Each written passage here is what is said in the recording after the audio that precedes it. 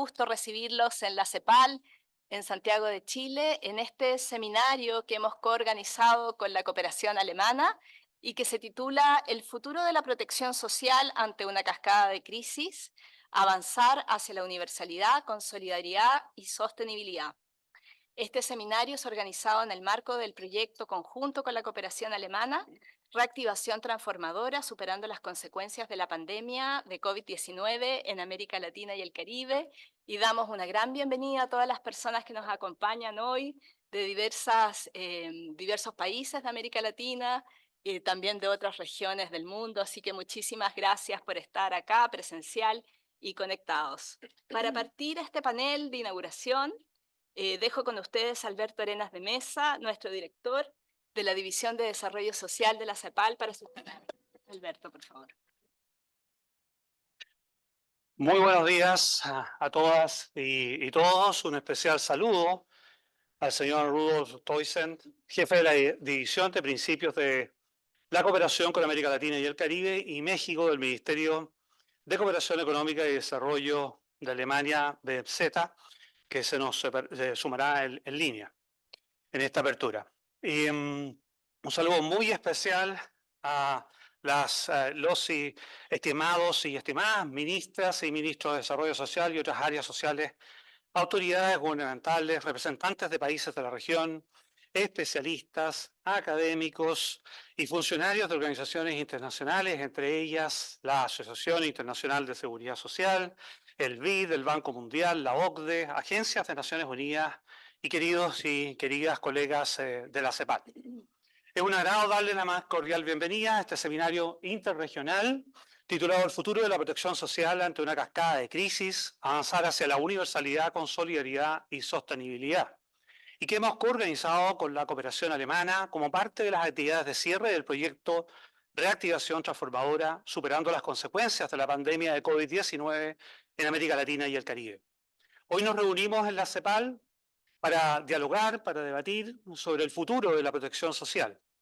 El futuro de la protección social está condicionado por distintas dimensiones, entre ellas la realidad histórica de nuestra región y los déficits estructurales de los sistemas de protección social, por el contexto de crisis que hemos estado viviendo desde la pandemia y sus impactos devastadores en el bienestar de las personas, y por una reconfiguración de la estructura de riesgos sociales que enfrentamos, que desafía la institucionalidad social y la forma en que los sistemas de protección social funcionan en la región. La pandemia de COVID-19, un fenómeno sin precedentes en nuestra historia reciente, ha dejado grandes y persistentes consecuencias en el mundo y en nuestra región se ha visto profundamente afectada. La magnitud y la prolongada crisis económica y social ha desafiado nuestras estructuras existentes, relevando la fragilidad de nuestro sistema de protección social y sus necesidades de fortalecimiento. Esta situación trajo consigo una dura realidad, un incremento en la pobreza extrema, una disminución en la participación laboral y el ensanchamiento de las desigualdades sociales y en especial también las de género, con una severa crisis en los cuidados. Estos tiempos desafiantes nos exigen reflexionar sobre la necesidad de un nuevo pacto social que coloque en el centro los sistemas de protección social y que se adapten a los desafíos del presente y del futuro y que refuercen el universalismo y la integralidad para avanzar hacia la sostenibilidad con solidaridad. El universalismo sensible a las diferencias que hemos venido planteando desde la CEPAL desde casi 2 décadas es un objetivo alcanzable con un horizonte de sostenibilidad financiera. Se trata de brindar a cada persona las condiciones para que pueda ejercer sus derechos económicos, sociales, culturales y ambientales plenamente, resguardados por un rol garante del Estado. En su avance, por cierto, pueden considerarse. They may consider gradual, progressive targets in this process towards the reform of key areas for well-being, and that may represent all people and not only those who are in a situation of poverty and greater vulnerability. It is clear to build the necessary technical and political agreements so necessary to address the very complex scenario that we are going through. All of this must be supplemented by the efficacy and the efficiency of public policies with a view to achieving the sustainability of social protection and understood as the ability to meet the commitments of the current and future generations, safeguarding levels of access, of coverage, quality, sufficiency of provisions, and everything that is required to achieve the sustainability of the function. In a challenging scenario worldwide, where we identify a structure that is reconfigured, entailing risks that could deeply compromise the development of our region in coming years, and where one of the main principles of social security, solidarity, becomes essential. Solidarity has to do with the ability of policies to ensure levels of well-being that are in line with what people require and the interdependence of their ability to provide financial contribution, and also the need to redistribute income so that they are addressed collectively and do not deepen the very profound inequalities that our region shows. In recent experience shows learnings with the pandemic, the unavoidable role of social institutionality that must be strengthened, as was commented in our latest position document of the Regional Conference on Social Development in Latin America and the Caribbean in the year 2023. And as we will show throughout the following days of work, key policies, the expansion of pension systems and non-contributory pension systems shows the possibility of moving towards universality and eradicating poverty and ensuring rights for populations that otherwise would face serious levels of ill-being.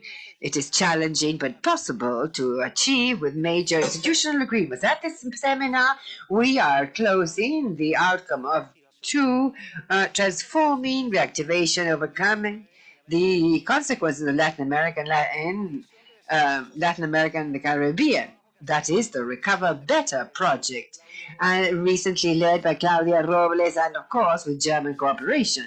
And so we've been able to work with 7 countries of the region, among others Brazil, and Mrs. Ana Gabriela Sandiase from the Ministry of Social Development of Brazil is with us today, Costa Rica, and also in person. And we especially greet Mr. Donelli Leon, who is a Minister for Human Development and Social Inclusion in Dimas, or Limas, if you like, from Honduras, Mr. Jose Carlos Cadona, Secretary of State of the Office of the Social Development, Sede Sol, welcome, Minister.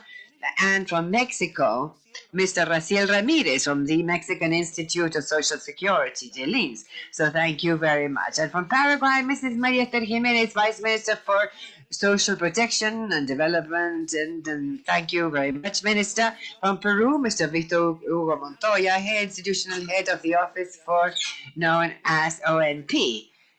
Thank you, Victor Hugo, for being here at ECLAC. And from Dominican Republic, Ms. Aranda, Director of Policies from the Social Security Ministry. With these countries, we have gone forward in different means of strengthening social protection, creating information.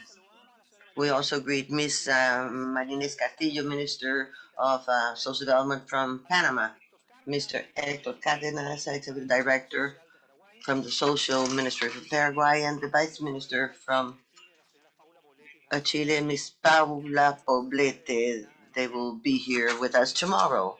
I also greet the delegation from the Guatemalan Social Security system. Mr. Vocal is among the presiding officers, and Ms. Lucia Adani is General Director for Children from the 2023 Agenda, Spain.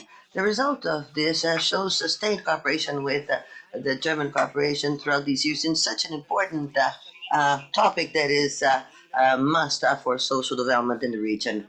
This collaboration will continue to deepen in spite of the challenges we're facing, such as the social inequality, pension systems, inclusion policies for more labor development. I'd like to thank the German Corporation and Manfred.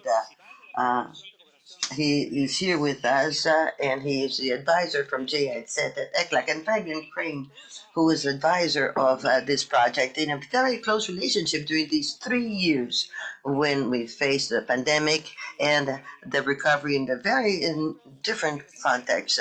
Right now, multilateralism, cooperation, and regional integration become even more important in order to face decisively on the inclusive development of the agenda, facing social inequalities and always aware of the human rights of all. That is so important in this era. This morning, our panel will look at the development of a social contract in the region in terms of social development and the strategies to go forward in a social protection that is universal, the challenges of labor inclusion policies and expansion of the workers' protection and everything having to do with social information and the digital social system for the future that is certainly going to be fully digital. We will also take a look at how social protection systems can be designed to face new crises and how the relationship between changes and structural adaptation can be tackled for an inclusive social protection system. And we also have challenges for financial sustainability. And here are the efforts to go forward towards social investment will allow for a true significant change in the lives of people in the region, strengthening social protection systems. Just as it's happened in education, in health, culture, disabilities, it is also important to go forward in a social investment standard, public spending towards a non-contributory systems in the region. And I also thank for the commitment of all of you in this cause. We all bring in a different perspective and that will contribute to the results of this event. I am sure that with your assistance, we will be able to face new opportunities towards a significant recovery, going for a more productive, inclusive, sustainable future. This debate that is at the onset. It starts between June 25 or 26, and there we'll have the fourth regional seminar on social development. And this year we'll talk about social protection and inequalities.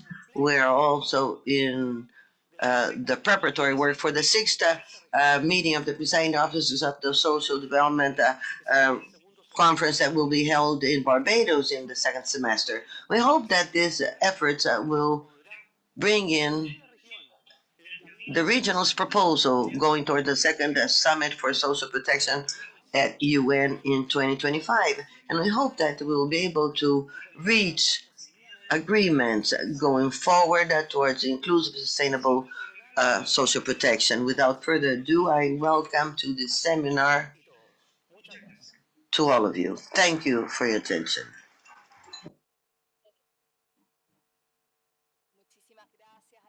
Thank you, Alberto, for these opening remarks. Let me remind you that this event is also being is at streaming online. Participants are with us, and we also have simultaneous interpretation for those who are here as well as those who are on us with virtual means. We now welcome Mr. Rudolph Tusam, head of the division cooperation principles with Latin America and the Caribbean, Mexico, and the Ministry from Economic Cooperation and Development, BMZ, from Germany. He's also present with us through virtual means. You have the floor, sir. Dear Alberto Arenas de Mesa, dear participants, greetings from Berlin to Latin America and the Caribbean. Recover Better was the motto of the project that we are trying to sum up in this conference. We are facing a cascade of crises that are challenging people in their daily lives. Their effects are tearing societies apart. Yet, with the COVID-19 pandemic, we saw the opportunity to recover better, to come out of that crisis stronger than before. German cooperation has supported the analysis and development of policies in the area of fiscal, social, and industrial policy.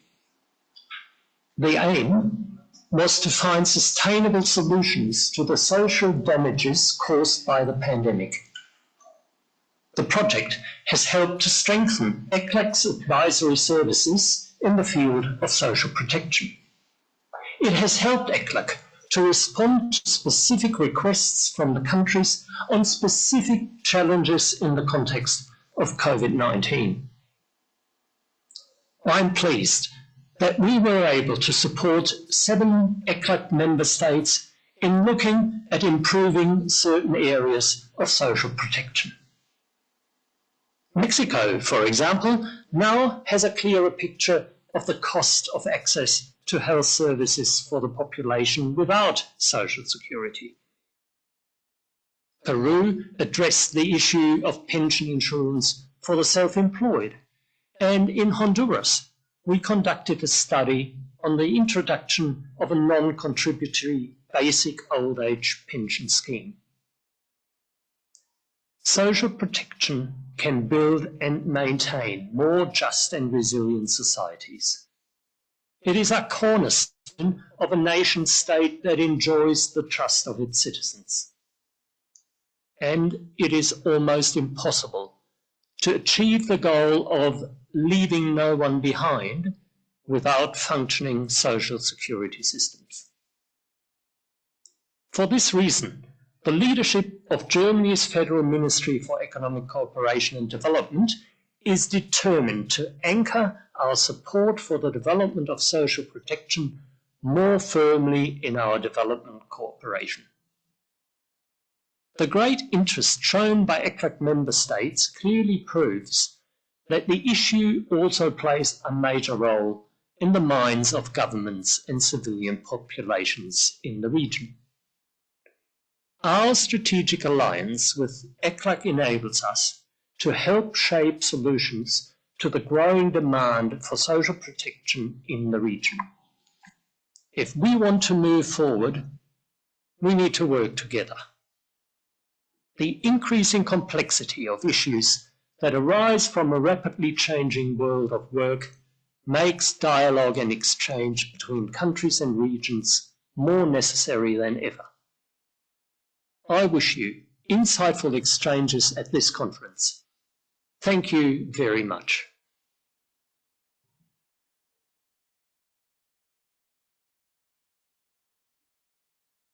Bueno, agradecemos las palabras.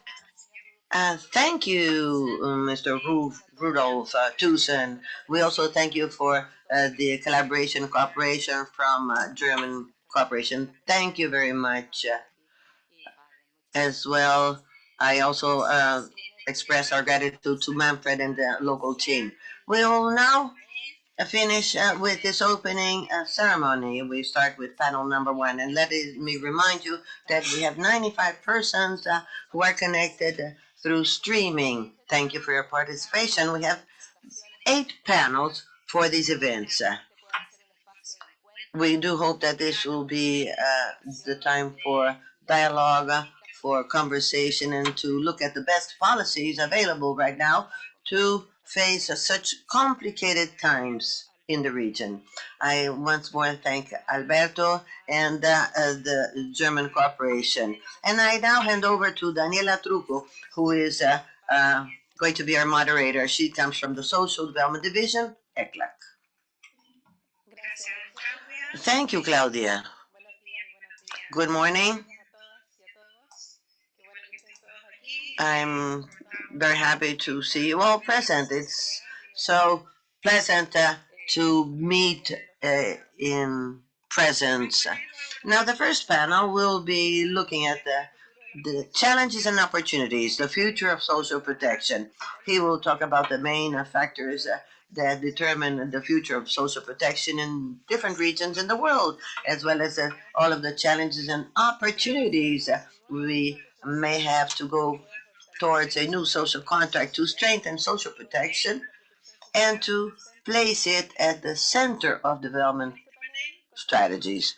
We have 3 presentations. The first speaker will be Claudia Robles from Social Development Division, ECLAC. Marcus Leve, senior researcher from IDOS at the German Development Institute. He will be here through virtual means. And Juana Martinez from the Costa Rican Research University. And then we'll have also 3 commentators. Sebastián Nieto Parra from the OECD Development Center, Silke Stab from online participation, UN Women, and Alexandra Barrantes. She's here with us, and she's the senior consultant in social protection. We immediately then give the floor to Claudia Robles. Thank you, Daniela. Let me first of all thank and greet the researchers that I have been so happy to work with and to share this panel. I thank them for their participation and to all of you here present and on virtual means. We have been working with Isabel Jacas from ECLAC. I want to briefly bring to you a document that we have just published entitled The Future of Social Protection in View of the Extended Social Crisis in Latin America. This has been co-edited with Mr. Jos and all of the authors here listed. And we have had a joint project together with the German protection system. Muy importante In 2019, ECLAC had already seen the critical nodes for this in our region and the structural deficits of social protection. This was seen in full magnitude during the pandemic with an extended crisis, social crisis, with an impact in the medium term that we still feel today. And so today we are facing a cascade crisis, a triple development crisis, as we call it in ECLAC, and a structure of risk that is in reconfiguration that will condition the future of social protection, the design of the systems and management. And so it is in view of these challenges that we continue to see a historical window of opportunity to build a state of well-being in the region with universal, integral, sustainable, and resilient systems for social protection.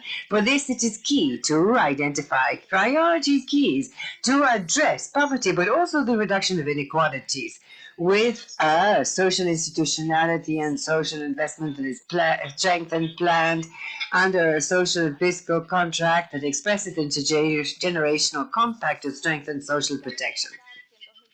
We should point out that in 2019, the countries of our region, the member states, adopted the Regional Conference on Social Development in Latin America and the Caribbean, the regional agenda for social, inclusive social development, and where social protection was defined as a series of policies that ensures appropriate levels of income for a certain level of well-being that is universally sufficient, the access to social services and housing of quality, including integral care policies, policies for labor inclusion and decent work. However, what we saw at the time of the pandemic and even today is a reality of very deep gaps and inequalities and segmented access to social protection systems. An exercise that we have been doing in the Division for Social Development shows that there are 14 countries of Latin America in 2021, and 1/5 of the population did not have access to social protection through the contributory as well as the non-contributory paths. And almost 1/3 of the population living in poverty did not have access to social protection. 1 in 2 people in extreme poverty lacked access, and this lack of protection was greater in households with girls, boys, and adolescents, and where the main revenue or providers were dependent workers, once again showing the magnitude of social disprotection in the labor market in the region. And so, in this way, despite all the efforts mobilized by countries, and here there are people who have led, and we recognize the work done during the pandemic, we identified 513 measures that were announced until August 2023, emergency measures, and almost 1/3 of the population in Latin America were living in poverty in 2020. And that percentage has come down by 2022, but still at the risk of rising within the context of the triple development crisis with high levels of inequality, low levels of growth, and very high institutional deficits and governance deficits in the region. And throughout this context of a cascade crisis, we see that together with the structural risk, poverty, vulnerability, inequality, informality, gaps in the development of capacities, and also social organization of care that is very unequal within homes and state, we see a series of ongoing transformations, critical nodes that could increase the vulnerability and the require of increasing urgent action. And each one of these circles that you see here show a topic of new transitions, demographic transition, changes in the world of labor, technology, disasters, climate crises, and violence, which is all make what is done by the social protection systems more complicated at national and territorial level. Just a brushstroke of this, and you can see this in greater detail in the document. There is a progress in digitalization, and here Maria Palma is working a lot on the social protection and what social protection is doing in digital terms. And so we see opportunities, but also major challenges in terms of digital inclusion. When, for example, we see that the homes in the first quintile of income, the poorest, that is, the poorest homes, barely 53% of these have internet connections, whereas the provision of services at digital level, social information systems move ahead in digital terms. And this will be key. Digital inclusion will be key to design the social protection system that need to combine the digital developments with people-focused services at territorial level. Technological changes are also part of the new vulnerabilities for the world of labor and new inclusion dynamics and also of exclusion. Analysis done here at the division show that 28% and workers face a high risk of automation, with also challenges in transition towards a sustainable economy, new forms of informality, and challenges for the financial sustainability that will imply that we will require new instruments for the protection of income during the transition, focusing on the development of new skills and strengthening contributory systems and, once again, integral care policies. We're facing a triple planet crisis with an increase in temperature, a fall in GDP, the forecast very high, up to 16 billion people that could join others below the poverty line. And with a great vulnerability to climate change. And that what we need is to change the conditions at the basis of society. We see that the population of age 65 and over could represent 25% of the regional population in 2065, with barriers to access in terms of migrants, and once again, financial sustainability challenges that would require contributory adaptation, non-contributory adaptation, instruments, portability of benefits, and, well, ultimately violence. We are in the most violent region in the world in terms of murder and criminality, with a forced criminality on account of the violence, and with new dynamics for vulnerability and difficulties to enter the territory in terms of social protection and the state. Social protection could be part of these strategies of countries at territorial level for the preventive addressing this, and also intervention in the case of such violence, together with the entire set of factors that are implied by the epidemiological and nutritional transitions that we are experiencing, with non-communicable diseases on the rise, but also of communicable diseases as a result of the climate crisis, and a double burden of malnutrition, which is not only undernutrition but also obesity, and that will require an urgent action by health systems, strengthening, and here my comment, Maria Luisa was going to tell us about this, primary health care, and connected strategies to address malnutrition and poverty. We have a series of policies that we will be discussing in the next few days, and that may be prioritized based on the impact on inequality, protection of income, families, integral care for early childhood, care policies, labor and regular labor policies, and health policies, access to quality training for us as a urgent response as well as in the long run. This was clear during the pandemic. It is necessary to strengthen this as a regulatory framework with strategic provision of policies with a greater integrality in the way that they're addressed and with the digital transformation of the social protection systems and social and information systems that are strengthened and the financial sustainability and the capacity of human resources. And to conclude, one key challenge, Alberto said, is to define social investment standards that will allow us to address these challenges with planning graduality. For example, one benefit to eradicate poverty in girls, boys, and adolescents. Closing the poverty gap could represent 0.9% of GDP.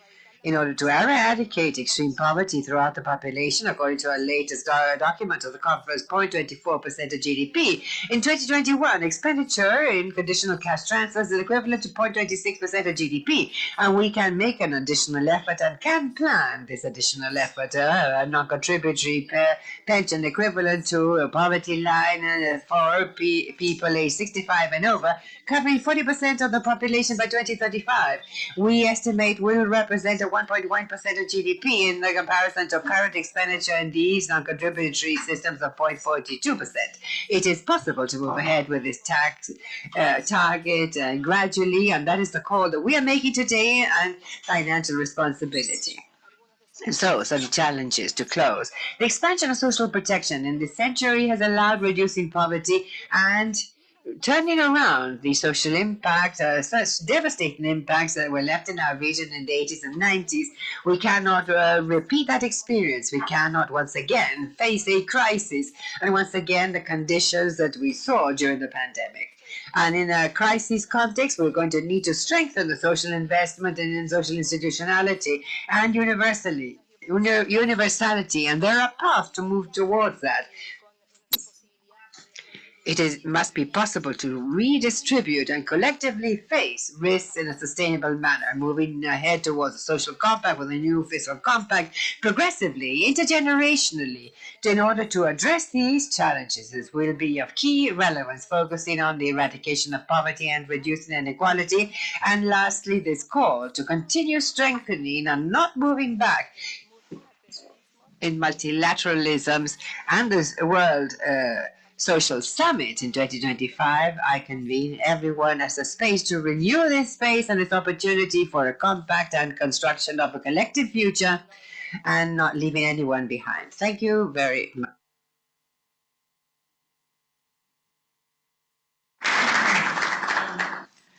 Muchas gracias. Thank you very much, Claudia. An excellent presentation. And you have shown us very quickly the current and future scenario that challenges progress achieved in social protection. We will now be addressed by Marcus Lowy, who will speak to us about the role of a systemic approach to the future challenges of social protection cross-regional learning. Now, please connect us to Marcus and his presentation. And I remind you that we are broadcasting this online. We have more than 115 people connected online. And while Marcus connects, I would also like to say that we have simultaneous interpretation into English and Spanish, and in here in the hall and also online via Zoom. There it is. The floor is yours. Welcome, Marcus.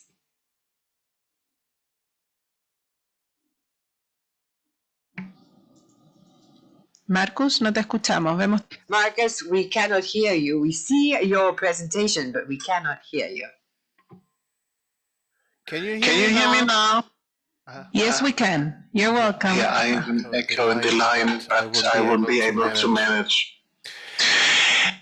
Go ahead. So, yeah, I think it's better now. Yeah, excellent. Thank you very much. So thank you very much for inviting me. Thank you very much for the nice hello from your side. So I'm going to speak about the role of a systemic approach to social protection.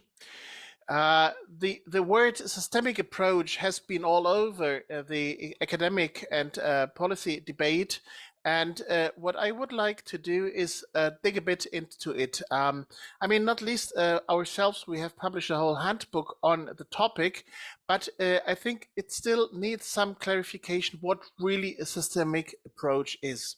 After that, I would like to raise the question, what is a social contract? The term has been used already by Claudia before, and she has also talked about universality. My third question will thus be, how can universality be achieved?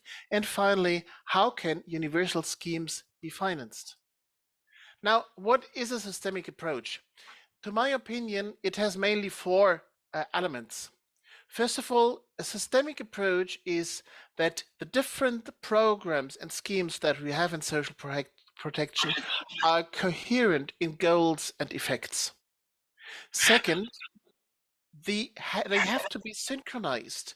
So there should be enough exchange of information between contributory and non-contributory, between the different kinds of tax finance schemes, labor market programs, social insurance programs, and so on. And there must be a clear division of labor between these different programs. Third, the schemes should be inclusive and equitable. What does that mean?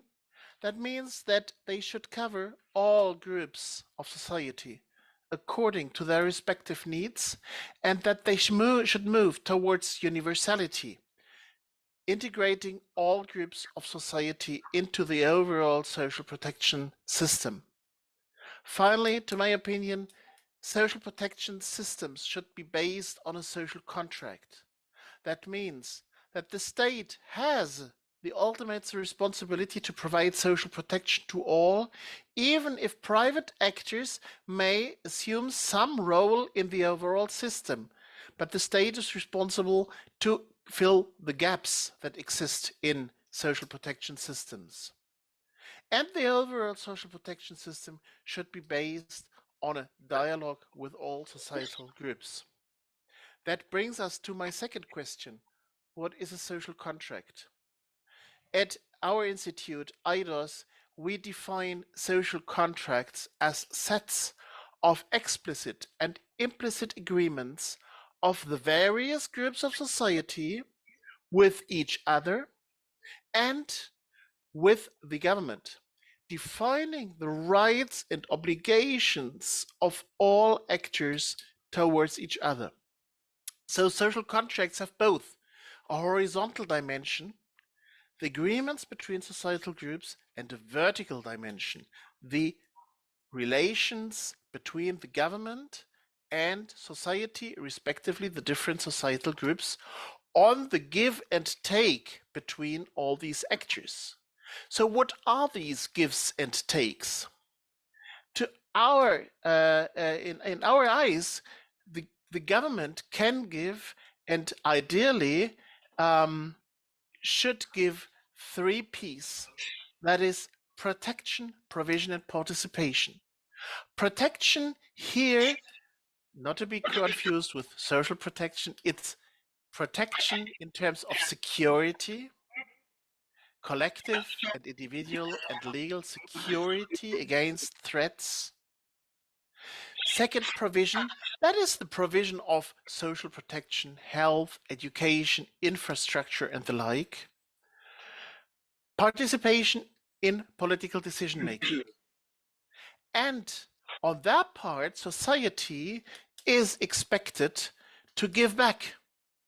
Now, recognize governments, at least accept the role that governments play in the interplay between state and society, and they should pay taxes and make other obligations so that the state can finance its provision, protection, and participation. Now, apparently, social protection is part of this provision column. I believe, however, that it is more. In my eyes, social protection contributes to all 3 P's. Now, it's apparent that an increase in social protection spending and the raise in outreach is a contribution towards better provision. But at the same time, social protection can contribute to protection if social protection is more reliable and saves people against macro and other shocks, environmental ones, health shocks, and the like. And social protection systems can provide some protection against shocks that mitigate conflicts.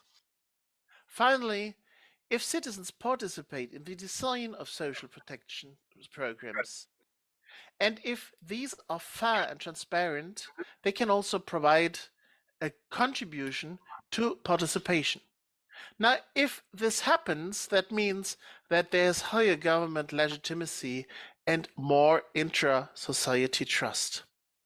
And to test this, we have conducted surveys now in a very different region, which is the MENA, the Middle East and North Africa region. And we have asked citizens, would you be ready to pay higher taxes if the government provided more protection, provision, and participation?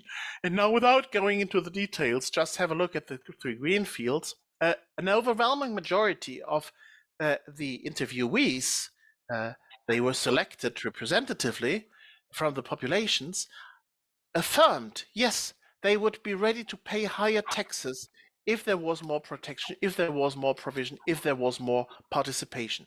So that really shows that there is a feeling of a contract. If the government gives more, society is ready to give more. And if society gives more, it expects governments to give more. In reality, however, we have not one social contract with the whole of society. We have different social contracts with different societal groups. This triangle is meant to symbolize society, and it shows that we do have a quite good social contract between the government and the formal sector. Governments tend to provide non-contributory pensions and to government employees and contributory social insurance to the rest of the formal sector. But the informal sector, large parts of it are left out. There are just some very meager social transfer schemes in many countries covering just parts of the population and providing just small benefits. So we have a good social contract with the formal sector where the state provides protection, provision, and participation, and where the social sector recognizes, accepts the legitimacy of the state. Still, it contributes only to some degree in terms of financing, because in many countries, direct taxes are low, which are the ones being paid by people with higher incomes.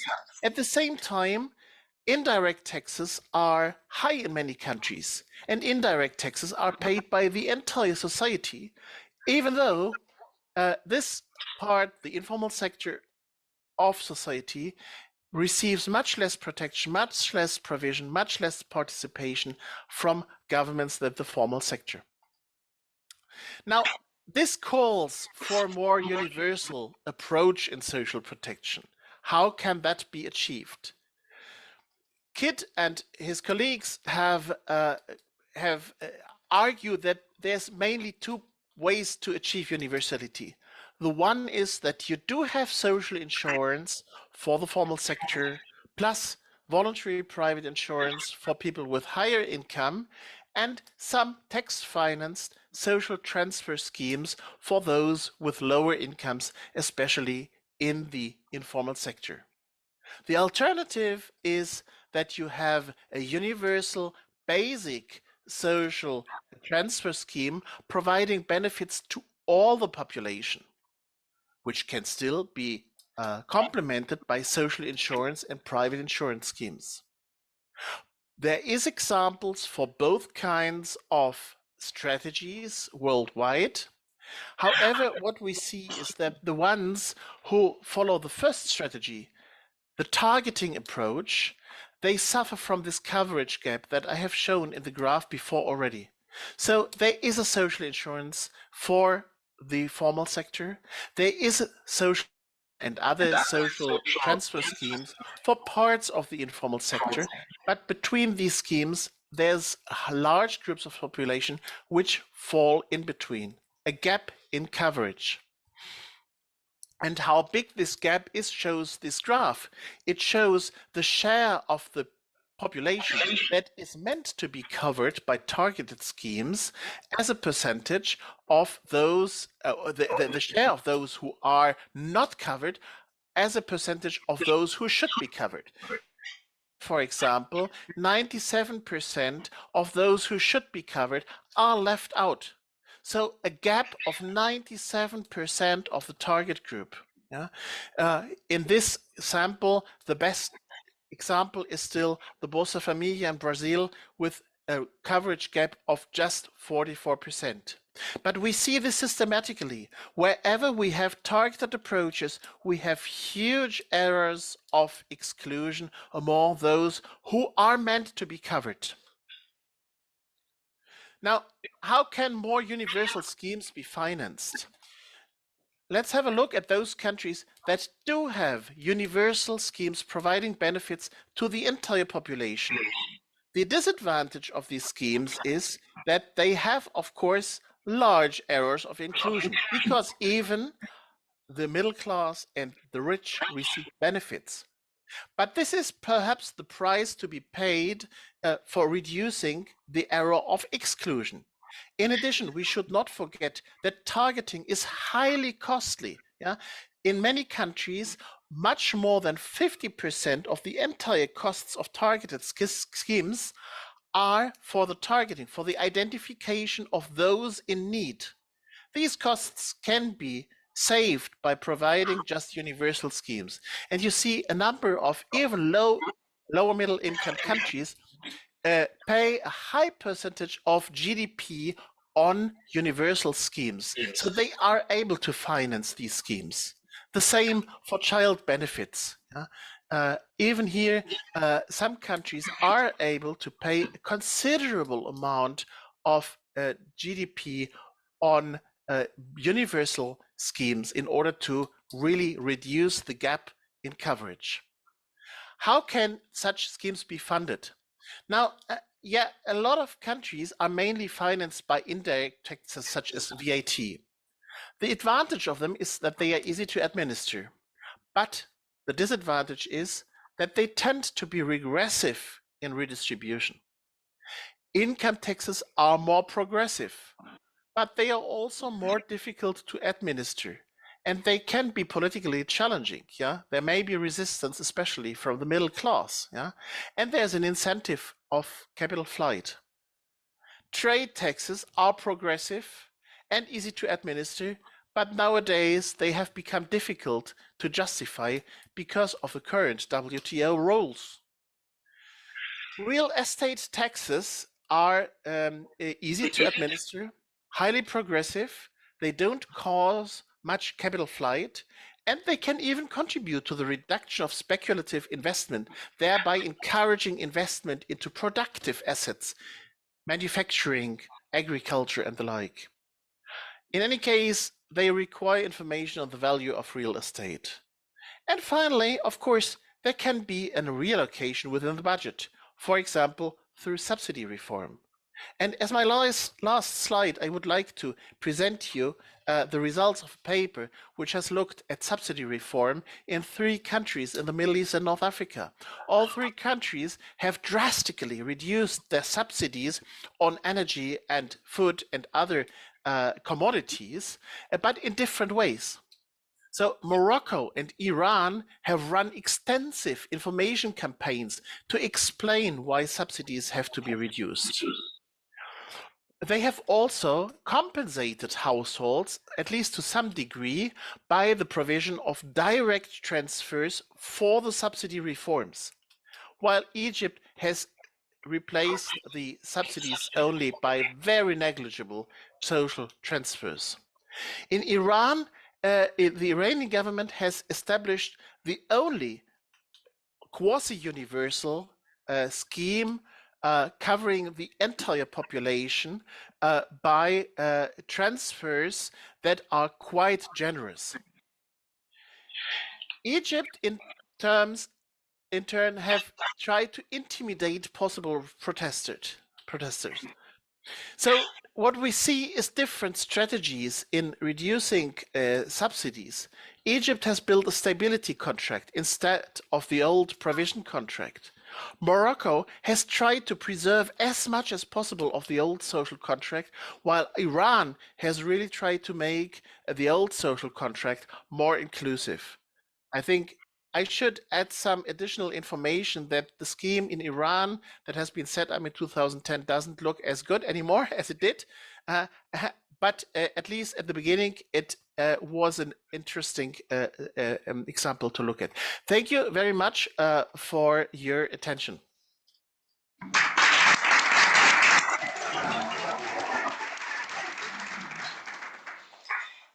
Thank you, Marcus, for your excellent presentation.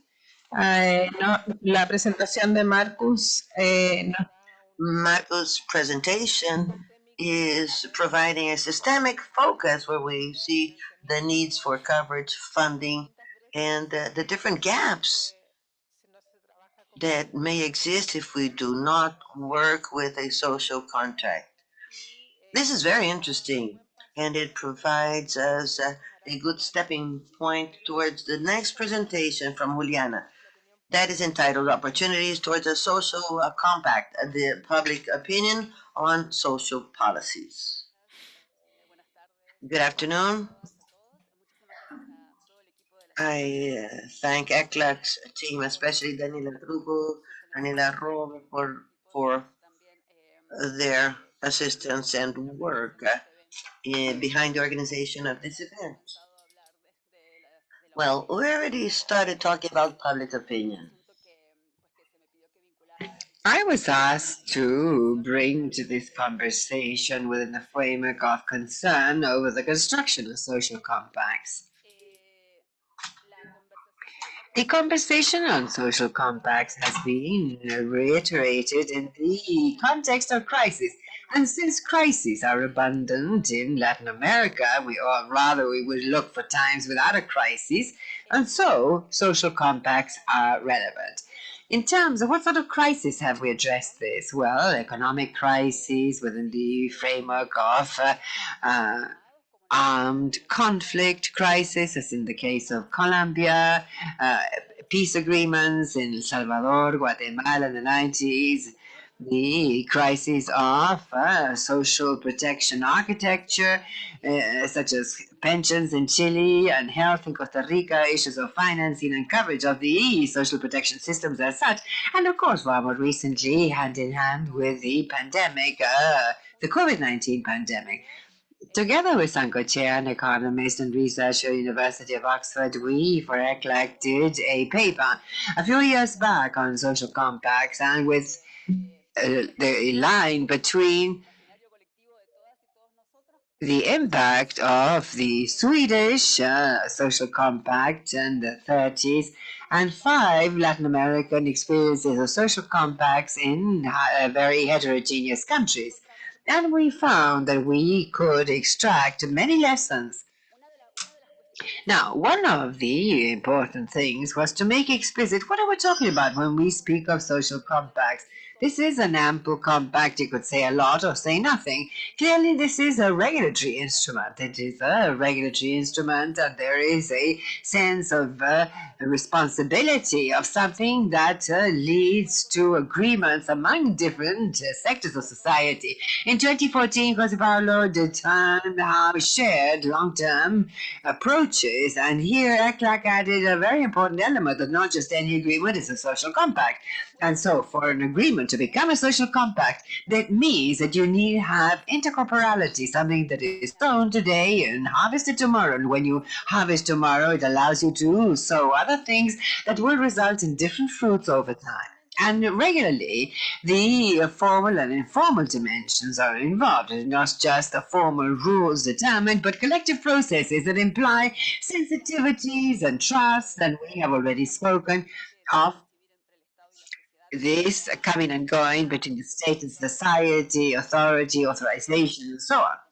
Now, social compacts that we have seen in Latin America have often had to do with foundational principles of society. For example, the first constitution of 91 in Colombia, or the peace agreements in Guatemala. But sometimes these have been very specific compacts regarding architectures for policies, and later, such as the creation of social protection in Costa Rica in the 40s, and then later over time, grew in more ambitious aspects. And with this, what I mean is that social compacts don't always have to do with a major system to policies, but go from small interventions, strategic, neuralgic interventions to what is systemic. This, of course, is good news in a region marked by major veto powers in different sectors of the population. Now,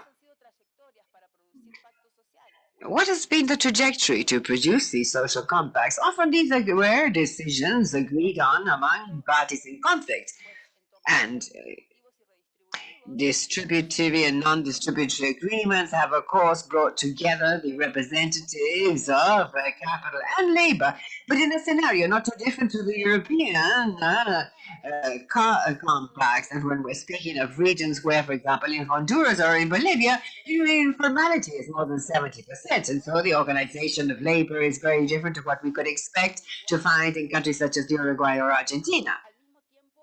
At the same time, our inequality matrix, as ECLEC has shown time and time again, is major affected by gender gaps, ethnic and racial gaps, which means that when these sort of situations have prospered, they have implied social players that are linked to these demands. And recently, in terms of care, for example, in terms of the tremendous gaps of 7 out of 10 hours of unpaid work is still in the hands of women, have promoted dynamics for the construction of care systems. And so the tremendous challenges in terms of something as basic as, for example, being able to give birth safely in the region continues to divide women, indigenous women, and non-indigenous women have very different levels of access, and the cultural relevance that one and the other find in the systems is totally different. And just to mention how our inequality matrix challenges these compacts is a mosaic of views and approaches. And lastly, regarding how we find lessons and learning in the region based on this work. As a rule, the compacts that have prospered are those that achieve cumulative sequences, not those that transform everything in 24 hours or in a very short time, because as a rule, they consolidate veto power, but those that open up successive space for change. What is the role of the public in all this? Which is what I wanted to contribute to the conversation. What we did with Diego Sanchez and Cocha, what we found is that as a rule, the compacts have occurred when the governments are weak and they need help. If the governments are strong and need no help, there's no reason for compact. But when the governments are weak, then these agreements have been achieved. When elites have different interests and so they mobilize their power in a divided manner, they open up opportunities for a broader partnership. Pressure by civil society, there are many examples in Chile, of course.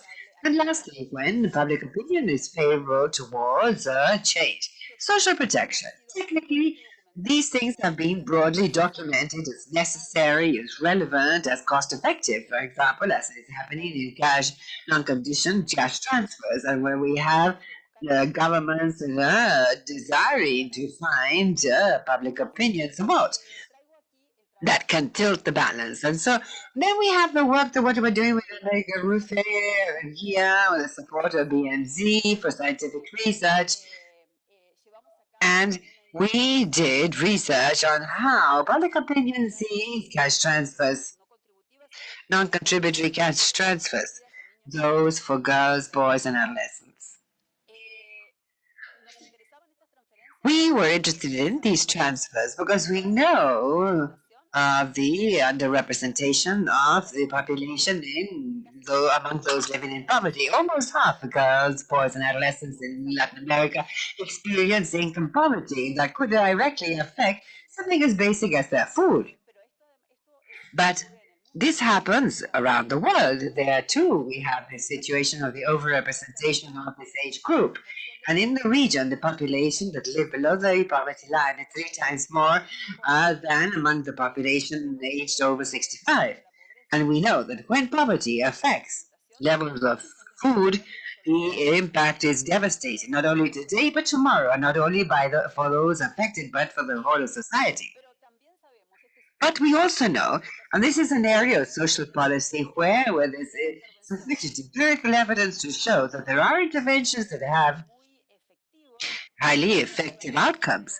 Simple alternatives to reduce extreme poverty, avoiding extreme poverty, and being able to address income poverty when we define it as a food shortage. So we have a very serious social issue, but we have policy instruments that can address this effectively. However, in the region, these transfers represent only a fraction of the number of people that need them. And so we have an issue, we have a solution, yes, but insufficient scope for the solution.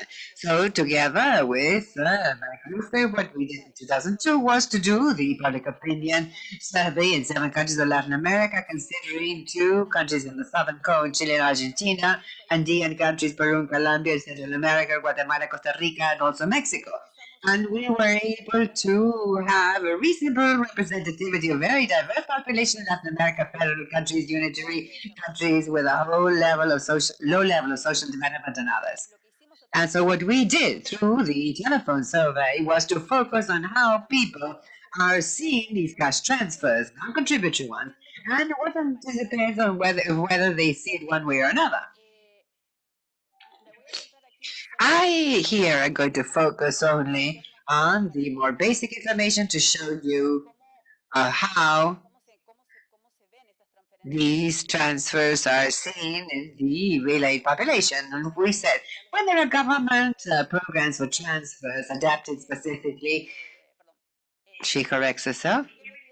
Or to what extent do you agree or not with having cash transfers for girls, boys, and adolescents? Here we see that the greater majority of people, 89%, do agree or very much agree that these cash transfers should be there.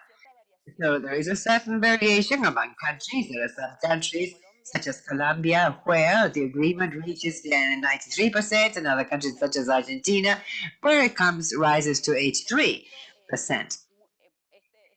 Now, the material is expressed in national policy documents, and in the case of Argentina, with Camila Arce, that is also here in the room.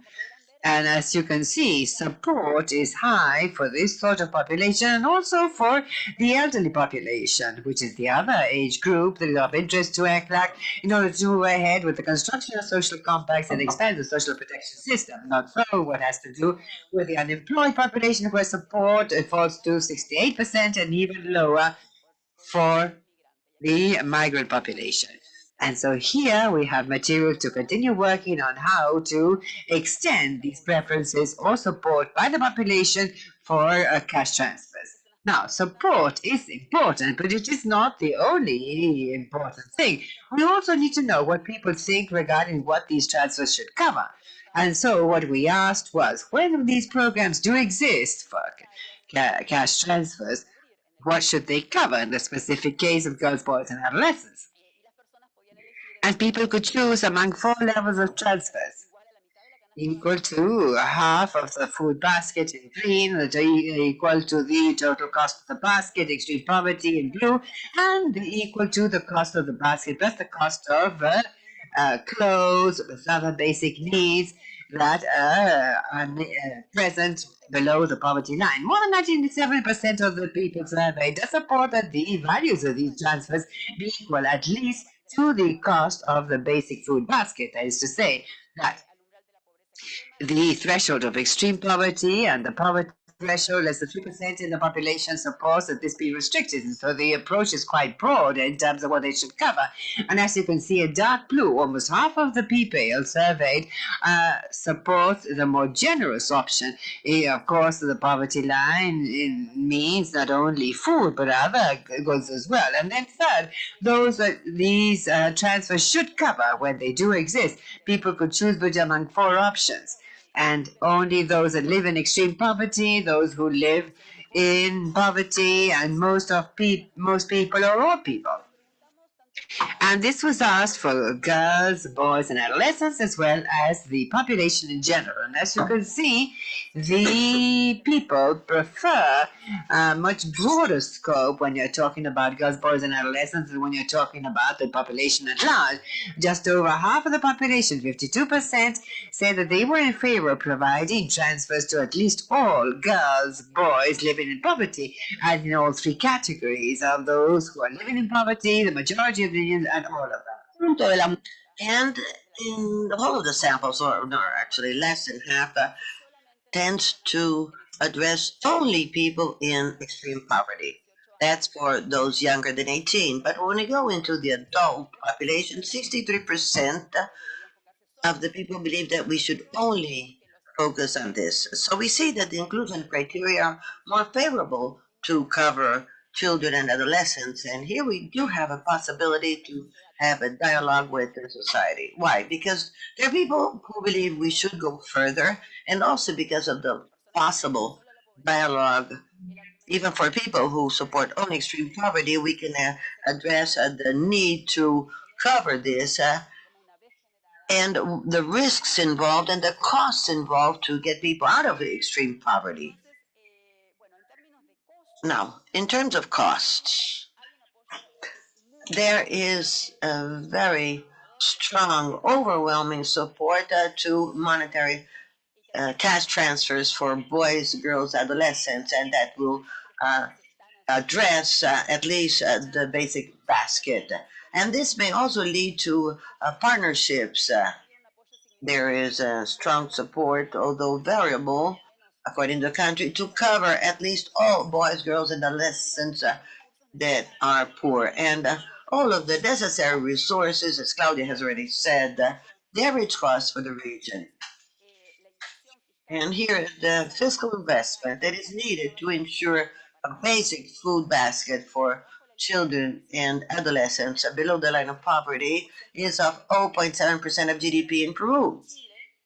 And here in Chile, it's 1%. Colombia? No. 0.7 for Costa Rica and Chile, 1% for Colombia and Peru, and 1.47% Mexico. In talking about Guatemala, where there's a very large young population, two-thirds of them are in poverty, and this fiscal cost goes up drastically, requiring compact within the country and also with multilateral agencies with different corporations to go forward into the funding schemes. This data is expressed in policies, and here we have the authors such as Camila Arce, Argentina, Silvia Otero, Colombia, and others. And let me also pose a question. Merike Bluffy, Fabian Borges, and I are working on what do these monetary transfers depend on? Coalitions, pacts, yes, but what else? What about the profiles of those involved? So, as of a multivariable study, we have found that women tend to support these transfers, and they support scopier transfers for more people and more generous transfers. Now, people who are productive support them rather than even more than those who are not. And those who have their own income support less these contributory contributions, so they're following their own interests. This could pose a problem because there are many children who are in households with women with less income and less possibilities to claim these transfers. But there are good news as well. The women who believe that we should allocate priority to funding, for example, of the police force will rather support more these transfers. But those who believe that the rich earn too much and pay less, then things are different. A woman who believes that we should support the police, even at the cost of social systems, will rather support these transfers, whether it's women who have a different ideology, not so much. Amongst the high support, we find a lot of variation. And I'd like to insist that supporting transfers between women is not affected by the fact that they live with children or not. So the women who do not live with children also strongly support these monetary transfers. And the support also depends on the income level or education of these women, and also having a formal job. But with more education, the women do not diminish their support to these cash transfers. And here we have a lot of room for the creation of partnerships to support political support and thus fund the transfers. We're starting now to work on something that we'll talk about later on. And this, in the feminist literature, has been worked on, and that is the mutual responsibility factor. Nancy discusses this, and Nancy Chodro and Carol Gilligan also talk about this. That is, that women, coming from their lower position of power, they do acquire responsibility and have an important role in construction of social policies. We have to better understand what this is all about and thus create more partnerships. Now, to conclude, let me say that we do believe that we are contributing to the argument that there is fertile ground to go forward in social compacts that don't necessarily talk about the whole of social protection of everything that must be done. It's such strategies and programs that have proven to be cost effective. And as of that, expanding the support that is needed, naturally looking at who will be profiting from these costs and who will be funding them. Thank you for your attention.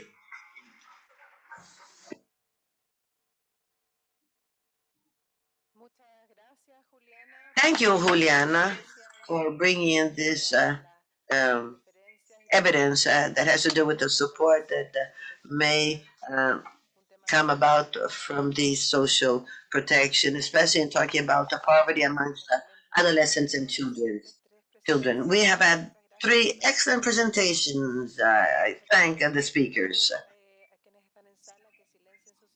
And please, I ask that you silence your cell phones. And by the way, all of this will be available in the website. So you don't really have to take notes or pictures. We'll now give the floor to our commentators. Sebastián Nieto Parra from OECD will be the first one. You have the floor, Sebastián. Thank you, Daniela. I wish to thank Victor Arenas and you for the invitation to be here. It's indeed a pleasure to be here, even though through virtual means. After listening to these three presentations, I'd say that the topic is of the utmost importance. So I'd like to bring in a very, very short presentation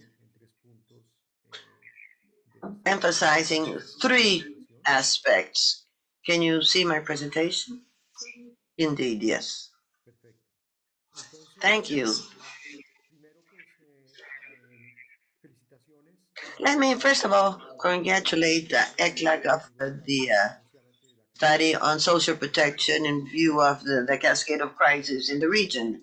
I think that there are fundamental elements to look at what are the public policies that can improve social protection. And in this diagram, we see different aspects that are now analyzed. We must strengthen active policies for labor inclusion. We see the clues about the measures that must be considered.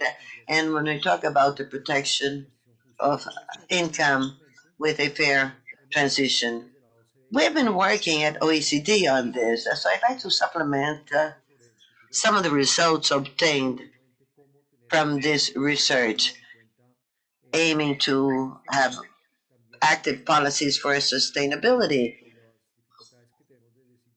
and also looking at the structural inequalities that we face and the support to the most vulnerable population. We also wish to strengthen labor intermediation, the challenges in training, and labor reinsertion. This is all stated in this diagram, and it's very interesting in order to look at the roadmap that should be adopted in different countries in the region. The starting point sees a region with about 40% of the population that is covered by some kind of social protection. We have to then look at how to cover the informal workers. About 45% of the workers are informal, and we insist that any kind of public policy must look at what's happening in the households. We must see if these households are made up of all informal workers, or is it mixed with formal and informal workers. We also have the independent workers. And this involves a lot of young people and older persons. And that means that it's very important when we take a look at the future of labor that we analyze everything here. And we have been doing this together with the colleagues from ECLAC. Now we see that there are more youngsters vis-a-vis the rest of the population. And this is very important, especially when we relate this with the future of labor. We see the workers in platforms. This is a sample from different emerging economies. We see that there are difficulties, for example, in talking about accident insurance. There is lack of unemployment insurance or for the deficiencies, physical deficiencies. So we have to look at the conditions of the social protection and everything related to the different platforms. We can also take a look at the transformation and the risk of automation. More than 20% of the jobs are facing this risk, and even more so in Latin America, comparing to OECD economies. We should look at the competencies involved or needed in order to support and defend these jobs. And likewise, with the green transition. Here we have jobs with a high level of informality, especially when we look at the sectors with a high CO2 emissions, such as agriculture, transport. We're talking about 70% of informality in transport, that is of about 50%. We must also look at the future of jobs and green transition, supporting the informal workers.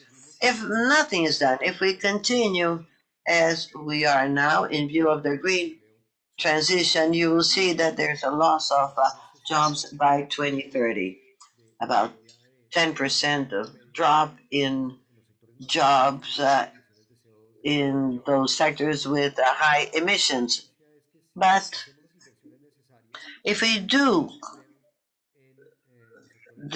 we carry out the necessary transmission, then we would have 3 additional points of GDP every year in the green sector. So the creation of jobs could come about, and that would be meaning a positive situation in terms of job creation.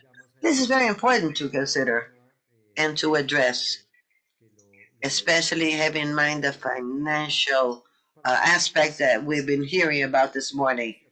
But we must be clear about the strategy, a strategy whereby all Latin countries would become positive in job creation in green sectors, but naturally also going into other sectors with potential for job creation. That means agriculture, sustainable foodstuff, sustainable transport, a circular economy, sustainable trade, construction, and everything related to green transition. So there are opportunities in the private sector. We do believe that in all of these sectors, 14% or more is possible in terms of job creation by 2030. And we're talking about 3 additional points of GDP in these sectors. And here we should receive support into social protection systems. If we don't do anything, only the formal sectors, male workers will be benefiting. That is why we have to gear our attention towards informal workers, people with less a level of education, lower level of education. With this, we would be able to consider all these persons. We also have to look at the digital skills, especially among people with less lower levels of education comparing to OECD countries. And this would involve social protection and the measures that were adopted during the pandemic. And we're talking about mechanisms that would strengthen the skills of informal workers, and especially of women and people with less schooling. So, things to consider in social protection today and how to finance them, and then picking up some of the points mentioned by Marcus. We believe that a greater progressiveness in the taxation of physical entities or persons is important.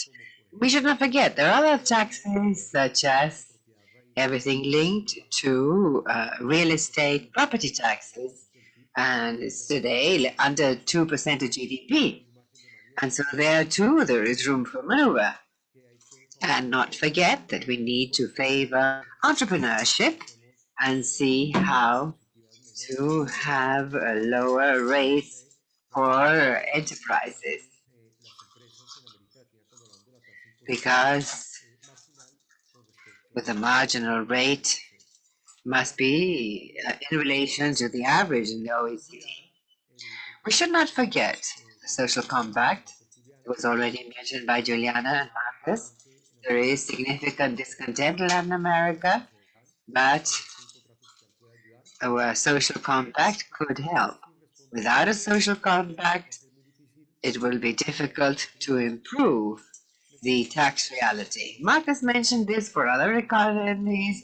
In Latin America, we also have a point in comparison to other OECD countries. And so there are elements to consider within the renewed social compact, and undoubtedly the extension of the scope of social protection to all citizens, regardless of their economic status, the territory, and bearing in mind, well, vulnerabilities among young people as well as the elderly are all considerations within the different pillars of the social compact. And to conclude, I would like to insist that all of this means that everything decided on should be very well planned, arranged in order to favor employment in Latin America, considering the heterogeneity of the regions among countries of Latin America and also within one same region. And of course, to continue an orderly sequence based on processes, all of these dialogues regarding social dialogue must be effective.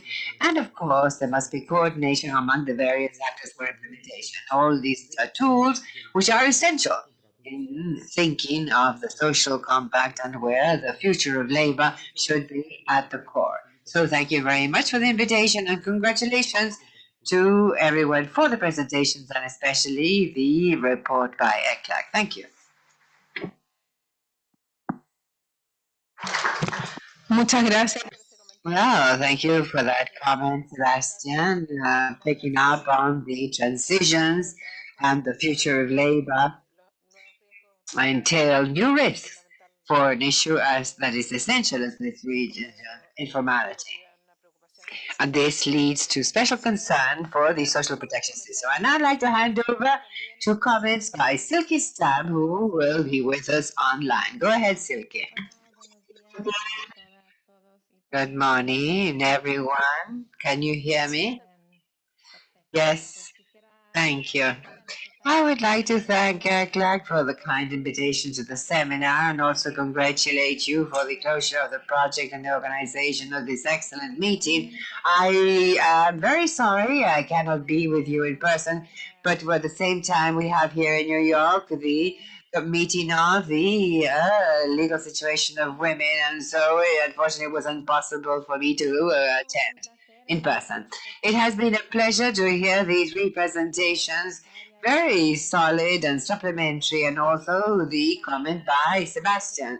Here at UN Women, we are working on a report by the Secretary General that focuses precisely on how to strengthen the social protection systems with a gender perspective in order to better respond to the cascade of crises that we are experiencing. So the seminar and the presentations are very important inputs for us.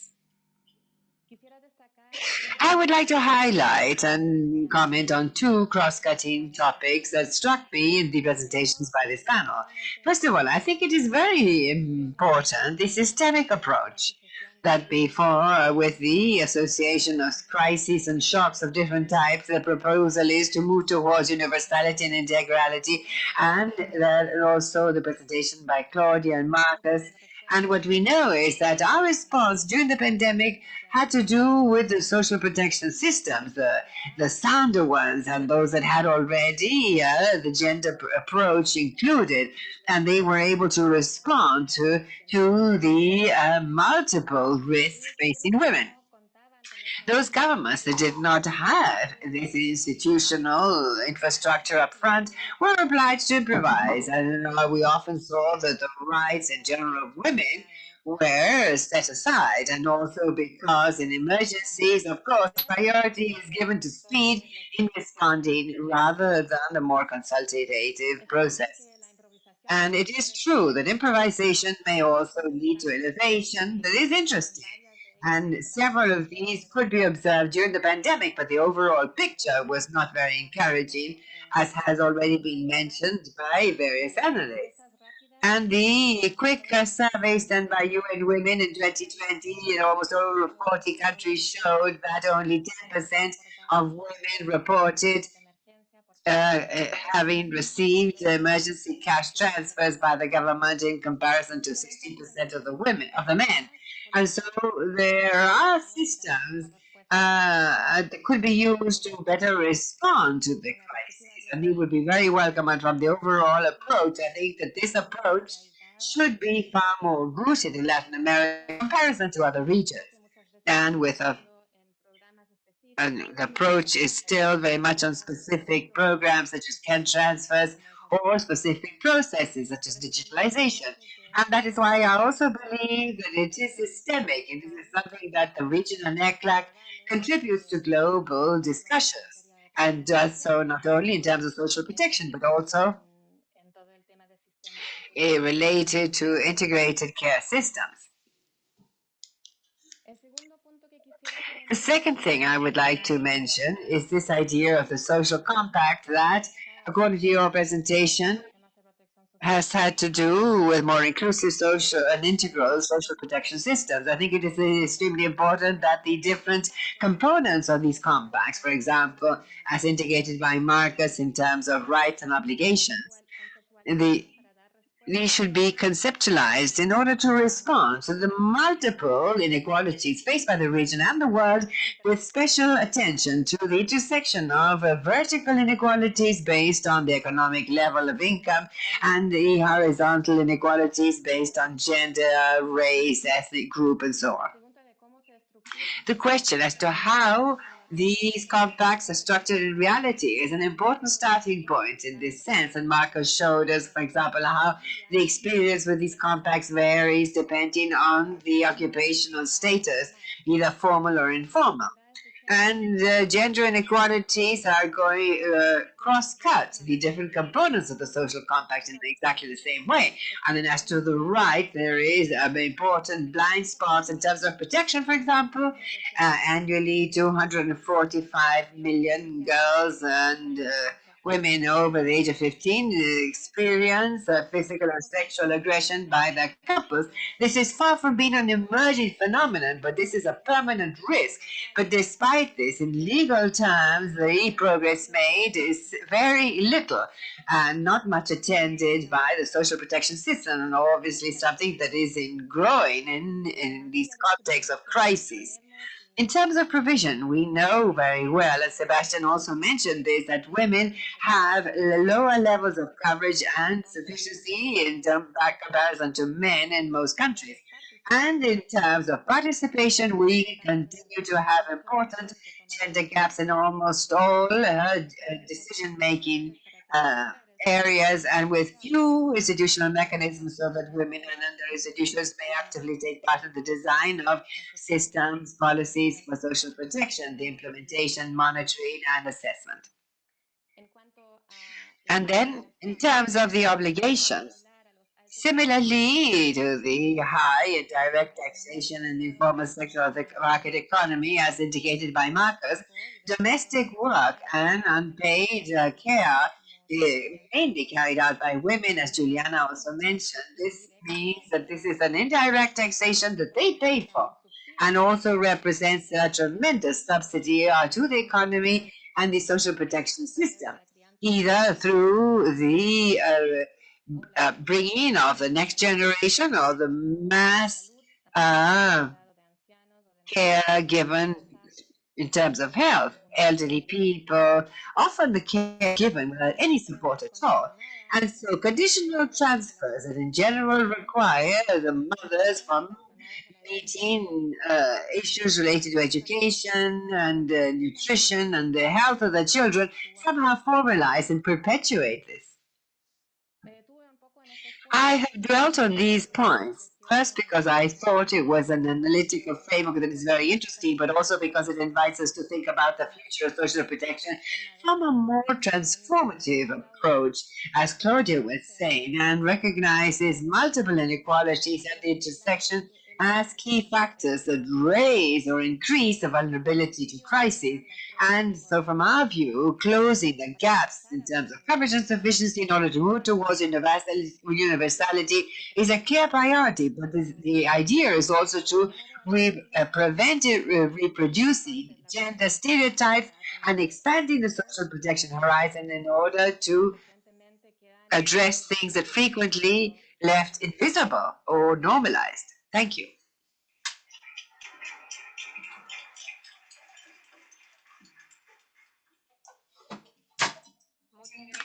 Thank you, Selke, and we also regret that you cannot be with us in person, but nevertheless, thank you very much for your comments when you relay the systemic approach, the compact, and you highlight the gender approach, cross-cutting to all topics. Thank you. And now I will hand over to our last discussant, that is Alexandra Barantis. Go ahead. Well, thank you. It is a pleasure to be here at ECLAC after so many years. Excellent presentations by all online panelists and in person. And I believe I will try to sum up some of the things that I thought were important. First, I will highlight certain words that I believe that across the board in all the presentations came up. It has to do with universality, intergenerational solidarity, but also among various income groups. The sequentially and progressive matter, horizontality, the trust among different society groups in order to build a social compact, and then finally that it is achievable. This is important to bear in mind when we're discussing what it is that we're trying to do, whether this, what we're doing, is achievable. And based on those terms, I believe that the presentations that we heard here and the discussions that preceded me, I have three things that I would like to underscore regarding the relevance of creating these more inclusive systems. One has to do with the social compact that we've been talking about throughout these presentations, and it has to do with the need to stop thinking of social protection just as a tool to reduce poverty and extreme poverty. The comments that I'm making do not come from the academic world nor the world of public administration, but rather from working with the policy makers in Africa and Asia and the Eastern Pacific and the Middle East. And this has to do with the change that we need to make from the viewpoint of the social compact, of not continuing to talk about social protection just as reducing poverty. Because I think that in a way, there lies a major issue we have. How could we do to increase the assertiveness regarding the need to have investment in social protection? So, we do not see social protection from the life approach as a right, where it is an acquired right that an individual has, and that to cover many of the risk vulnerabilities that people have throughout the life cycle. And also, we run the risk of talking about what many mentioned, that is, fragmentation in the provision of social protection, not just in this region, such an unequal region, but also in other regions. And also, we're speaking about the issue we have when we try to justify and legitimize the social compact with inclusive social protection that clearly does require greater investment by the Treasury. And we run the risk of having the segmentation in terms of the acceptance of what is acceptable or not to invest for the state. That is, public opinion regarding whether I agree or not with cash transfers for childhood or a non-contributory pension for the elderly or for a pension or a benefit for the disabled. And so I think that returning to recall that social protection is not just to reduce poverty. And I believe that in Latin America, the regulatory frameworks are very well grounded on paper, and not only in the constitution, but also the strategies and policies for social protection. And this has to do also for other regions, but often in terms of practice, in the implementation and the design of social protection, that is where we see the gap between one rights-based approach that is effective and then afterwards the type of policy. We also run the risk in believing that the others are the ones who are facing this problem. Why should we then fund, finance the poorer part of the population or the most vulnerable ones? I think that is crucial. And this brings in the other topic, which are social compacts. I admit that I am disappointed after the crisis, 4 years after the pandemic, because I do believe that there's a new opportunity to think about poverty and the conditions involved.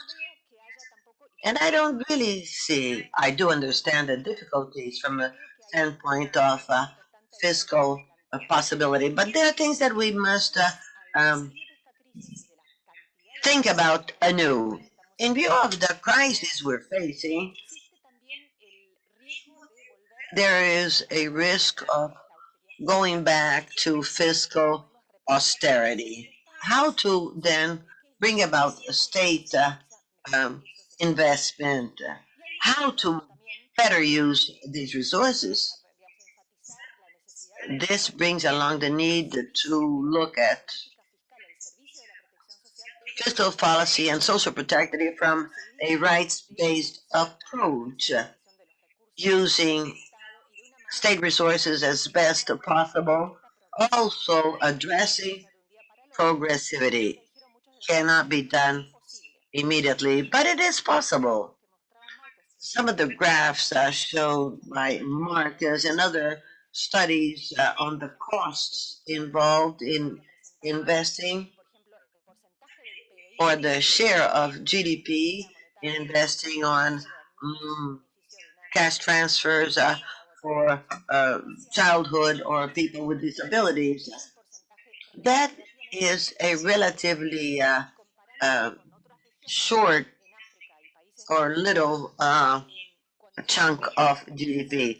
Now, when we look at the welfare states, in terms of their investment in social protection, in Europe, for example, after the Second War, look at the development that has been reached there, and there are also windows of opportunities. And insisting on the standards of social protection, these standards also should address human rights aspects, and that is important. And finally, the third aspect that is related here has to do with how to interpret this rights-based approach. We heard from Marcos the big problems in exclusion. And by the way, I'm sorry, but I forgot something that is important that is not that evident in this region. There's a trend because this fiscal austerity comes with recommendation of deleting subsidies and investing in social protection, focusing poverty. And we also have the social registries that are tools. And here we have to see the role of the donors and the international organizations. Now, looking at the mechanisms for the delivery of services, we must figure out how these mechanisms could include human rights standards and focus. I don't have time to go deeper into this. UN Women and ILO are working on this. Some of the chapters will have to do with the delivery mechanisms for contributory and non-contributory mechanisms and how this can be implemented with a rights approach and a gender approach. And finally here, let me recall technology use in social protection. This brings in many challenges, and we have to think about the future and the use of, for example, artificial intelligence in figure out the social risks, how people who are in poverty are faring, and also realizing that we should embrace technology for social protection, but very carefully. Hopefully, this mechanism will not be an additional tool of conditionality on people that are part of the inequalities. And that would be it. I'd stop here because of the time constraint. Thank you for your attention. That was an excellent closure, Alexander. I'm very glad that you have also addressed the previous presentations. Let's recall that social protection is not just for the reduction of poverty. And I think it's wonderful that you've also mentioned technology. That is very important, as Claudia said. This will be seen later on. I thank you all. We are right on time. We have more than 150 persons online. You do have, by the way, the questionnaire for evaluation. There's a link online so that you may give us feedback so that we may improve this kind of event. For those of you here in the room, we now adjourn for a coffee break and we'll be back at 11:35. Thank you.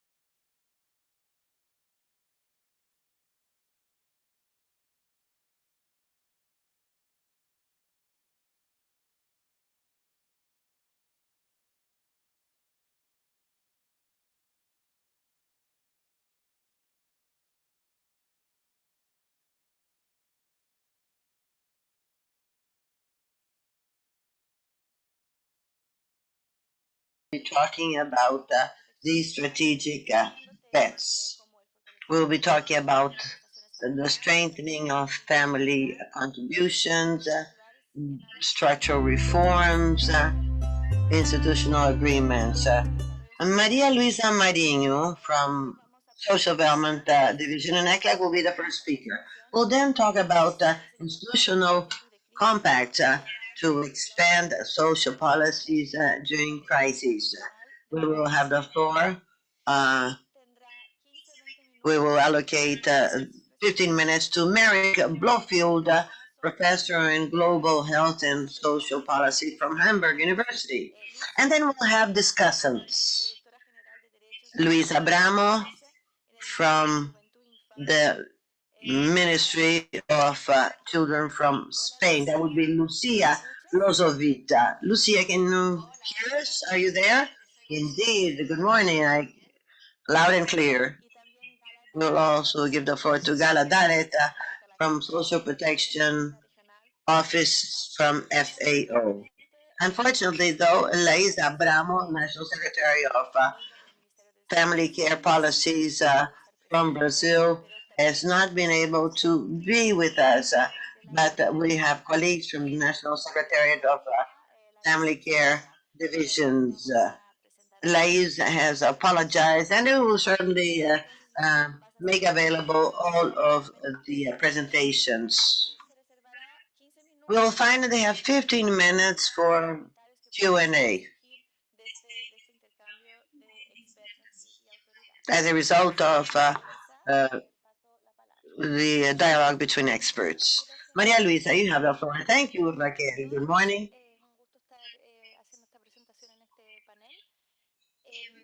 It's a pleasure to be here. This is one of the chapters of the document that Claudia Roble talked about this morning. Claudio and Liz Figure and Isabel Farcas are the ones that work together on this.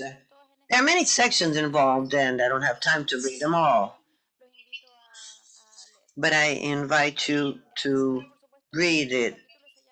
This chapter is called Strategic Bets to Face the Future Challenges in Social Protection.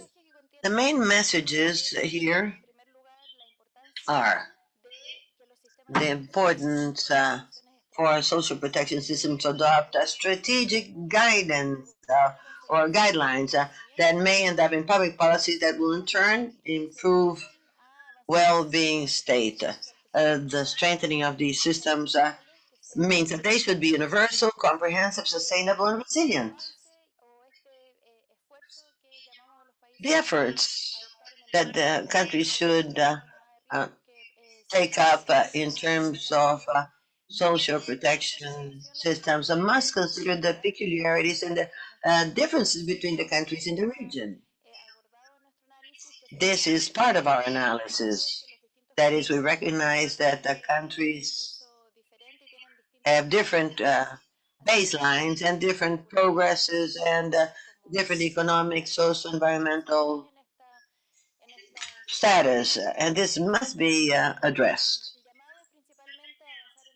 We would like to narrow access gaps in social protection under the principle of universality. This is something that has been part of the inclusive development agenda,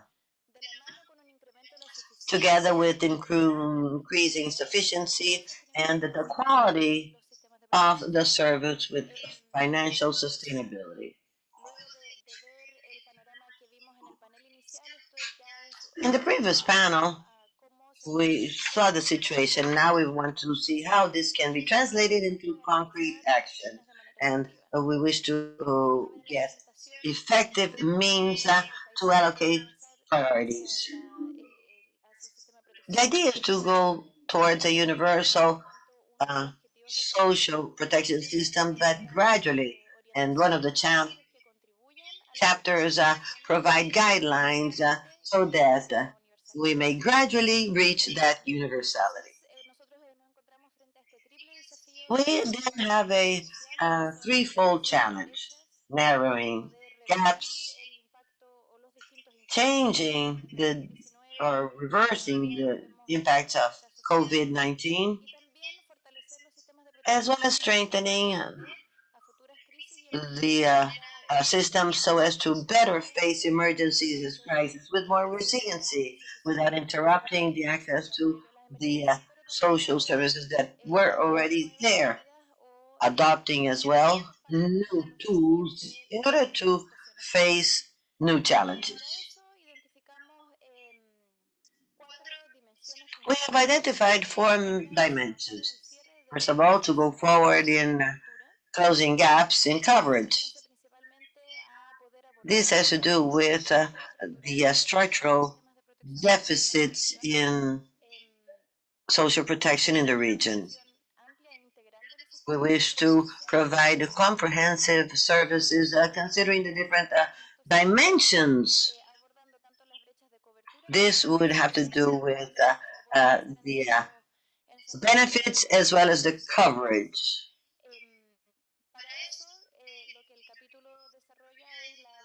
The chapter then provides the idea on adopting cross-cutting focus in the design of policies, always having in mind differences, facing the different challenges, and giving a different kind of level. And this is related to the inequality matrix in the region. The idea is to take a look at the inequality structure that replicates that inequality that is related to gender, life cycle, stage, different territories, whether it's urban or rural, any kind of disability involved,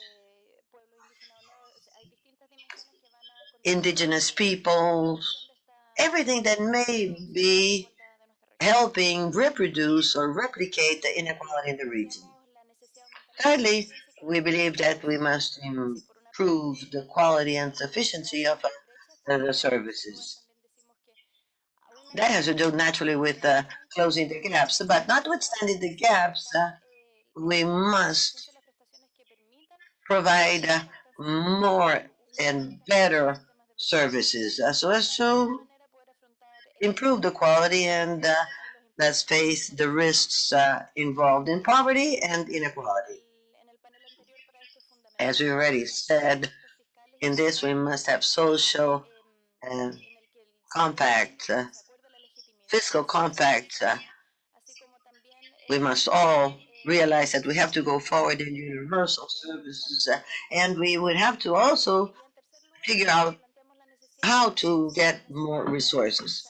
We must also consider the priority of actions to be adopted in an effective way. We must take a look at all of the different groups of population simultaneously, closing the gaps, but also with a plan so as to be able to gradually move towards universality and sufficiency.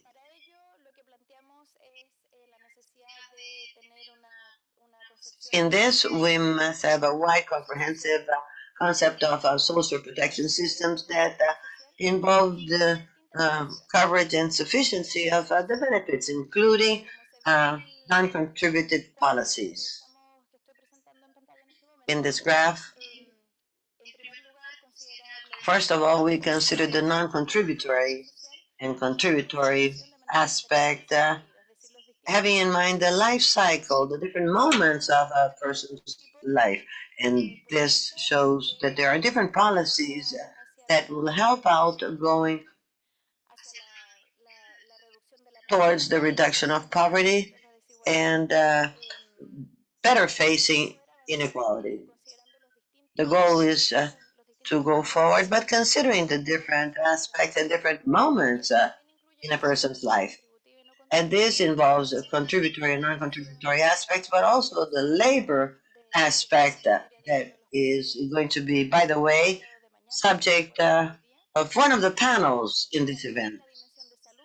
It also involves health that I will deal with in this same presentation, but it also involves education and care. That is policies that will cover all of these social protection systems, naturally considering the different moments in a person's lifetime and different population groups.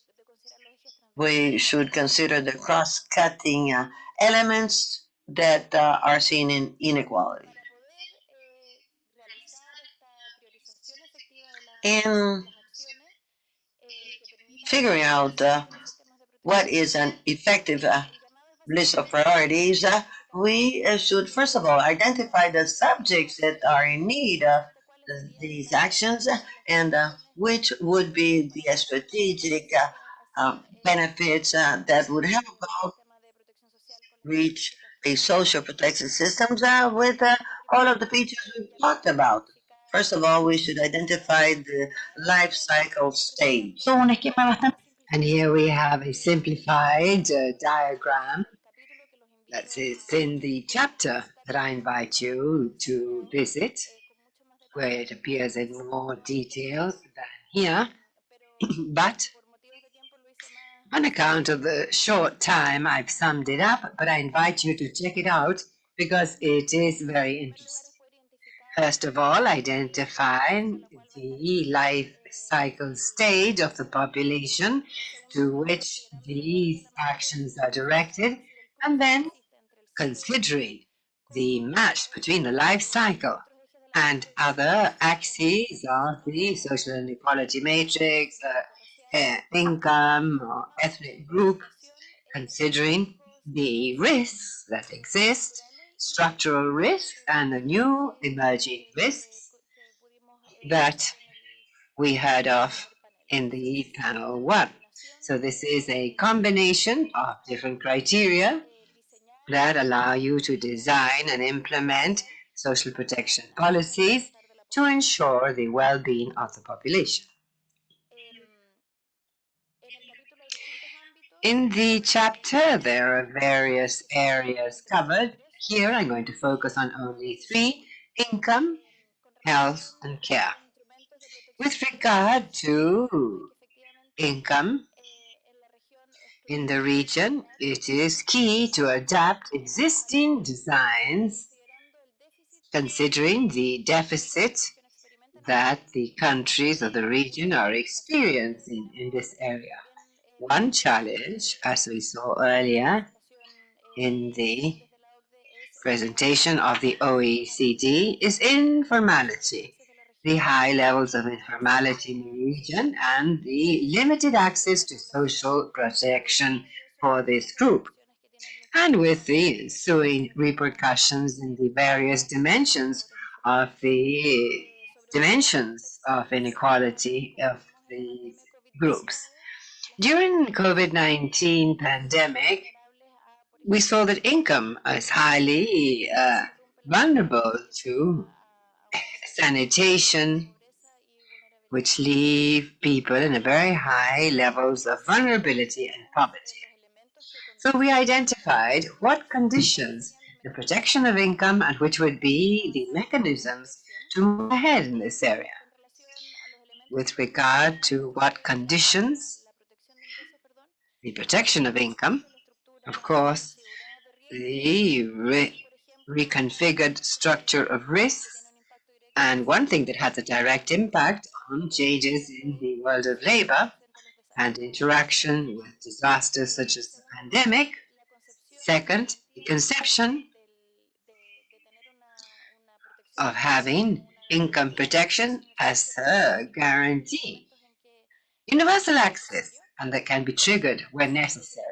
The ability to resilience in relation to new needs and crises, because we know that they will come up more frequently in future.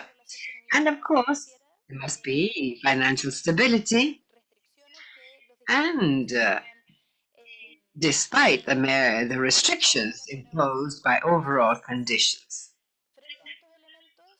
In view of all this, we've identified some mechanisms and policies to move ahead in this area. The first, of course, is to strengthen the contributory social protection systems. And here we see unemployment insurance as the key area to be strengthened. Also, of course, increasing together with strengthening the contributory side, being able to increase the non-contributory arrangements. And here,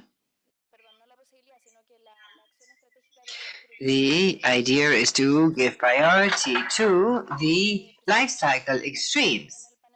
As was said in the previous panel, giving priority to transfer arrangements for girls, boys, and adolescents, as well as the elderly. And lastly, progressively moving towards minimum income policies, basic income or guaranteed basic income. And there is already evidence regarding this policy in various countries of the world, not necessarily in the region.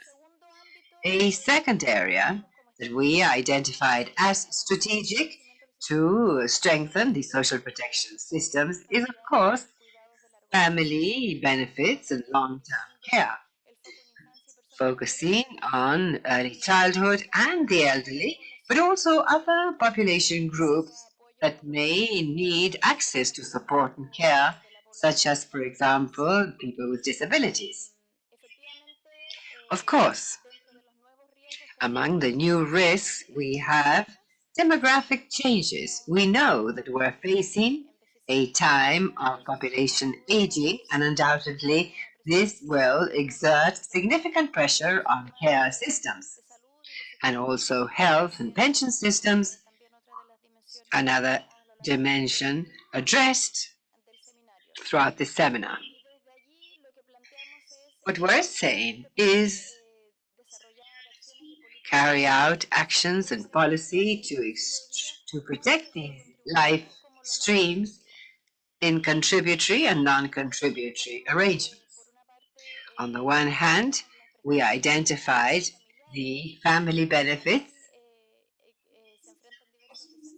that still face some challenges in the countries of the region.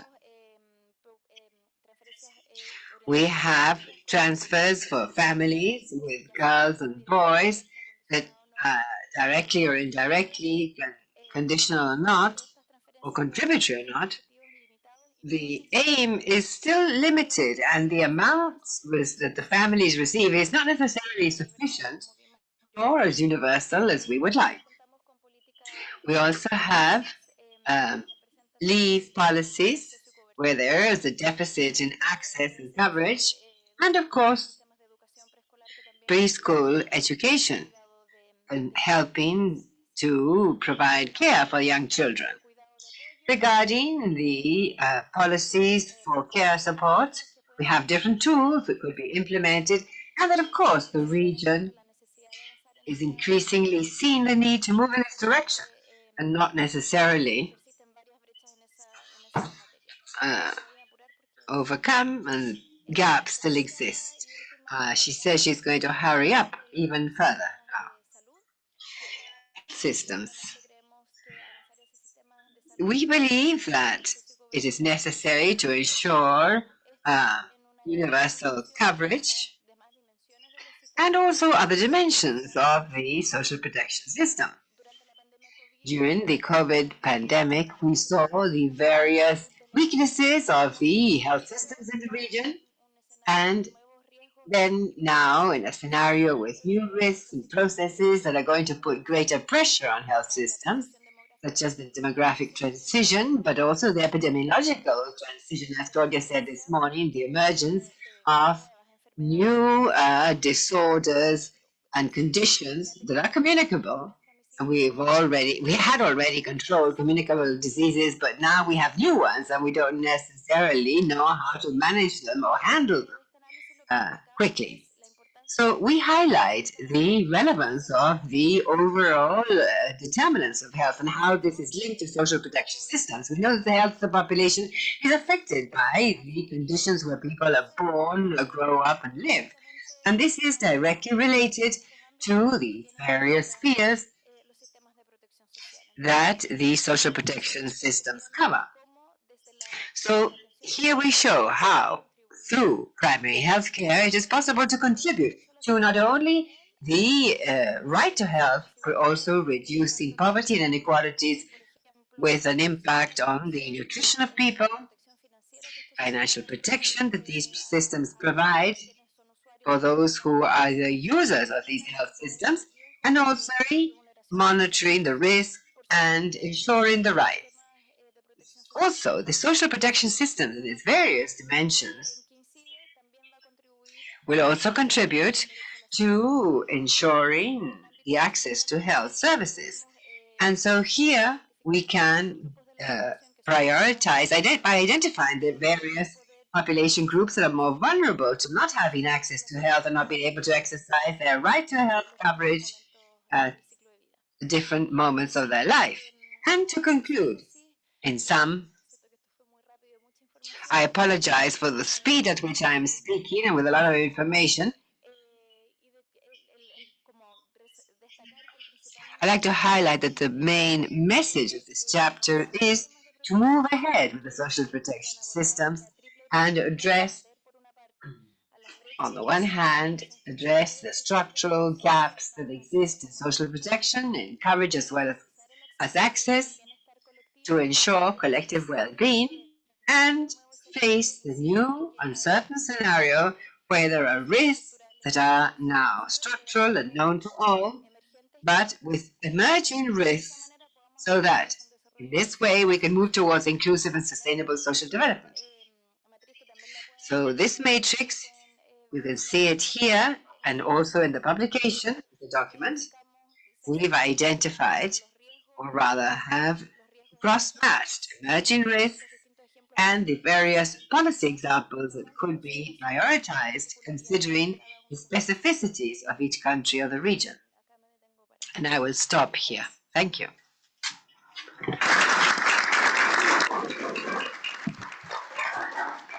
Muchas gracias. Well, thank you very much, Maria Luisa. Clearly, it has been a great effort at the division to have organized this new renewed risk structure and how to prioritize in view of what we call the triple challenge. It struck me the attention needed to the graduality of the process, as well as giving priority to certain interventions.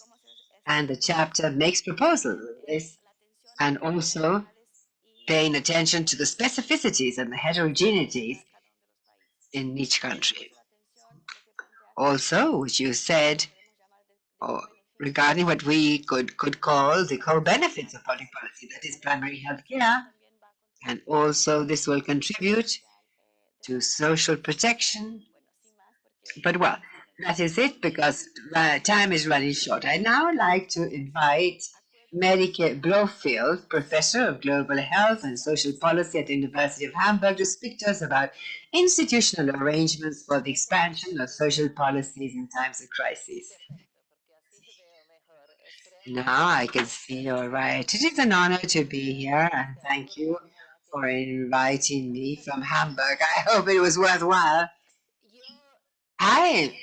In fact, when I was told that there was going to be simultaneous interpretation, so I prepared it in Spanish, but to make it more efficient, and I will speak in English because since there is simultaneous interpretation, and I have a bit of jet lag, so it will be easier for me. So, a project that is now completed that also benefited from municipal funding about 3.5, 4 years ago now. But it's gonna be an empirical discussion. Oh, this, okay, donde? Okay, perfect. No, I can do it. On the politics of social protections during times of crisis. And I'm going to discuss two things. So it's going to be kind of a retrospective look at what happened in the region, specifically focusing on the first full year after the pandemic onset, and looking at cash transfers, which was the main method of guaranteeing people some social protections during this time of social isolation and tremendous economic fallout. So first, and this was a Cambridge element that was published about 6 months ago, and it's a co-authored work with Jennifer Pupil and Cecilia Giambruno.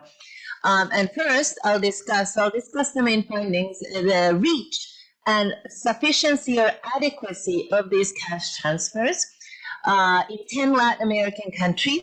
And what's amazing is how much variation there was in the region. And secondly, what explained the sort of the reaction and especially the massive variation that we saw. And we actually find that it was very much a political story. So it wasn't a story about governments functionally responding to need. That was there, of course, but the massive variation was driven by politics. And so, and the thing here is also, if we look at kind of political lessons and social paths, we need to understand the politics of how governments start paying attention to vulnerable groups and what are their incentives in doing so. Okay, so here, very briefly, I summarize. We basically started, and the first part of the project was actually a co-authored project with Fernando Filgueira and Cecilia Giambruno. What we did, it was March 2020. I had just moved to Hamburg, Germany. Fernando was sitting in Uruguay, and we were watching the world close down. 1 week earlier in Europe, and then 1 week later in Latin America.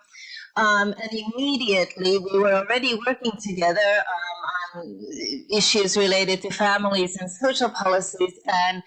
And what we kept thinking was, you know, the governments imposing lockdowns in Latin America very rapidly and proactively because they saw what was happening in Europe. And our thought was, well, what are they doing to protect the vulnerable populations for whom sheltering at home is a matter of not maybe having enough food to eat.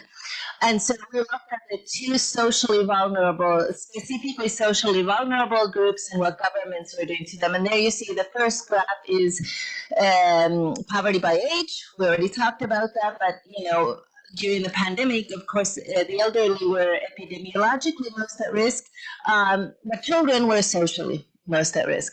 And with half the children in poverty, we wanted to look at what are governments doing when they're asking people to shelter at home, and when kind of the economies go into standstill, whether they're sheltering at home or not, what are they doing to help these families? And so we wanted to look at sort of the existing cash transfer programs to children, which of course were at this point in time existed in every Latin American country.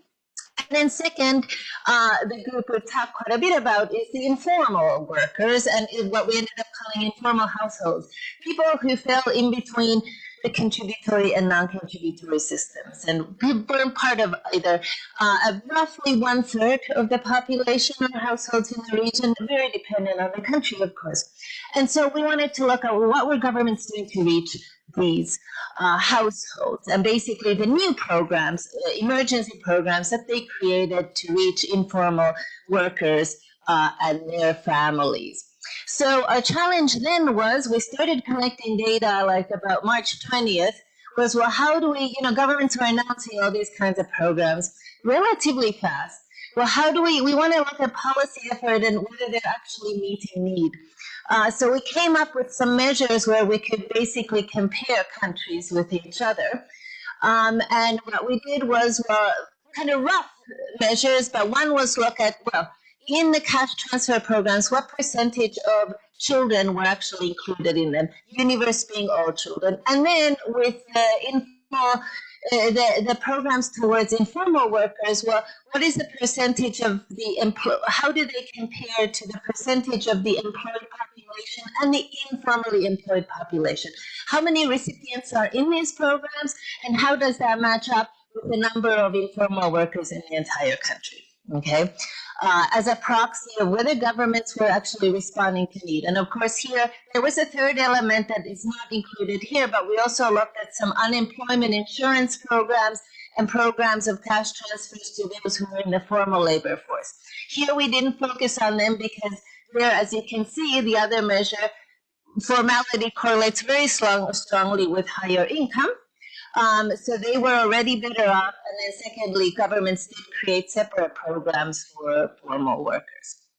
Sufficiency, we ended up measuring basically in relation and using CEPAL's data, of course, the national urban extreme poverty lines in each country, with the idea that, the transfers that the governments end up giving the families is enough to feed your family.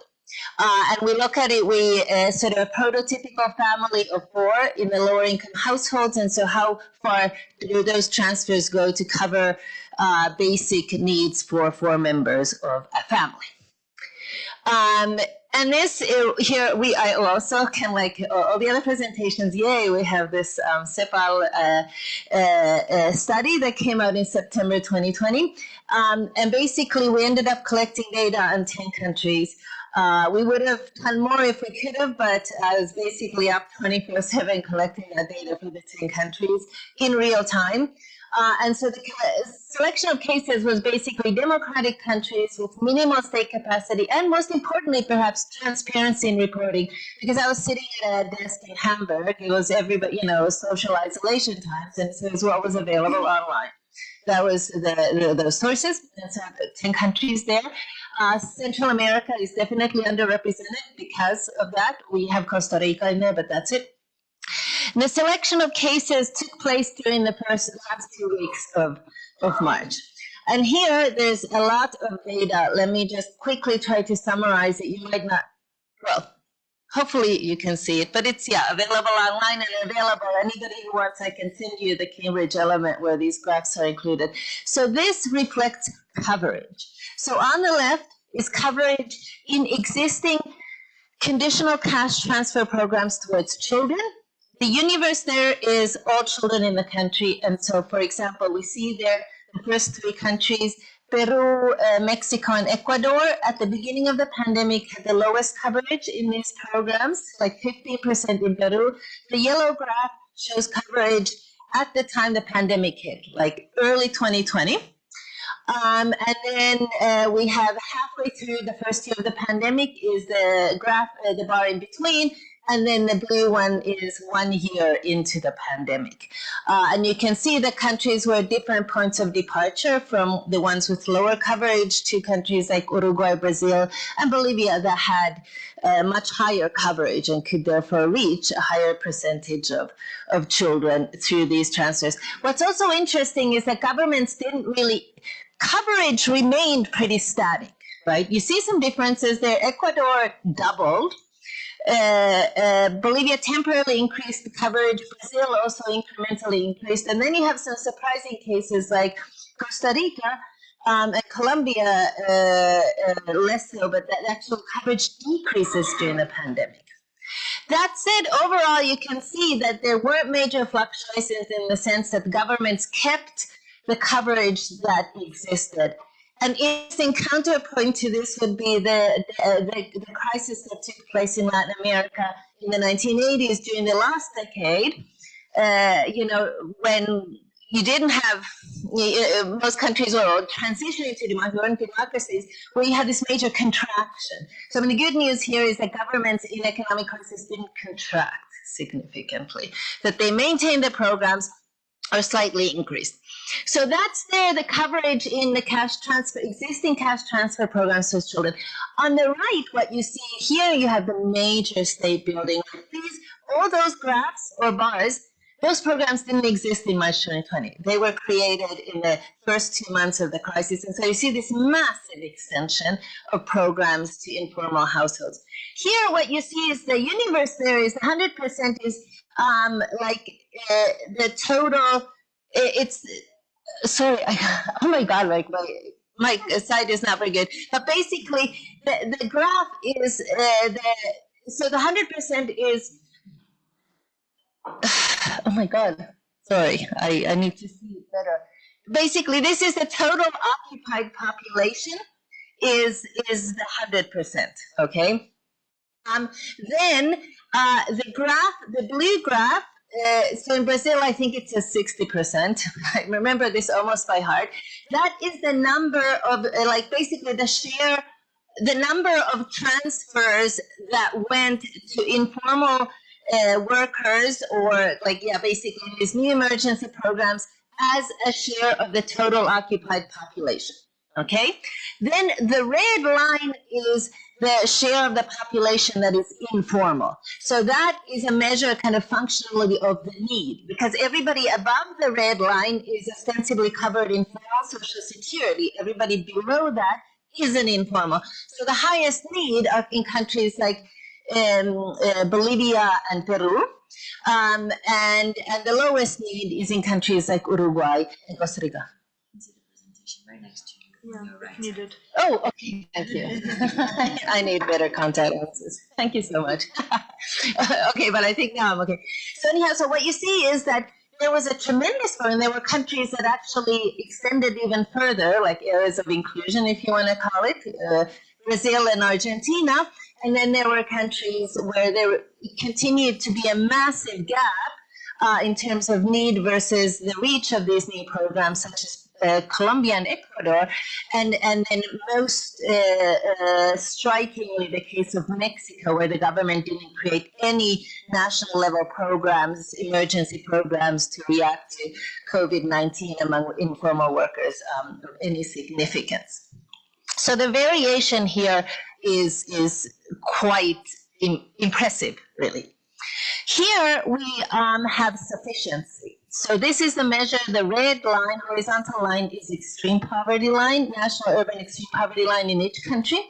And what we did was, it was quite difficult to measure because the number of transfers varied by country and the duration. So we divided this up into quarters, and sort of the average for average monthly per capita transfer in 3-month averages, okay? And what you see there, on the left, again, the cash transfers for children. On the right, the cash transfers in informal, the new programs. This is measured as per capita value with the assumption of a family of 4. Okay, and there in the very first column on the left is the sufficiency in the cash transfer programs at the time the pandemic hit. And you can see that that sufficiency was very low in terms of extreme poverty line. So there's a lot to be done in increasing in general the cash transfers that go to children, talking about Juliana's and my work. What you then see, and the red line, this one is kind of the diagonal one, is the average across countries, is also there's tremendous variation in the sufficiency of these transfers. How much governments gave to help families kind of cope with this crisis economically in the first year. 7 out of 10 increased the value, and this is where like the major efforts in terms of children happened, is that 7 out of 10 countries significantly increased the value of the cash transfer programs to children. 3 kept them the same, Costa Rica, Mexico, and Ecuador. And then on the right hand, you see the same with emergency cash transfers. Just to make it clear, there might be overlap in households between these two groups, but there's no overlap or double counting in terms of the number of transfers. What this then comes out to is we came up with this 3x3 table with the 2 dimensions, kind of placing the country responses from strong to less strong, and then we condensed it into a unidimensional measure below of strong, moderate, restricted, and no response for the first full year of the pandemic. We also separated a couple of interesting observations. Overall, the path that countries started with, they continued throughout the year. So if they started with a strong response, that continued. If they started with a restrictive response, that continued. With 2 exceptions where there was clearly initially a more response, and then it trickled away from, we call it moderate to restricted, in the case of Argentina and Costa Rica. Another, I think, interesting observation is that above there, the broad coverage column, where 7 out of 10 countries fall. Below, we say it was demand-driven. And for all the countries that achieved broader coverage, especially in the new emergency cash transfer programs, they created mechanisms that were demand-driven in the sense that they said, if you need aid, come and apply. You can apply. Anybody who thinks they need aid, they can apply. We'll then assess your application and determine if you actually qualify, i.e. you're not a civil servant, you're not in the formal sector, you don't have huge properties that you own, but anybody who needs to can apply. And that resulted in better coverage, really, more inclusive coverage. There may have been areas of inclusion, but most importantly, reduced areas of exclusion. Colombia and Ecuador created programs, but they said, don't call us, we'll call you. They went to existing databases and found the people they thought were deserving and only gave money to them. And of course, then the coverage was much narrower and restricted. So then, and here's a perhaps more interesting story even, what explains this massive difference? And we found that 3 key factors explain the difference. First, and this is kind of obvious, policy legacies. The existing protection system, the countries that had a broader existing protection system in terms of cash transfers were more likely to have a more expansive response. We argue that that's not as much due to state capacity, like technical factors, but rather the political factors in that when you have an existing system, the policymakers know that the role of the state in helping people and protecting people has been established.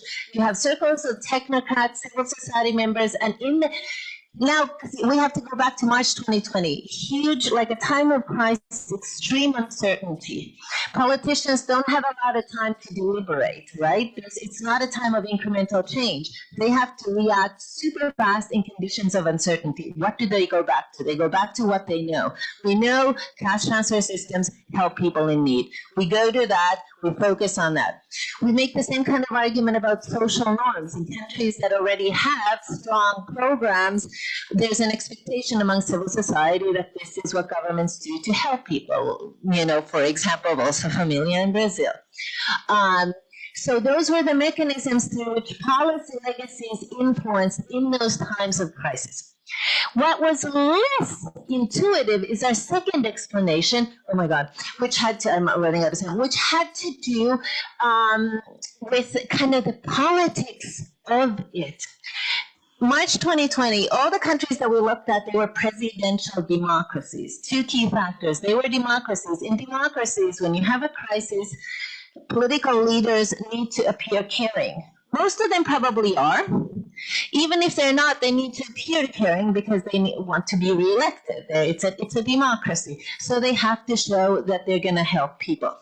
And we argue that in these presidential democracies, immediately in this crisis, you had this dynamic where you have to appear that you're doing as much as you can to protect the people. When government was divided, i.e. Congress was not controlled by the same coalition as the presidency, you get into this dynamic of competing credit claiming. President says, we're going to help you. Congress says, well, we're going to help, us, we're opposed to the president, we're going to do even more, et cetera, et cetera. And you see this competing dynamic of credit claim going on versus blame avoidance. And here, this variable, divided government interacts with fiscal space. When you basically have access to money quickly. When you have access to money quickly, it becomes this competing credit claiming. When you don't have that access, then it can become, nobody wants to pay the political cost, right? So you want to appear to help people. You don't want to tax, you don't want to tell people you're going to take money away from them or shift money from you to them, right? And so in those kinds of cases, the dynamic of divided government can lead to blame avoidance. So I'll go really quickly now. I don't have time to go through the case studies, but I can talk about them more during Q&A. All these cases we trace this in case studies. Brazil and Chile, very quickly, in a way, if you just look at it, 2 right-wing governments, you would expect them to have the least generous response, if they had the most generous response. In both cases, you had right-wing governments, but they did not have control of Congress, and Congress reacted. The right-wing government said, we'll do something. Congress said, that's not enough. And they forced, through Congress, much broader responses that ultimately ended up being the most generous and sufficient in the region. Argentina and Costa Rica, started out strong from the president, ran out of money, extreme lack of fiscal space. We measure fiscal space very conservatively. Basically, they had no access to credit on the international markets. Peru and Ecuador, very divided governments, presidents both tried to do more. Peru, fiscal space, they were able to. Ecuador, Congress refused to play game, wouldn't give the president money, and the reaction was much more restrictive. Colombia and Uruguay, conservative president, unified government. The left wing through Congress strongly tried to create a more expansive response, but couldn't pass it through Congress. Unified government won. The responses were more restrictive and moderate. Mexico stands as a unique case of a left-wing government that really didn't do anything in terms of the two measures that we have here. And I think there, the explanation, like as to why AMLO didn't, I think it's more of a psychological one. But in terms of politics, what's interesting is that there wasn't a stronger opposition to it. And of course, he had a supermajority in Congress that took, he was basically able to control Congress. And so there was civil society resistance. There were attempts to generate a stronger response, but they had no chance of passing through Congress. And despite the fact that Mexico had this fiscal space. What's also just as interesting is the traditional factors that didn't play a role in times of crisis. And so we make the argument that in times of crisis, politics, the factors kind of change, right? It wasn't ideology, electoral competition. We have a whole list of alternative explanations we'll go through. I will just very briefly say that what's interesting is that state capacity, which many point to as the key factor, we do make the argument that it wasn't state capacity. State capacity mattered in the speed of delivery. But when presidents made promises, they didn't look at what they were able to do. They made those promises. After they made them, they went out and created the state capacity to do so. Perfect case is Peru. I can talk about more of that during question and answer. We also don't say that these factors are relevant, that we somehow existing literature hasn't said anything. Definitely not. All those factors have very much mattered in creating the policy legacies. So there's an indirect effect there. Finally, what are the political lessons? Most interesting here. With political will, governments were able to do a whole bunch, right? They really were able to. Now, the story of divided government leading to more expansive response, the counter side is that divided government also makes it more difficult to finance it. We didn't have a case of unified government with low fiscal space. If we had, we could have seen if unified government allowed the government to make difficult decisions of redirecting funding or increasing taxes, because that's what it boils down to in terms of fiscal sustainability, right? But that didn't happen, right? And we didn't have, in our 10 countries, we didn't have that case.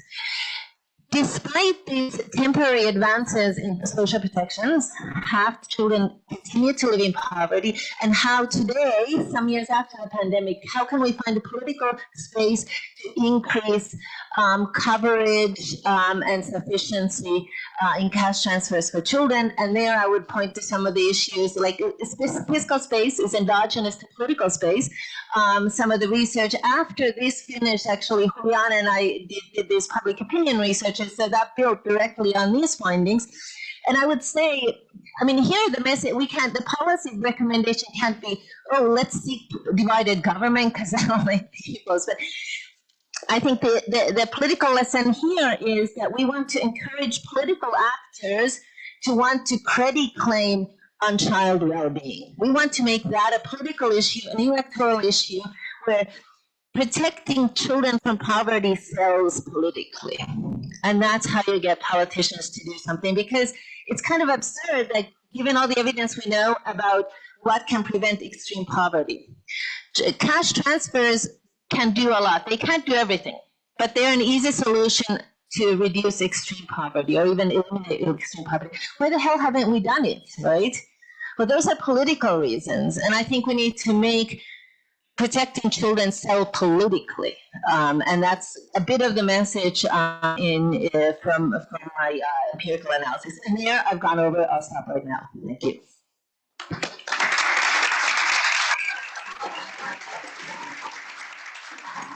Thank you very much, Merrick, for the excellent research and presentation. I think what impressed me the most is that while we were discussing whether to wear or not a mask on March 20th, you, Cecilia Jambro and Fernando were already collecting cases and data for the research. I think it was very interesting how you presented some counterintuitive conclusions to what common sense would expect, but still highlighting some aspects that we have been talking about a lot. I think in the presentation of Maria Luisa about the importance of preparedness and our reaction to respond to new crises. I think there's no other way than being prepared, and how the financial sustainability and the policy legacy are crucial to better respond. And if the pandemic has brought anything, is that lesson for future crises that we already know that will happen. I will pass now the floor, and I will change it to Spanish again. Voy a dar la palabra. I will now recognize Lucia Losovi Savani. She will be with us online. The floor is yours, Lucia. If you could keep your comments to 10 minutes at the very most, I would be very grateful. Thank you. Thank you. Good morning, and I thank ECLAC for organizing the event and inviting me. And I'd like to thank the previous speakers for their proposals and very interesting studies presented, very much in line with what we are doing in Spain. I would like to focus my comments on our experience here in the government of Spain in relation to social protection, but basically reducing child poverty and social exclusion. As Manika was saying at the end, I think it is important to mention that when we're speaking of child poverty, we're not speaking of statistics, rather, we're speaking of lives, future lives that could be broken if the institutions, if states do not assign the necessary resources and efforts to put an end to this situation. We know that growing up in poverty has a direct impact on the development of girls and boys and restricts their possibilities today, tomorrow, and also of their sons and daughters. We did a study last year showing that the intergenerational transfer of poverty in Spain is a reality, and that there are tremendous difficulties for these families to break this cycle of disadvantage and poverty. I do not want here to get into that study, but I would like to emphasize that poverty is inherited. And in Spain, more than 75% of families are affected. And when we talk about child poverty, we're talking also about social injustice, we're talking about human rights, and also we are speaking of economic development. It is more than demonstrated, and as Maria Luisa mentioned this, I think, in her presentation, investing in childhood, and especially early childhood, leads to an individual social return that is very great. And it is one of the smartest investments that we can make. And I will say this. Today, I am representing the Ministry of Childhood, but I would also like to say it in defense of society as a whole. Based on my experience, I would like to say what was said at the beginning. In Spain, during the period of crisis, the COVID-19 pandemic, the government created a major social protection shield. Measures were adopted to have public transfers, cash transfers to workers. And for the first time in our country, the minimum wage was established, and then added to that a child benefit, which is essential when you're speaking about this sort of contribution. And also complementarity when you have girls and boys in your care. And also, in addition to COVID and all that health, economic and social crisis, Europe was swamped in another crisis as of 2022 with the Russian invasion of Ukraine. And this has forced us to adopt certain measures, and especially with energy, the hike in energy prices, in the price of gas, and all these things that affect the most unfavored families, and it is so important to do something. So within the framework of this social shield, as we like to call it, a study was done by the European Network for the Fight Against Poverty and Social Exclusion, and said that thanks to all of those policies carried out at that time of crisis of COVID, it was avoided that 1.5 people fell into poverty. So it has been effective. And also the study shows that if the state had not done anything, if we had not taken any step at the time of crisis, we would be speaking of, instead of 21% people living in poverty, which is of course high, we would be talking of 48%, twice as high. And so therefore, I think that here, this part of the first lesson learned that I wanted to share with you based on our experience is that economic crisis, social crisis, and in this case the health crisis, can be managed from the human rights approach, from the social approach, and in turn ensure that it is effective economically, because Spain, throughout the period, is one of the European countries that was able to show good macroeconomic indicators. However, all of these policies related to the social shields threw down our doctrines, recommended not expanding expenditure and contributions in times of crisis, and aligned with what Maria Luisa was saying, of closing the gaps and seeing how we could increase in terms of sufficiency and quality the scope of all this aid, contributory as well as non-contributory, because in our experience we saw that we used to work on the more fiscal side with deductions of taxes. And well, they do have an impact, but they could be regressive and don't always reach the majority of the population. So we know that that is, although we must improve things, but it's something that we need to expand towards other types of aid, and so cash transfers and others have helped us to that supplementarity and cover families who most need help. And so, despite of this impact and what we have encouraged and that contention that was possible thanks to these measures to ensure that the number of people in living in poverty does not increase, we must continue to work on this. This is insufficient. Our current data on girls and boys in risk of poverty and social exclusion is clear evidence that there is still a long way to go. And as you see, and I think that Medica was saying this in her graphs, it is the girls and boys that most suffer with poverty, but at the end of the day, it is the families and in caring for children that are most at risk. And this is aggravated if they're single parents and if there's a caregiver, that it makes it even more difficult to overcome poverty. And so I would like to also mention work that we're doing in Europe, which is really a recommendation by the EU for all member states and called European Child Guarantee, which obliges all member states to fight against child poverty by access to 6 essential services for childhood: education, early care, school education, and formal, access to healthy food, access to at least one meal a day, health and sanitation services in general, and a decent house.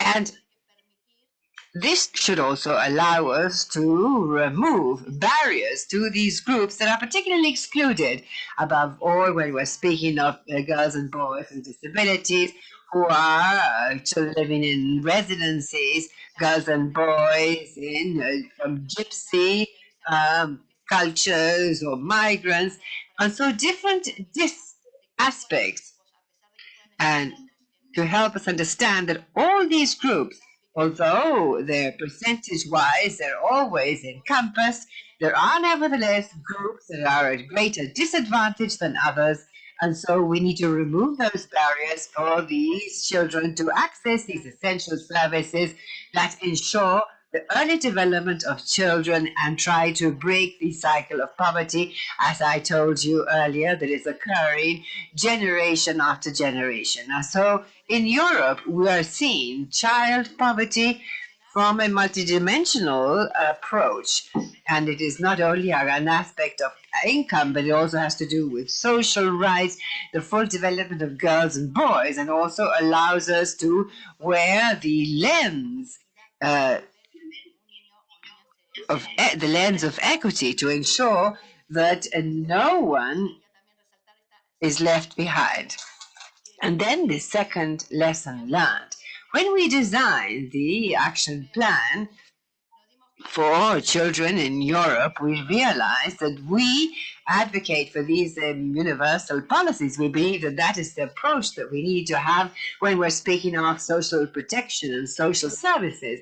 But we must also consider how these more disfavored groups are doing. So we need to look for focused measures in order to remove those barriers. And so I think that the challenge that we have is maintaining that balance, the universality approach, how it can work hand in hand with focused measures to really reach these groups that are lagging behind and that we're not reaching despite the universality of certain measures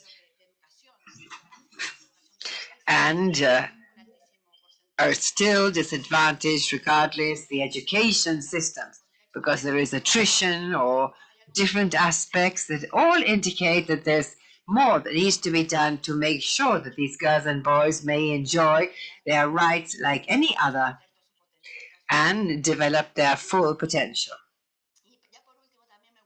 And lastly, within the framework of what has been mentioned, and I think that as Maria Luisa said, it has to do with the consolidation of this welfare state.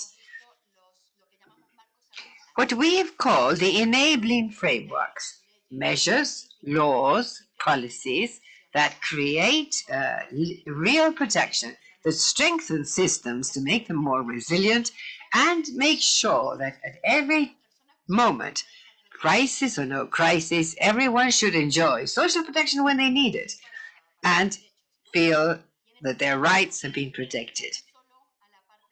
I am referring to not only cash transfers, the minimum wage, for example, but rather we're talking of having structures with a universal income for child upbringing. We must make sure that all children in our country are assured a minimum income so as to have a childhood with opportunities. Then we're also working with a law for families to provide a framework for social protection of a different type, despite the great diversity of families that we have in the country. And also we just passed a law on housing that must still be deployed, because today in Europe, especially in Spain, the issue of housing is becoming one of the main causes of poverty, because on account of the very high levels of rent being charged and the difficulties of accessing a house. And so this is a multidimensional issue. So you need to have measures not only for income, but also you need to guarantee the state of well-being for everyone. So the fights against child poverty should not depend on external circumstances or merely economic growth. They must be strengthened into consolidated policies, measures, and others that ensure that social protection is always available to all people, and especially girls and boys, to protect their full rights. That is what I wanted to share with you, and I think it's very much in line with the study that was presented earlier and the proposal made by Maria Luisa. These three conclusions, as we have seen here, have to do with the fact that in times of crisis is when you most need the social protection measures. But we do see that it is possible to guarantee human rights, it is possible to guarantee the economic development when we have this dichotomy that we cannot have social policies in times of crisis. On the contrary, we think that this dynamizes and provides the necessary care and dynamizes the economy. And we must continue to work on universal measures with greater coverage that reduces red tape that reduces barriers for these groups in greater need may benefit from these policies. And lastly, I think that these structures must be solid, consolidated for social protection at all times and all people. So therefore, here too, I agree that this has to do with the political will, the readiness by governments to implement this. And I think that our experience in recent years in Spain show that, of course, there is still a road to be traveled, but when Maria Luisa spoke, I felt totally identified with our experience here in Spain and how we can consolidate these structures and these different dimensions. So thank you very much.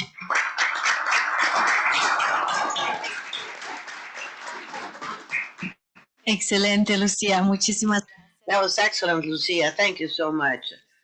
Lucia mentioned concrete institutional progress in Europe and especially in Spain, and how this has been able to bring concrete results to ensure entry into this life cycle, especially amongst children and adolescents in Spain. We're talking about the minimum income, and that came about in the pandemic, and that as a result, 48% of those who were living in poverty were able to be catered for, and this provided enabling frameworks, having in mind a progressive, gradual step. So thank you very much, Lucia, for this example from Spain. That is very important for us because here we know that children are even more impacted by poverty. We have 130 persons online. Greetings from Santiago. I immediately give the floor to Gala Dalet for comments. Thank you, Raquel. Good afternoon. I know that there are many presentations for this morning, but I do hope that these next 7 minutes will be fruitful. I thank ECLAC for the invitation to be here. I go back to what Raquel just said, and Maria Luisa as well, the need for differentiated universality, whereby we recognize the needs for different situations. As of FAO, what do we have to bear in mind, having in mind agro and food stuff? Latin America and the Caribbean. This is the most important net foodstuff experts in the world, but it is also the most unequal region in the world in terms of access and land distribution. In the agricultural sector, about 80% is involved, and monetary poverty is still greater in rural areas in the region. So we start from this point of view. There are two main challenges here. First of all, there are barriers to social protections that are specific to different places when we talk about the implementation of social protection measures. Secondly, there are also favorable or unfavorable climate conditions. That means this is very important, and here social protection systems should prevent and respond to this. There is a convergence between social protection, agricultural systems, and climate change, as we already heard from IPCC's report. Now, in looking at the first challenge, rural population, family agriculture, indigenous women, all of these face different barriers that prevent their access to social protection. Just to give you an example, and it is an example of financial barrier. In talking about the calendars and the contributions, they are usually not well adapted to the productive calendar and their capability to contribute. For example, during harvest or during sowing time. The key message here is that we must respond to these barriers, thinking about universal protection systems in the region. And here we must leave behind all previous systems. Secondly, even though climate change does not have barriers, still it perpetuates inequalities. And here I invite you to think about climate change beyond the impact in households. We have to have in mind the social tissue in the territories. In Latin America and the Caribbean, food security and what's happening in the poorer households depend entirely on what is received. At least 1/3 of the population depends on agriculture, and in other countries, at least 40% of the economically active population works in that sector. At the same time, the agricultural sector, that is so important, contributes a great deal to the emission of greenhouse gases, and the highest levels of informality are found right there. 80% of the workers in that sector are informal in 15 of the 23 regions analyzed. And these dimensions of social protection, poverty, lifestyle, vulnerability to climate are involved. But we must also mention the very important role of rural populations in the preservation of ecosystems. And this invites us to update the risk structure to which social protection to respond in the region. It's the second region of the world that is most affected by climate change disasters. The experts from IPCC rate people without social protection as an especially vulnerable group to weather disasters, and there women are most subject.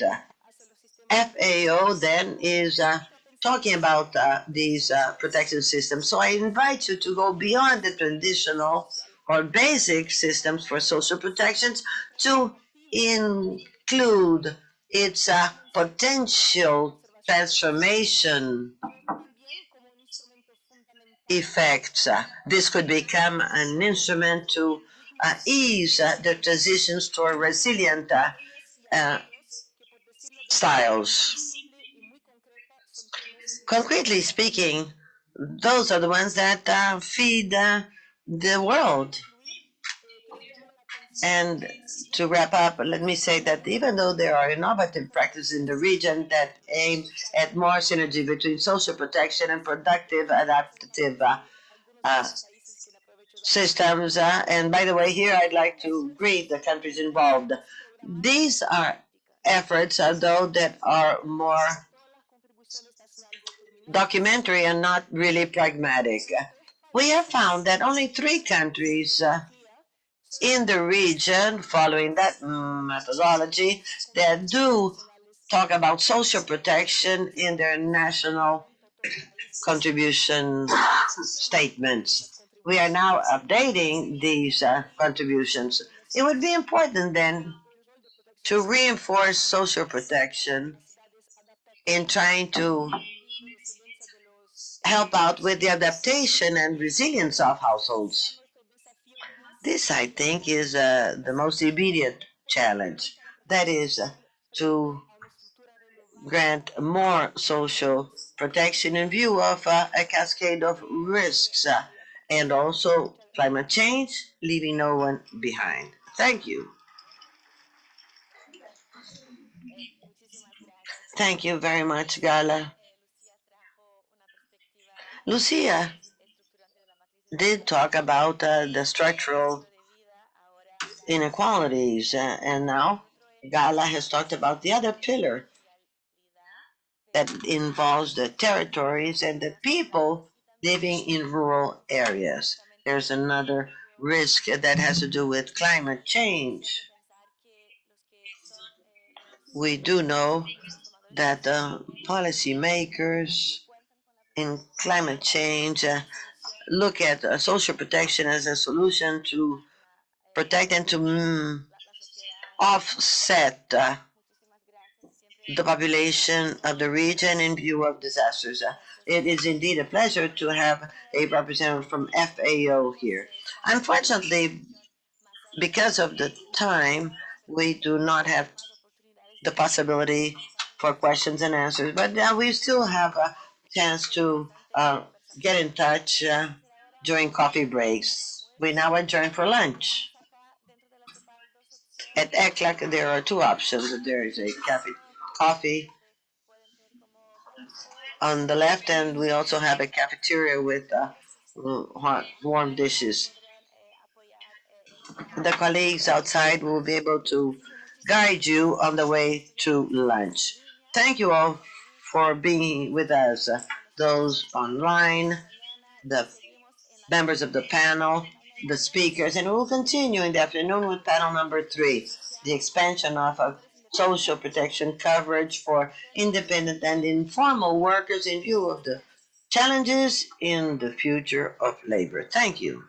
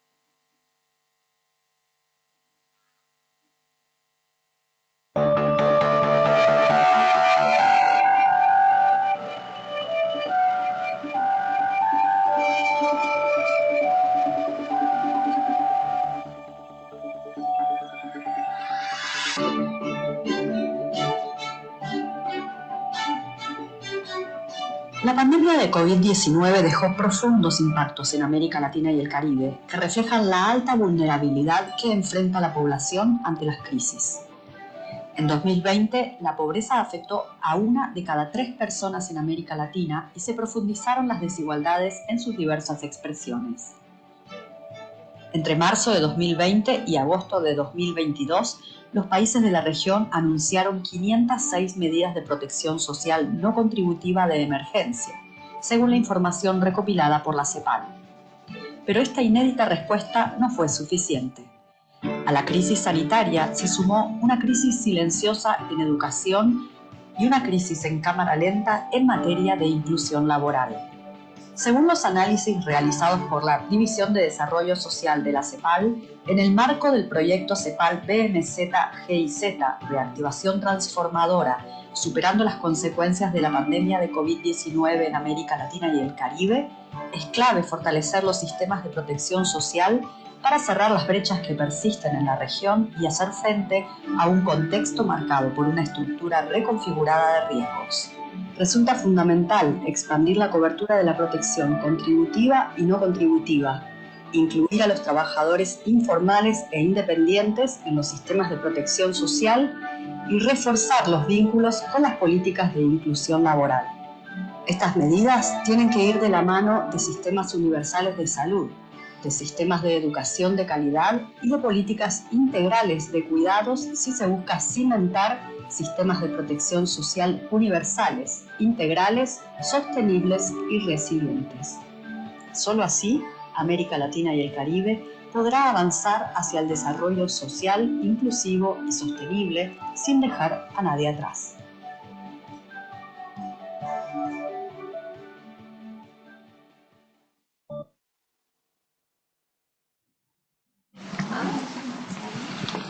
Muy buenas tardes a todas y a todos. Sean muy bienvenidos de nuevo a este seminario. En esta hora cruel que es después del almuerzo, pero los contenidos de este panel y del que sigue no van a permitir que nadie aquí se duerma. Así que vamos a dar inicio al panel 3 de nuestro seminario titulado Expansión de la cobertura en protección social para trabajadores independientes e informales frente a los desafíos del futuro del trabajo. Este panel va... Good afternoon. We will now have the third panel. First of all, we will have our colleagues from ECLAC. We'll be talking about active labor policies in Latin America, challenges in labor inclusion with social protection.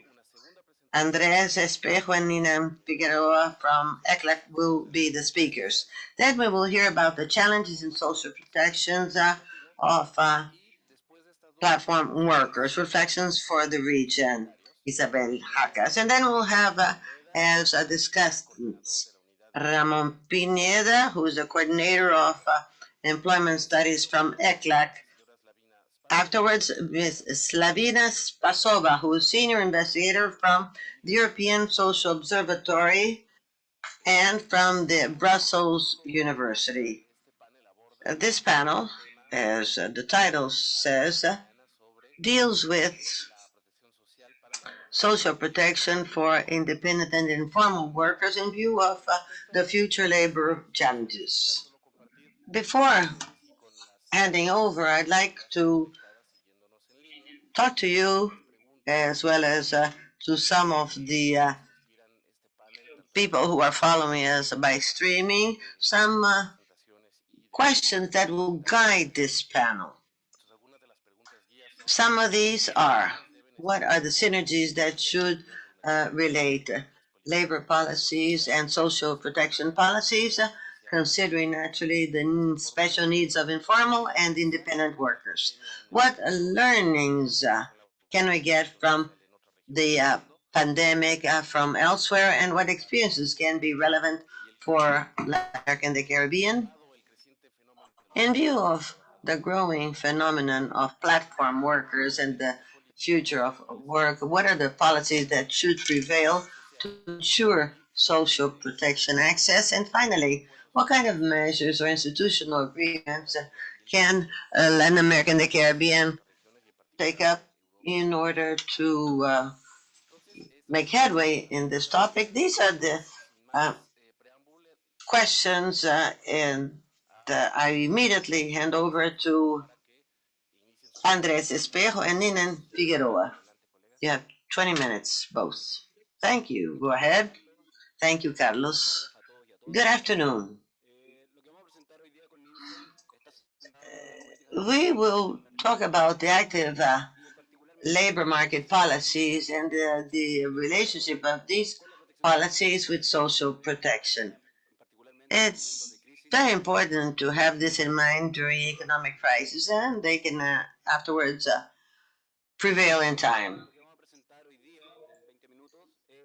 In 20 minutes, we will talk about the labor market crisis, what's happening in the region, then why is centrality important in articulating active labor policies with social protection, and we will have some final remarks on this great relationship and the efforts that must be deployed. This presentation has to do with the publication, Active Labor Market Policies in Latin America and the Caribbean. This is, by the way, you can find it on the web, and you can have physical copies outside. The main messages are that we are now, during times of low growth, making it more difficult for labor inclusion, and we see certain gaps that persist in our region in having access to labor market. Active policies for labor inclusion must get workers to have at least a minimum wage and with social protection. We'll see that in Latin America, people can get a job, yes, but the problem is that most of these jobs are without social protection, low wages, and low in any kind of protection. And often they are not lasting. At ECLAC, we want to go forward towards labor inclusion, not just getting jobs, but also to have protected employment. And here the key policies have a very important role to play. Most of these policies in Latin America try to get people to have access to employment, but they often undermine social protection. As lesson learned from the crisis, we do believe that these active policies can be related with social protection. Thus, they will be much more efficient. In doing this, we must strengthen our active policies for labor inclusions and expand the social protection. We know that 50% of the workers are informal or independent in the region. As I said, we are witnessing low growth in the last few years. But aside from this, the labor market has minimum historic values. We can see in this graph that during the pandemic,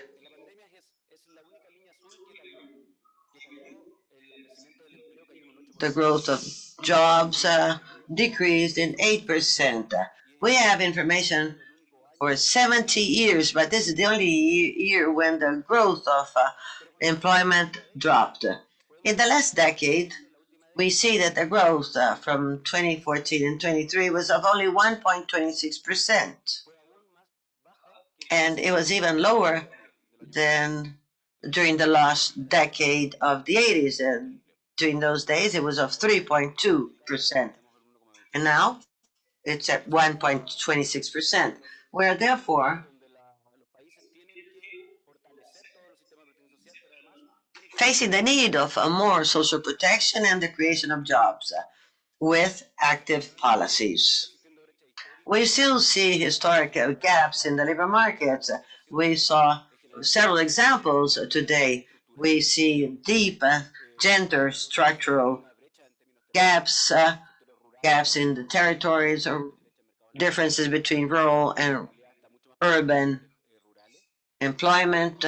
And we also see differences from ethnia and different characteristics, making it urgent to have policy that will reduce these gaps.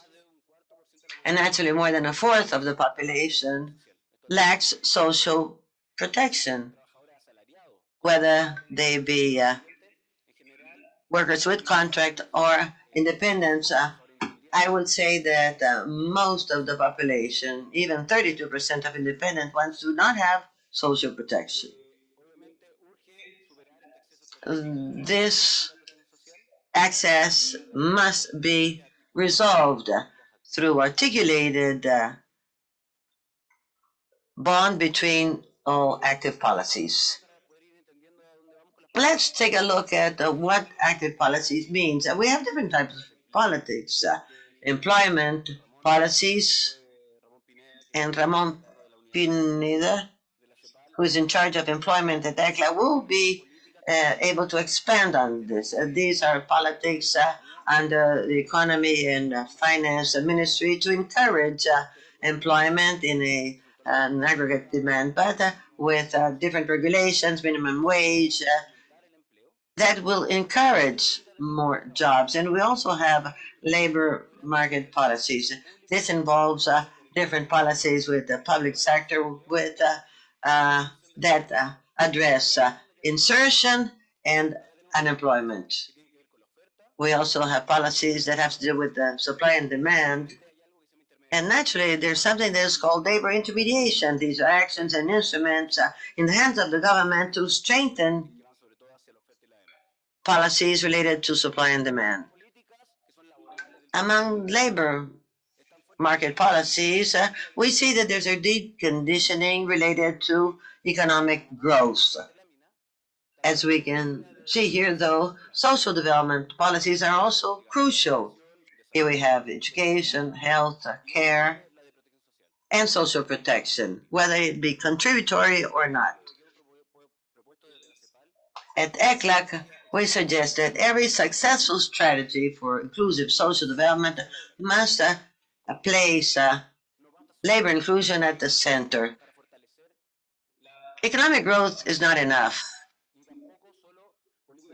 nor care policies by themselves. We need to have articulation between these policies, and the labor policies naturally must involve social protection and care systems. These labor inclusion policies will, on the one hand, ensure people are able to be included in the labor market, join the labor market. Most women, for example, are not joining the Latin American labor market. More than 50% is not able to do so. So you need to have proposals and instruments so that the majority of these people are able to join the labor market, but this must be based on decent work conditions. The key here is that you have policies and programs, strategies that are interconnected and with these labor inclusion policies, especially for the more vulnerable populations, and strengthening regulation of labor institutions. Thank you, Andres. So I will double click on the active labor market policies, on what has been done in the region in recent times. Countries have implemented a series of labor inclusion programs, mostly aiming for people to join the labor market. This information is from the non-contributory labor programs that we have at ECLAC, focusing on young adults who are being excluded and who face access barriers to the labor market. So what have countries done? If we classify the active policies, as Andres was saying, we see a focus on the supply of the labor force and then the demand side.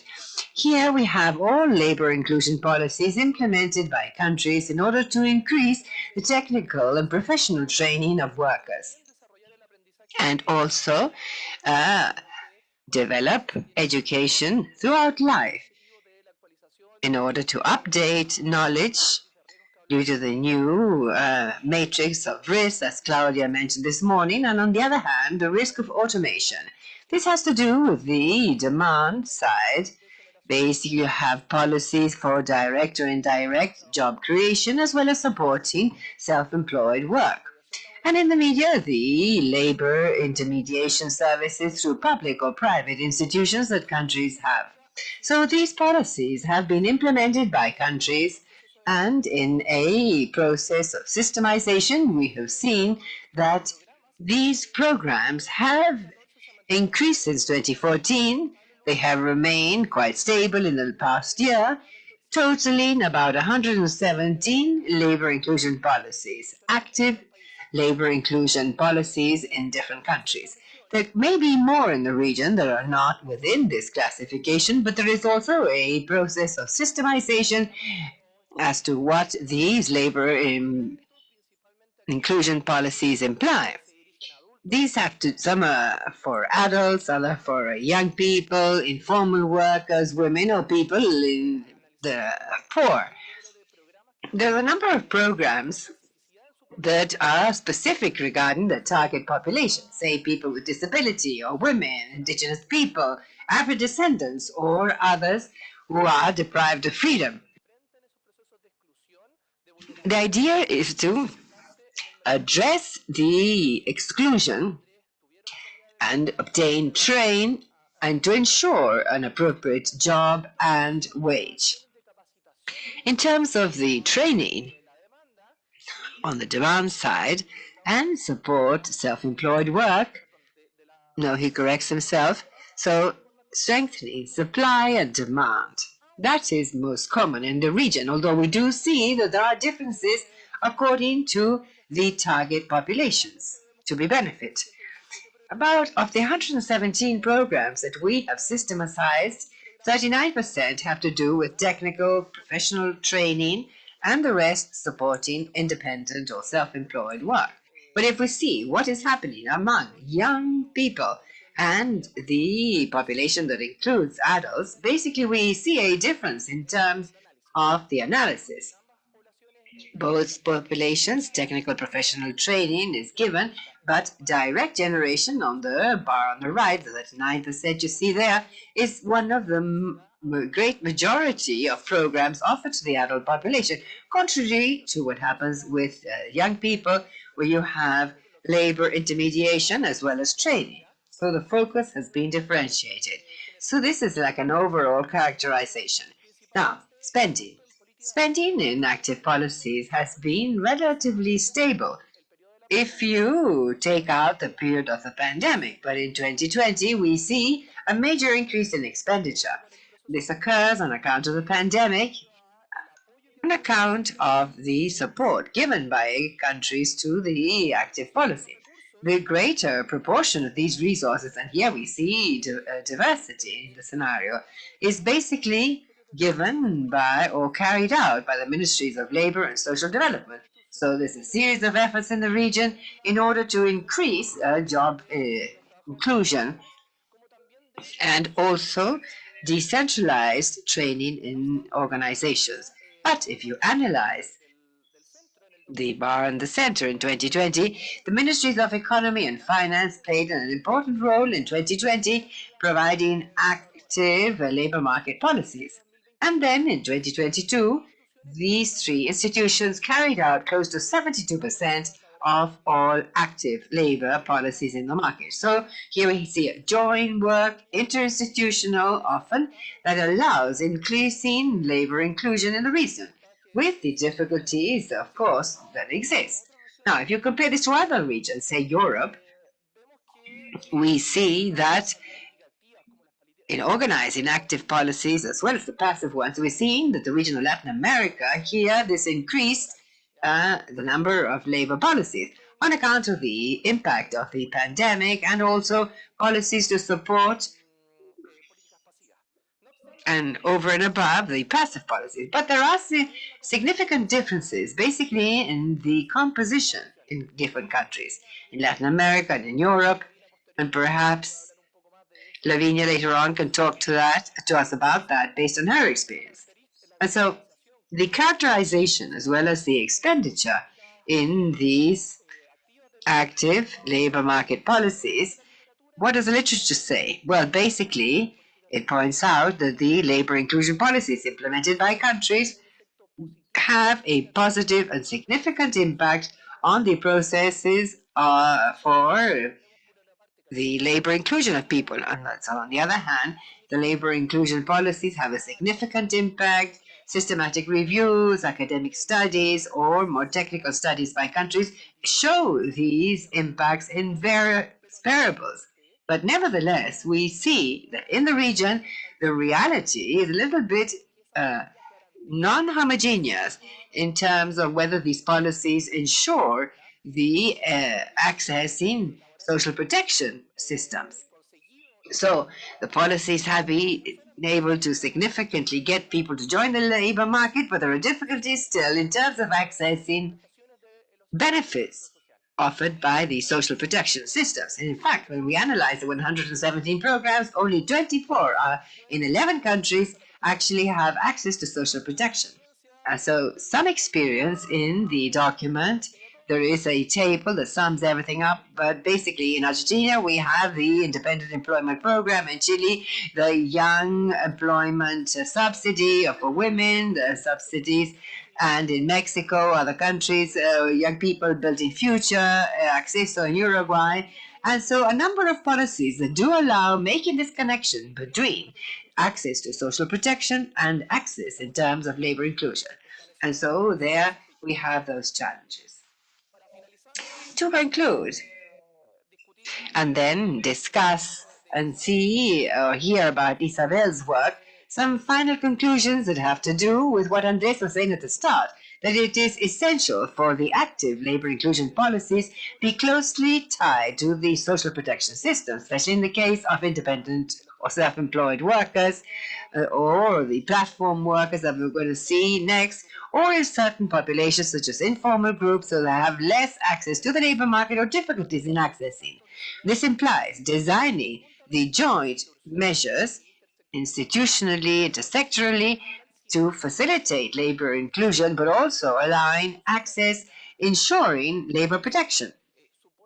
And this presupposes thinking that strategies that have been used, such as supporting independent or self-employed work, although it is a route towards labor inclusion in the short term, if you see the impact on the long term, it's not always able to ensure sustained income or long-term good working conditions. So in that sense, the idea is to promote the transition of informal workers towards labor informality. But in the meantime, maybe they could promote these labor inclusion policies in relation to social protection. Why? Because, well, promoting social inclusion with its strong connection to social protection not only presupposes improvements in the labor market, but also inclusive social development in the region. So for this, it is necessary to have close collaboration among different players in order to strengthen the connection of these contributory and non-contributory mechanisms. Thank you.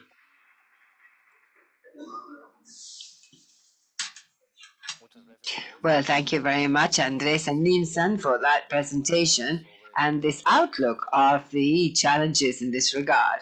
And of course, I'm left with one of the main topics mentioned, which is the relevance of labor inclusion, understood as access to a job with decent working conditions, and how, in this coordination of actors, the ministries of labor are not only active, but also ministries for social development, economy and finance, and others who require effective coordination.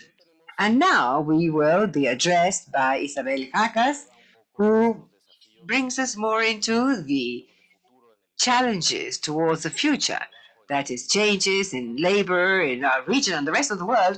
And this has to do with the challenges of social protection for platform workers. Considerations for Latin America. Isabel, the floor is yours. Thank you, Carlos.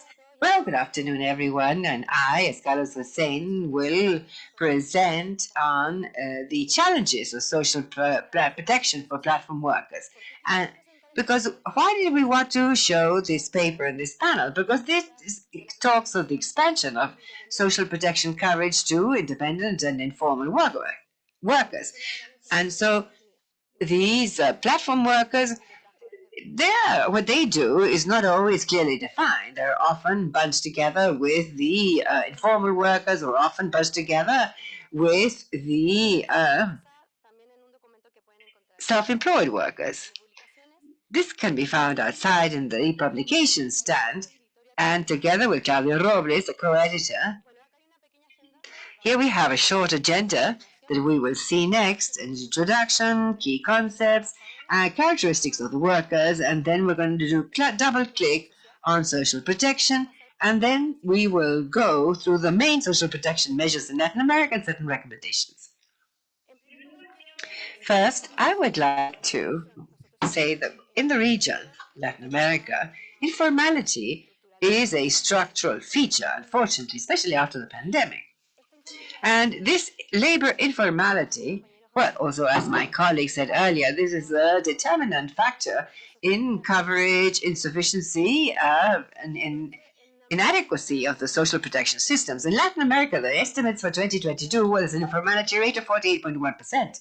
And in fact, the contribution of informal workers to the recovery of overall employment after the pandemic was estimated in 50 to 80%. This is very relevant in the region and is cross-cutting in its impact. And so access to social protection faces several challenges. On the one hand, you have the sustainability issues of contributory protection and insufficiency gaps in the non-contributory. And in the case of independent or self-employed workers, their access to these systems is minimum and often fragmented or segmented. In this context, we would like to put on the table the case of the digital platform workers. I will define this later on. What are these workers? A new form of employment, which is paid work done over digital platforms as intermediaries between enterprises, customers, and the workers. These digital platform workers, it's estimated that in Europe, well, further is a disclaimer that information about these platform workers is still very scarce. This is based on surveys, really, and they're not yet included in employment surveys as a whole. And the data that we're going to see here derived from certain studies that you can see in the literature of the paper, but not yet exhaustive studies of the topic. And that is why I'm saying it is estimated that platform work in Europe represents about 10% of the total labor force. In Latin America, it also estimated about 9.4 of active workers on these platforms. And also it estimated there are around 6% of workers who are inscribed in the platforms, but not actively doing the work. And so we're talking about a potential of 16% of the labor force in Latin America. Por último, en un estudio. And finally, at ILO study between 2010 and 2020, the number of digital platforms was multiplied by 5. So here we realize that this is a topic that is coming really strong into the future. We have to do something before it's too late. Let's take a look at the main concepts. Platform workers came about with this new risk configuration. Why? Because of the changes in the labor market, digitalization, automation, reorganization of value chains. And this has changed the world of market labor. And naturally, we also have faced climate weather crises, and the proposal of a fair transition. And we also have the health issues. This new risk situation is important for social protection. We have seen new atypical means of employment. We have tremendous informality and also structural inequalities. And now let's take a look at the platforms, platform labor as an atypical means of employment. We have seen about part-time, temporal, crowd work, and this is a little bit between the wage earner and independent workers. We also see shared features with informal employment, like entry gaps, wages, etc. And there are unorthodox arrangements on days work, number of hours, contracts, etc. Here we have a digital platform intermediation. The use of technology is the most important feature, interaction between supply, demand, and the intermediate. And algorithms are used to see the demand and better distribution. This has to do with a gig economy concept that is an environment whereby temporal partial employments are rampant, and also collaborative economy. Here, many tasks are outsourced towards digital workers, and these are very specific tasks in limited time schemes. We have here the classification of platforms for the execution of tasks according to ECLAC and ILO 2021. This is subdivided by individual or group tasks. Here we have different companies such as Rappi and Uber that you probably heard about, but there are others that are not that known here, but that are well used throughout the rest of the world. I would say that most of us here have had contact with some kind of platform worker in the last few months, in, for example, ordering Uber, dinner, or Rappi.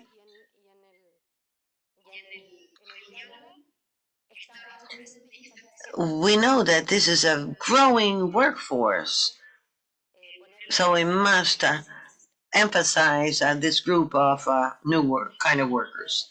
Now, amongst emerging, now let's start with the emerging gaps in social protection. And here I'd like to mention 3 comments. First of all, they find difficulties in access to contributory systems because of the undefined labor relationship.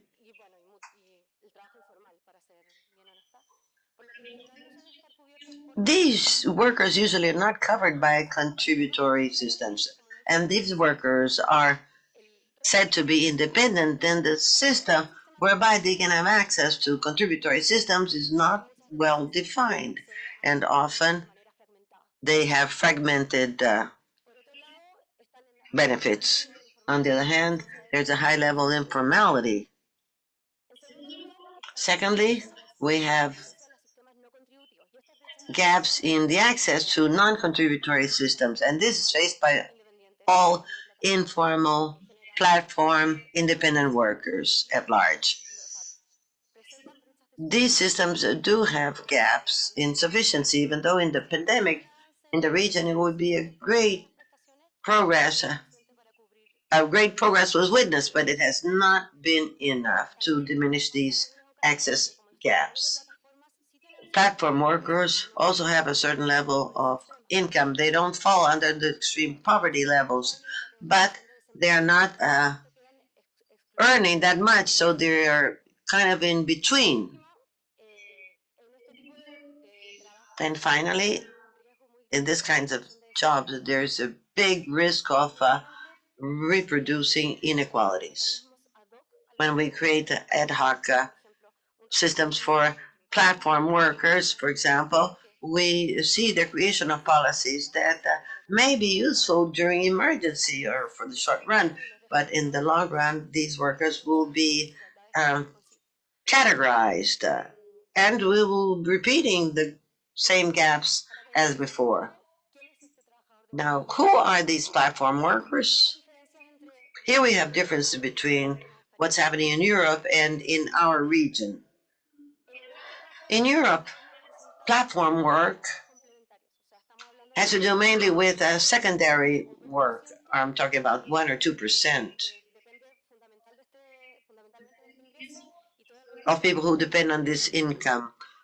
For all the others, it's supplementing incomes. But in Latin America, most platform workers have this as main income.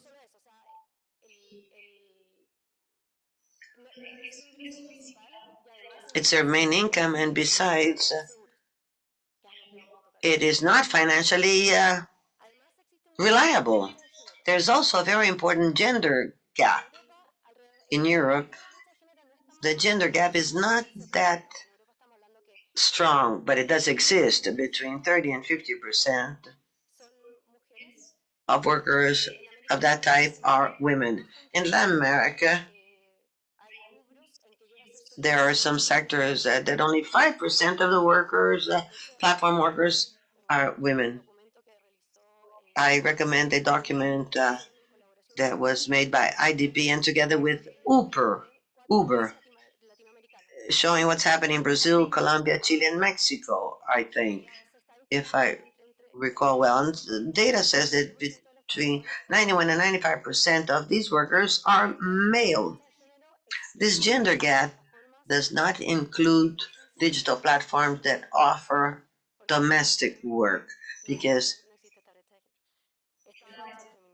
that is a female-oriented task. On the other hand, digital platform workers are usually rather young or adult population. In Europe, they're mainly below 35 years of age, and here in the region between 35 and 50 years of age, most with higher education. About 58% of these workers have university degrees in the region. The migrant workers are overrepresented in platform work in Latin America and the Caribbean, especially in delivery sector. In Colombia, this IDB study, together with UBE, says that in Colombia, 47% of the workers are migrants. In Brazil and Mexico, I think 50%. And here in Chile, 88% of these workers are migrants. And finally, the income gap and the long working hours are a constant amongst this sector. And there are also unpaid hours, and these are pretty long. If I compare a taxi driver, for example, with a Uber driver, income per hour may be higher, but we're not considering here the unpaid hours. A Uber worker has to be connected with the app in order to wait for the next job. So if we're to take the unpaid jobs, then the gap is much, much higher, the income gap.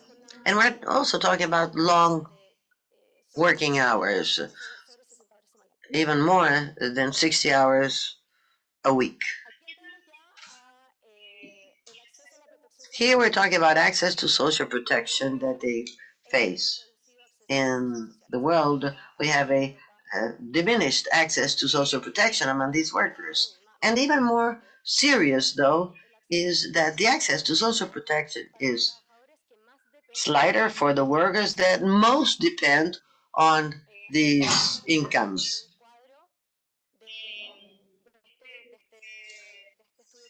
This is a graph of that study from IDB assessing the level of contribution to these workers before entering platform employment. The figures are self-evident. So the contributions really dropped a great deal. In Mexico from 23 to 11, Brazil 58 to 28, in Colombia from 68 to 36, and in Chile from 71 to 34%. On the right side, we see a graph that we've already seen this morning. Here we have the coverage of platform workers in transport and delivery, which are those that bring in more data because they come out in the surveys. And this is what we see more than anything else. The coverage in health is of 50%. But if we go to accident insurance, because this follows certain policies in some countries that do require this kind of insurance, but we're about 30% here. Unemployment insurance, very low percentage. And then disability insurance and retirement, 18%.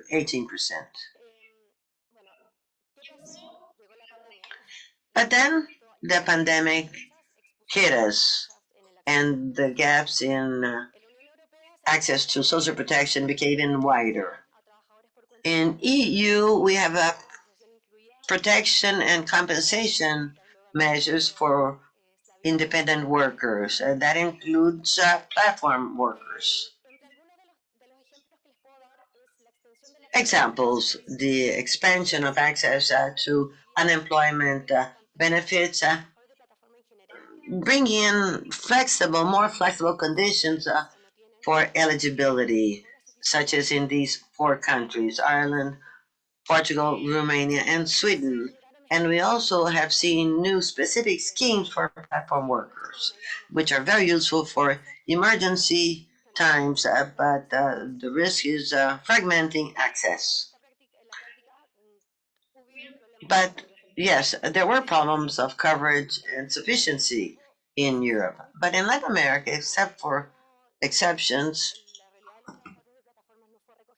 the platform worker situation has not been considered in the emergency response. Aside from recognizing the labor relations, we need to adapt our contributory systems of social protection. We must also adapt these systems to these new jobs that will continue to come up and become more and more important. They have different working hours, working days. They usually don't meet the minimum requirements of contributory systems that are usually strict. Let me now take a look at the main social protection measures in the world and in Latin America and the Caribbean. We'll take a look at the bills as well. First of all, regulatory measures regarding the determination of the labor relation. As I said earlier, there is a lack of consensus regarding the nature of this type of employment. There have been legal and court cases, but in general, the outcomes were not conclusive. There are examples in the US, in Europe, and Latin America that you can check. However, certain initiatives, for example, in European in 27, there say that self-employed workers have a right to appropriate social protection regardless of the type or duration of the employment. And then they also say that in addition to the universality principle, it is necessary to review the requirements of this system. And they speak of formal effective carry, efficiency, and I'm hurrying up more because I'm told that there's no more time. And then adaptation. For certain employment types that could be applied to platform workers because they share certain features. For example, part-time work needs a reduction of the thresholds required and combine employment and protection. If I have 2 part-time jobs, I need the protection to be aligned. And that is regarding platform workers, because many of these workers work with more than one platform at a time. And temporary work also needs to meet minimum thresholds. And in employment temp workers, there is a joint responsibility in the payment of the contributions. And for other forms of employment, there's an erroneous registration, and this needs to be clarified. And then these are specific measures and instruments for platform workers in the legislation. There are cases that are specific, such as implemented in France, Switzerland, and the UK, and I also invite you to zoom in on those. And there are clear instruments for self-employed workers that can also be used for platform workers. And also, it is possible to include these workers in the social security regimes of the wage workers, such as, for example, Spain and Italy have done, and extend social protection through non-contributory instruments that are very useful. They should not necessarily be the only instrument used. And today, in Latin America, very quickly, we have a single payment for simplified payments that has been useful for these platform workers. There are specific rules, very specific for platform workers and independent workers, the compulsory payment in pensions and so on. And now we have some bills that are updated as much as possible. They come out in the document. There are bills in Brazil, in Uruguay, Colombia, Costa Rica, and in general they speak of minimum work days and timetable, and also in Chile related to transport, which continues to be very discussed because it's had repercussions, and this determines as dependent those workers that work for a platform and their ties and dependence. And this gives rise to begin discussing what is the dependence relationship of these workers. And then lastly, recommendations to extend the social protection coverage. The main challenges here, as I was saying, are the lack of consensus regarding the labor relation, meeting the requirements for contributory social protection, and the risk of having a fragmentation with very ad hoc policies, and the lack of social protection, which has implications for the enjoyment of the rights and the financial sustainability of the system. And lastly, and this is my last slide, I promise, we have policy options. Moving ahead in the definition and recognition of the labor status of these people, and adapting the existing mechanisms once again, and strengthening institutionality for the regulation of the control segment and the monitoring of these workers, which I think it is worth mentioning. Data, it's very important that they are made more visible. Thank you. Muchas gracias, Isabel.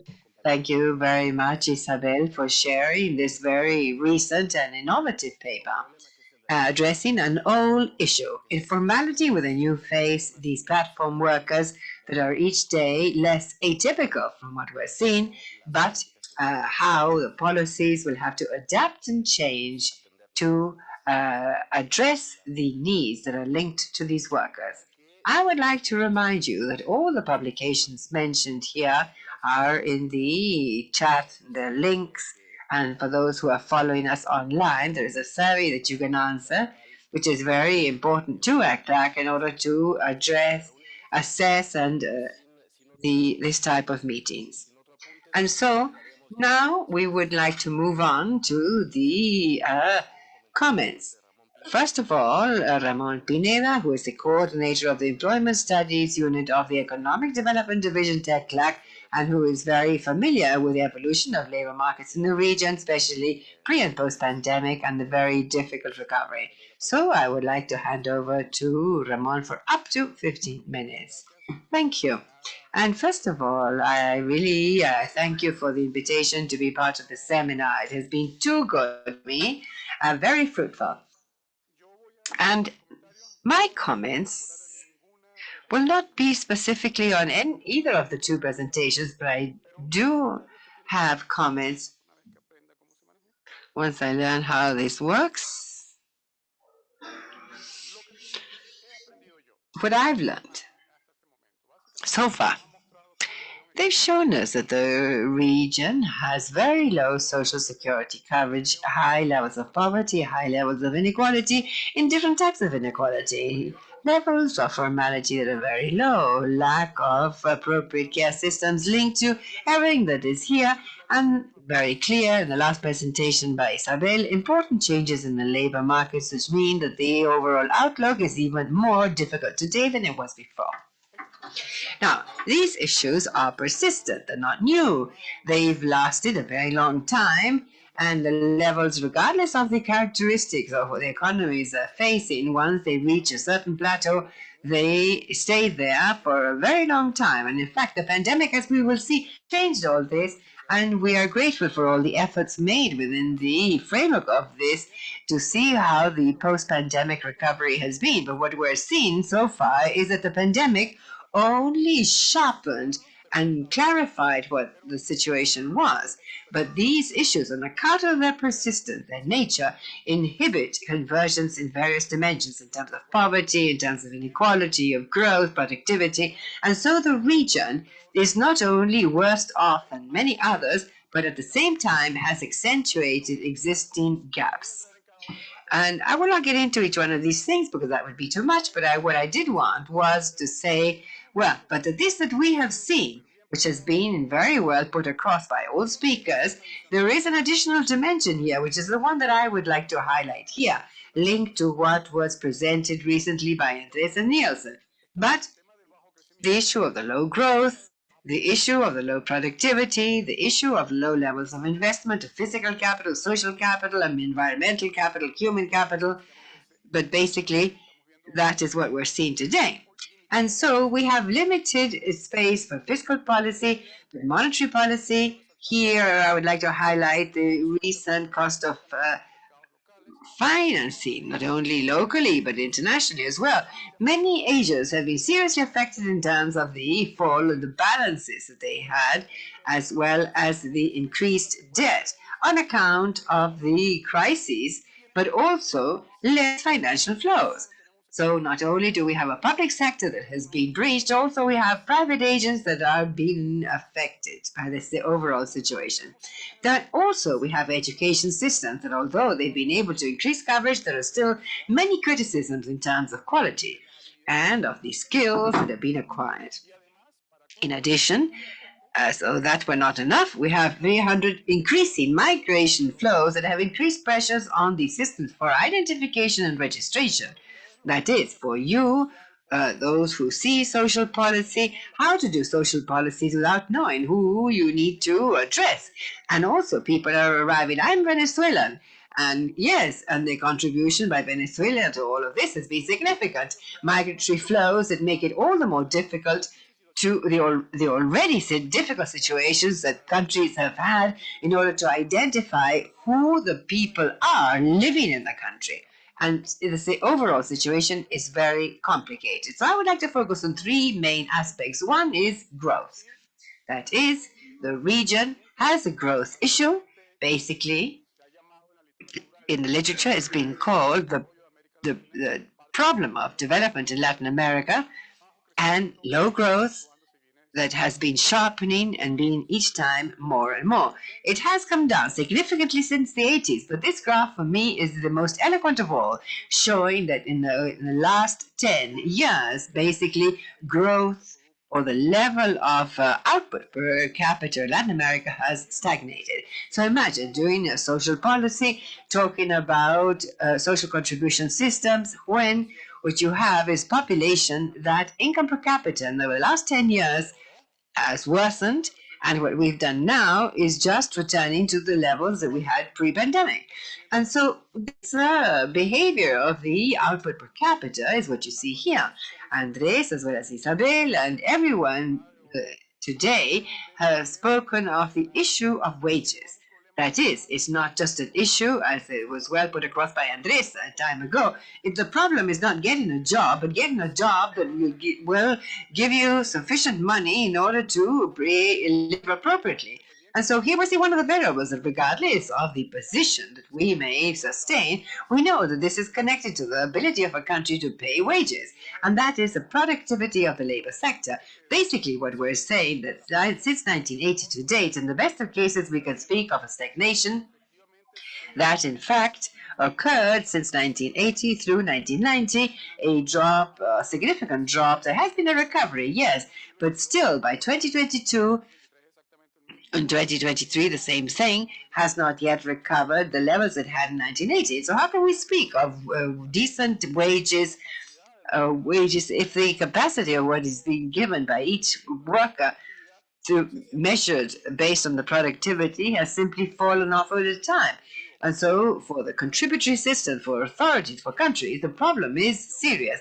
And this is a problem affecting the region. And we have data until 2021. Only four countries in the region have been able to grow at a similar growth rate. The US, if we put Europe into it, the result is more or less the same. And these are China, Dominican Republic, Brazil, and Costa Rica. And this with fluctuations. We have other countries where, and here we've highlighted Bolivia, Colombia, and Peru, and where they've grown, but close. Another large group of countries where are not named not to take up too much time, but where you see that there are divergences. That is, so only 4 countries have been able to maintain the pace of growth in terms of labor productivity with the rest of the economy. If we compare this to the countries of the Southeast Asia, the situation is even worse.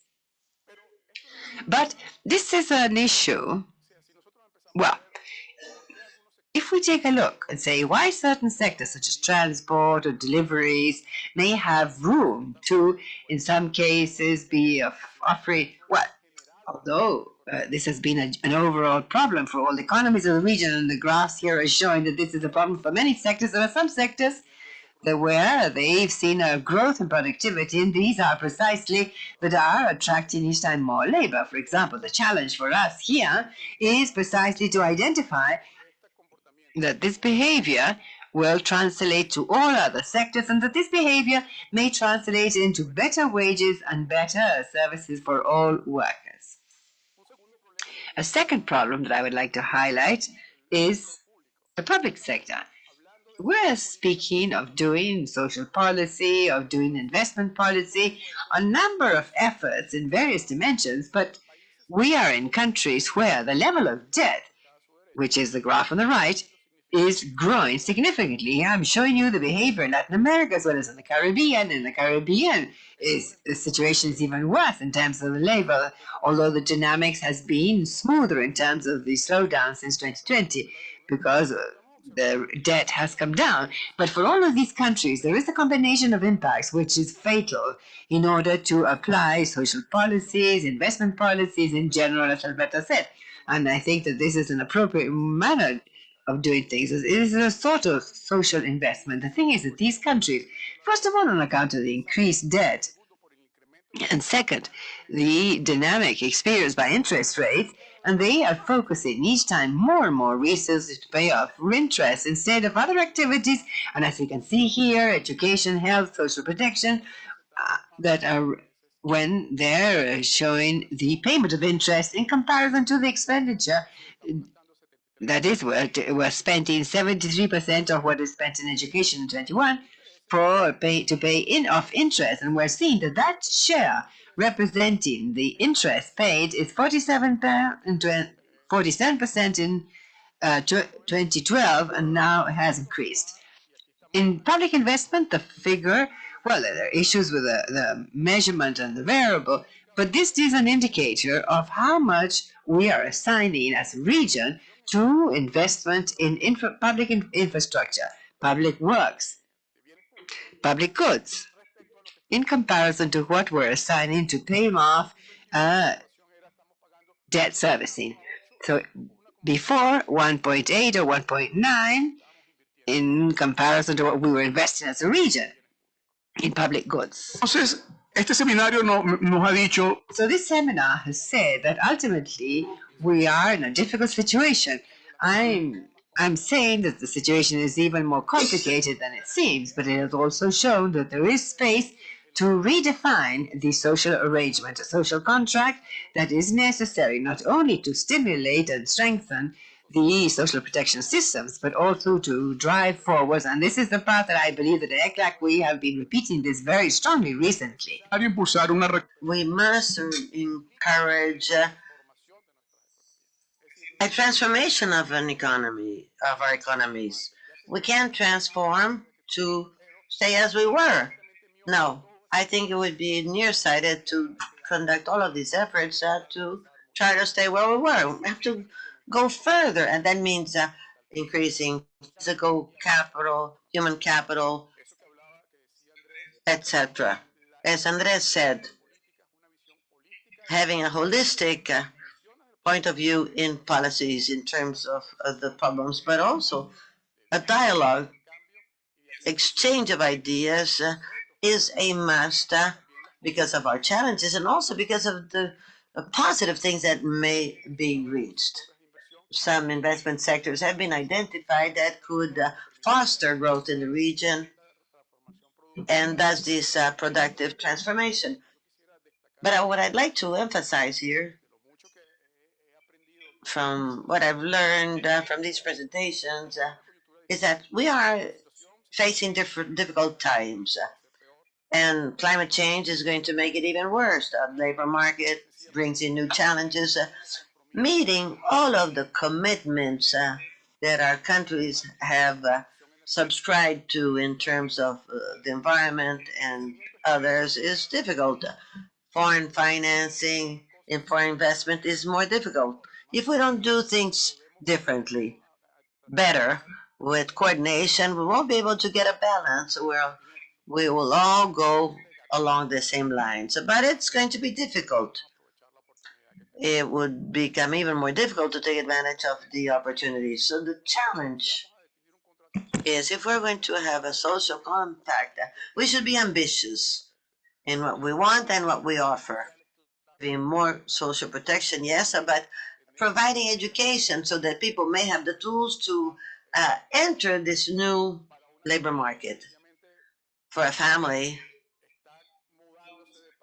that is moving from their country, the delay in having the documents to be part of the labor market is fundamental for a young person to know whether he is going to contribute to a pension fund when he retires, if he knowing that he will have a good retirement and that the sacrifice is worth it, indeed is another must. So we have to go together in economic growth, in social protection, but also in well-being. What are we offering as society to the future of our countries? Thank you.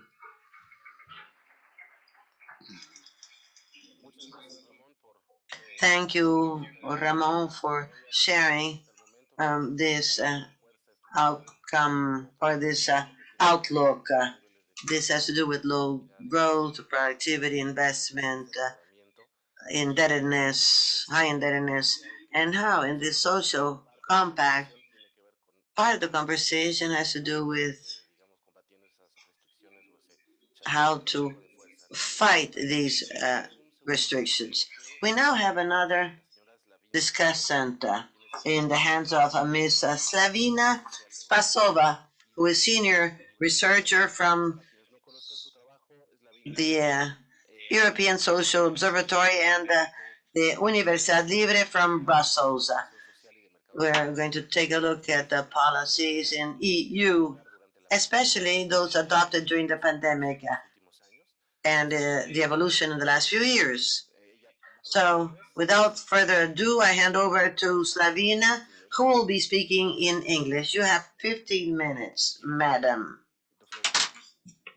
Buenos dias, and thank you very much for inviting me here. I'm really grateful to the organizers, and I'm really honored to be here and to learn from your experience, because even though the context of Europe and Latin America are really different, we see now that we are all facing the same challenges in terms of digital and green transitions. And I also believe that the work you've been doing here at CEPAL is essential for building up a future-proof social protection and especially to foster solidarity. And we heard in the morning the importance of politics, and I believe that the politics of solidarity, we saw that in Europe, is what really saved European economies during the pandemic, and I'll come back to that afterwards. It's thanks to this politics of solidarity that we had mind-boggling amounts provided by the EU to the member states, which was unprecedented before, as well as new instruments like the Recovery and the Resilience Facility and the SURE mechanism, etc. So really congratulations on your work. So I will comment on the two papers, starting by the paper of Andres and Knudsen. So many thanks for an excellent presentation. And what I really found very, very good is that you work on you really show the intersection and the interaction between social investment and social protection policies. What we are seeing in research is that researchers often work in silos on this policy. So really, congratulations on this work. I'll just start with some contextualization regarding the European context, because you show how difficult it was to get out of the pandemic in Latin America. And in Europe, I mentioned already these politics of solidarity and the policy instruments. And at the same time, we were also in a very favorable economic and labor market context before the pandemic. In 2019, the labor force participation rates were record high, and also the unemployment rates were record low. And during the pandemic, we saw a drop in these rates, obviously, but now, again, there is a record low unemployment rate in the EU of 6% and record low labor participation rates as well. So the contexts are obviously very different, although we all know that in the EU we also have very different, we have regional differences, and also the question is, what is the job quality of several of these jobs? But I won't go into these details. So I have 4 points related to your rich presentation. Some of them are really related to what you've been saying, and some of them are going a bit beyond and maybe are like suggestions for future research. First of all, what I really found interesting is that you also underlined the role of women's employment, and I want to continue on this topic. What we see, and interestingly, there is not a very big difference in the gap between men and women's employment in Latin America and in the EU. And I provide you with some data. In the EU, the employment rate for men of working age was 80% in 2022, exceeding that of women, which was at around 70% by 10.7 percentage points. So in the two regions, there is still a lot of work. We know it very well to integrate women in the labor market. And here, obviously, this is related to social investment policies, investing in childcare. But also, and this has been already mentioned during the morning, investing in long-term care policies. And this is key for our aging societies and for the demographic transition. And here I believe that designing labor market policies and training policies to upskill care workers will have twofold benefits for women. First of all, women who not care of their older parents, for instance, will be able to leave them to upskilled care workers. And then also when you upskill and to provide active labor market policies to domestic workers, this means that they will be able to find better jobs or to fight better for their rights. Most of these workers are obviously women. So here we come back to the question of domestic work. Then the second point you mentioned, and the discussion also this morning has been revolving around the issue of informality. And here there are many aspects, obviously, that have been already discussed, but another aspect that I think it's really important to look at in the future is the issue of transparency and of access to information, because if people do not know about their social protection entitlements, or what would be the consequences of not contributing, then this leads also to informality. It's a small aspect, but it's an important aspect, I believe, also in the future. My third point brings me to the role of social partners. And we talked a lot about the importance of solid social contracts based on the support of societal groups in the morning, and especially Marcus talked about that. But we know, and what I really missed in this discussion is the role of social partners, because we know that in European societies, the social contract is also very much based on social dialogue and collective bargaining. And here again, designing labor market policies, active labor market policies, social investment policies, social protection policies, in this, here the social partners play important role in several and to different extents, obviously, in Europe. And then my fourth point related to your presentation, I really found it very interesting, is the cooperation between ministries of social affairs and ministries of economy. And this is really key. And I also found it key in the context of the EU's discussions now, negotiations of the reform of the EU's economic governance. As you know, it sets limits on public spending, debt and etc. And so that countries should comply with. And some actors saw in these latest negotiations the return of austerity, because it was very difficult to put the social investment issue on the agenda of these negotiations. And it finally was done through, by the way, a very active role by the Spanish and the Belgian rotating presidency, and the setup of this informal group of social and finance ministers, and finally which ended up with a Jumbo EU Council of Social and Finance Ministers, which talked about these issues. And this is the second Jumbo Council in EU history. And so we heard also this morning that politics are essential, and making social and financial actors talking to each other is really important. On the second point, on the second presentation, thank you very much, Isabel, for an excellent presentation and paper on platform work.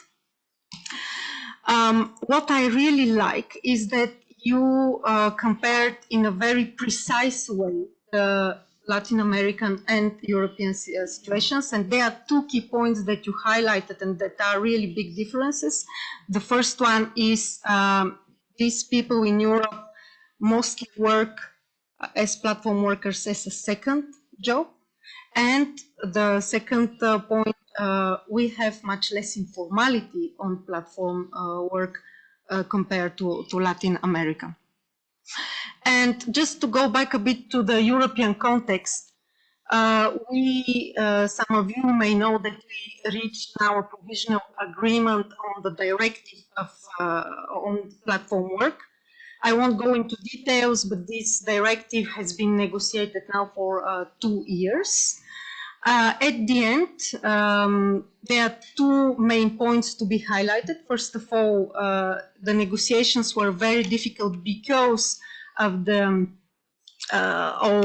political discussions around the employment status of the worker, presumption of employment status and the criteria that the Commission has proposed finally.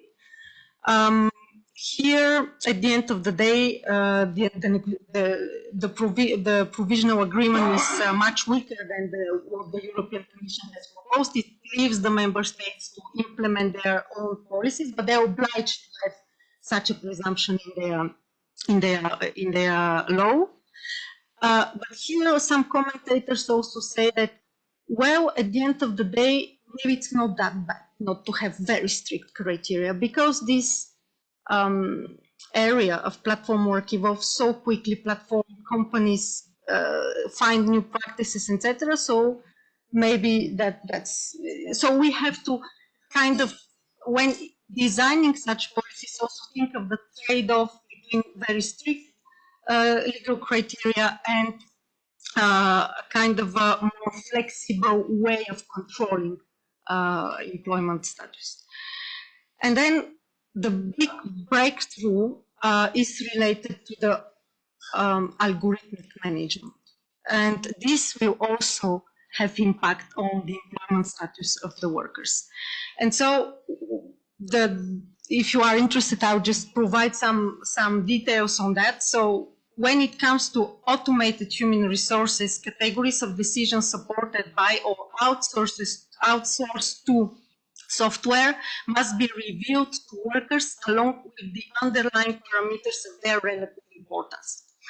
And so here there are really important limits placed on data collection and processing in monitoring and decision making. So this example may be also interesting for the region of Latin America. So platforms are now banned from using automated systems to process data on emotional and mental states of workers, data concerning their rights to bargain collectively and strike or conversations with labor representatives, and any data generated when they are not logged on. So here also the European Commission took into account the important role of social partners and especially trade unions in this area. Prohibited too is processing sensitive data covering grounds traditionally protected under non-discrimination law.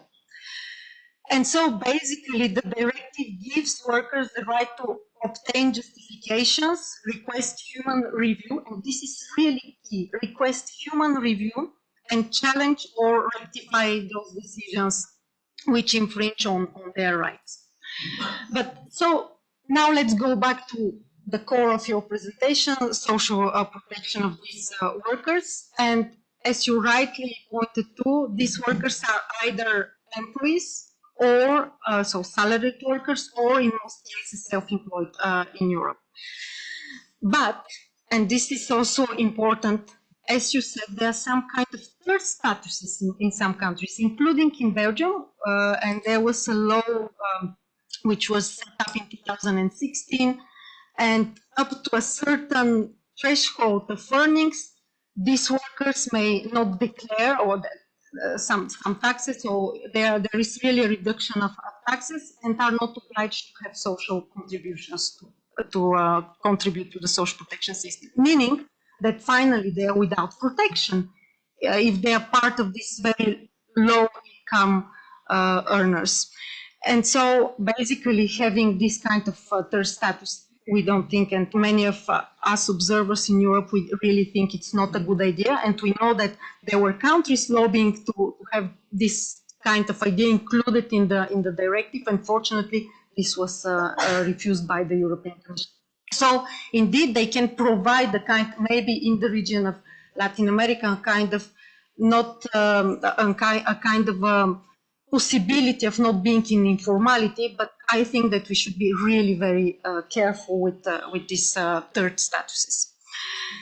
Then I would like to underline another issue, as you already said, even if now, thanks to this directive, several platform workers would be reclassified as salaried workers, they still face exclusion regarding effective access to social protection because, as you mentioned, they have very short working histories, also related to working hours and issues related to working hours, so they simply may not meet these eligibility conditions. And here there is the Dutch experience, the Dutch unemployment scheme, which serves as an example in that regard, in making eligibility conditions easier because it allows to combine also an unemployment benefit with a drop in hours worked.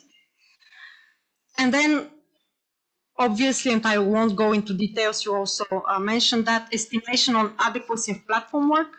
This is really difficult to estimate because these are not captured in Europe's indicators like AROP, etc. But there are studies on that, and they really show that in most cases, and especially those working on those having short working histories, they even do not reach the at risk of poverty level. However, all these points that I've been mentioning, I would say they do not apply specifically to platform workers. We talked about they apply to self-employed, to casual workers, etc. But there is one specific point which really applies to these workers. And it's also linked to algorithmic management. And it's the point of unpaid work. Many of these workers are doing unpaid work all the time because between two orders, they are not paid. It's a bit like now I'm here and just because I'm going to my coffee break, so that at the end I don't receive my full salary, right? Don't say this to people I'm working with. But no, at the end of the day, this is the key question. How to measure, how to include in their payment the unpaid work. And this is also linked to making social protection more universal, thinking of providing a kind of no-contributory benefits, etc. So this is the key question. Thank you very much.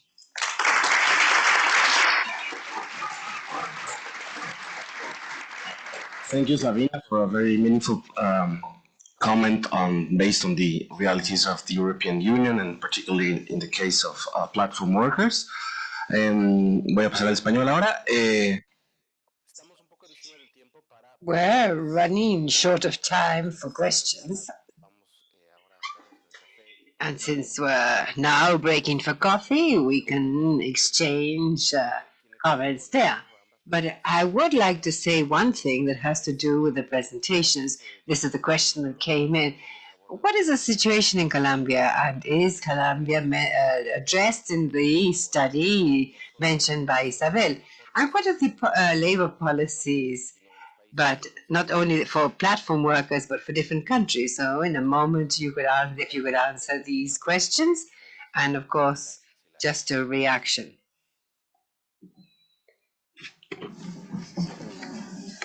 A ver, si quieren comienzo yo. If you like, I can begin. First of all, thank you all for still being here and awake. And also thank you, Ramon, Slavina, for your very relevant comments. I think it is important to mention something very briefly regarding what Slavina said. In our countries, we have a great heterogeneity of situations. There are countries where women, in fact, have a high rate of labor participation, but in other countries, the informality rate is also very high. And when you take a look at countries with a lower rate of women's participation in the labor market, the informality rate is also low. And we say, well, what happens that women in Latin America are unable to access the labor market with social protection?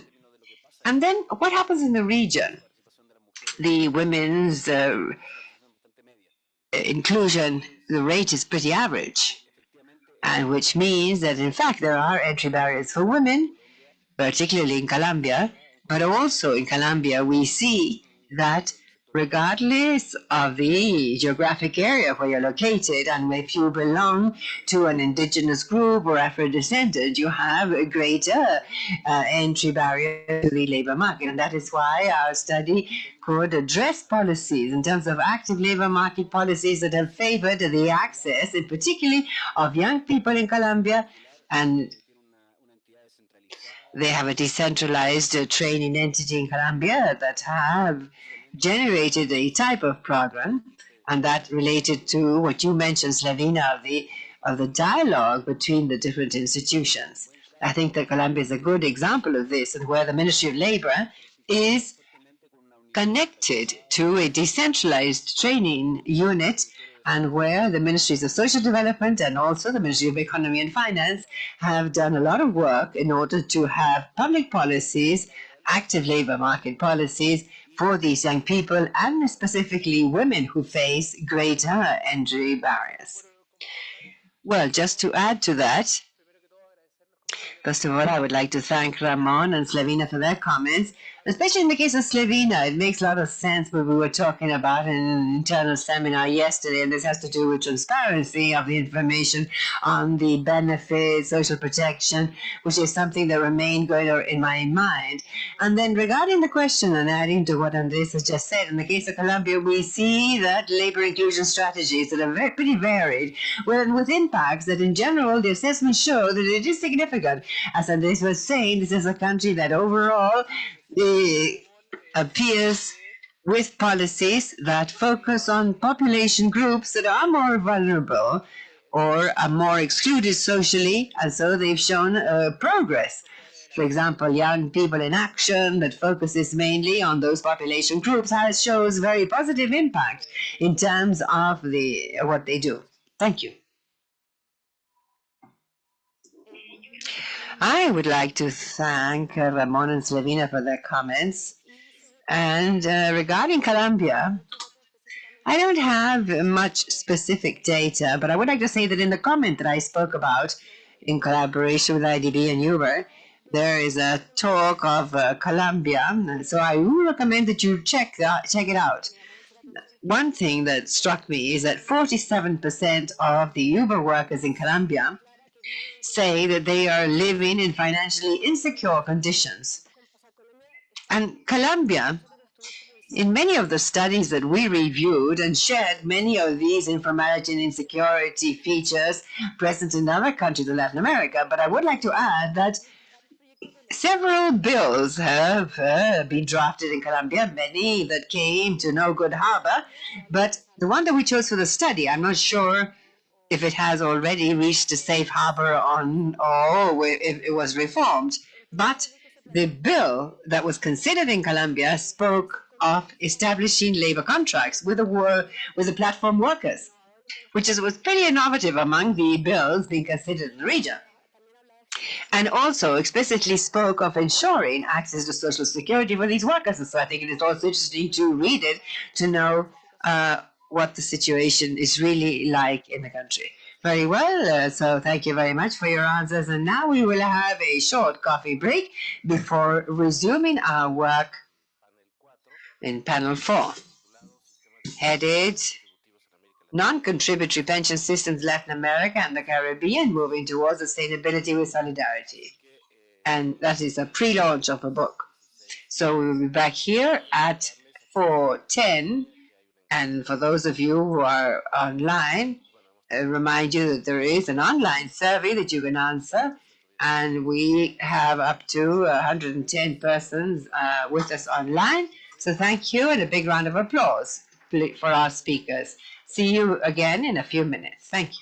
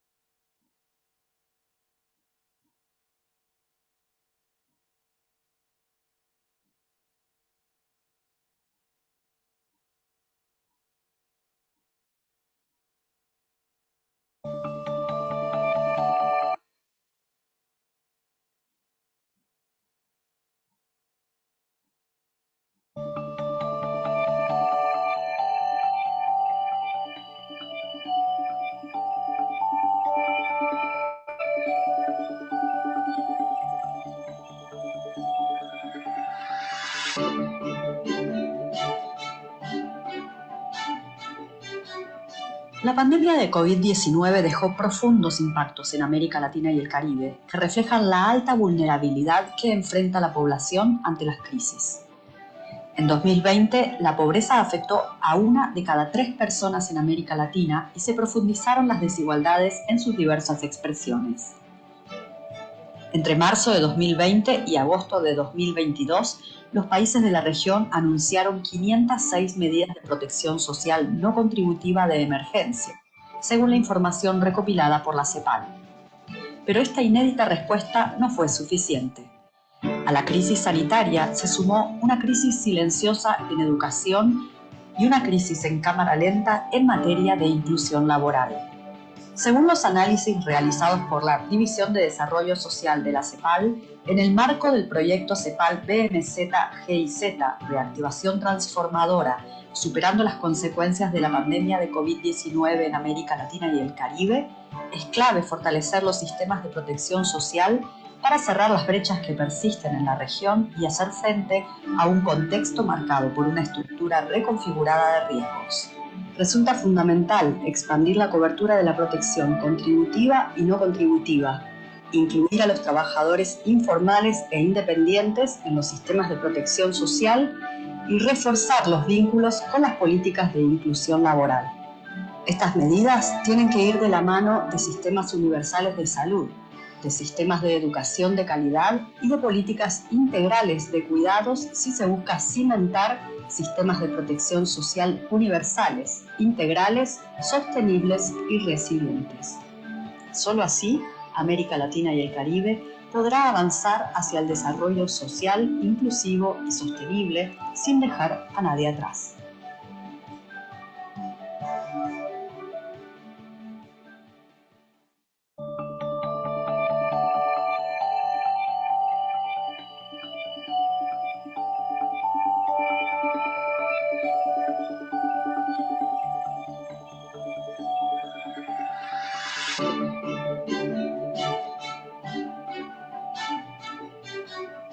La pandemia de COVID-19 dejó profundos impactos en América Latina y el Caribe, que reflejan la alta vulnerabilidad que enfrenta la población ante las crisis. En 2020, la pobreza afectó a 1 de cada 3 personas en América Latina y se profundizaron las desigualdades en sus diversas expresiones.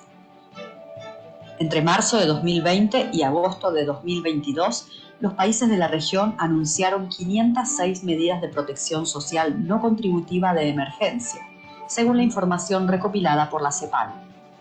Pero esta inédita respuesta no fue suficiente.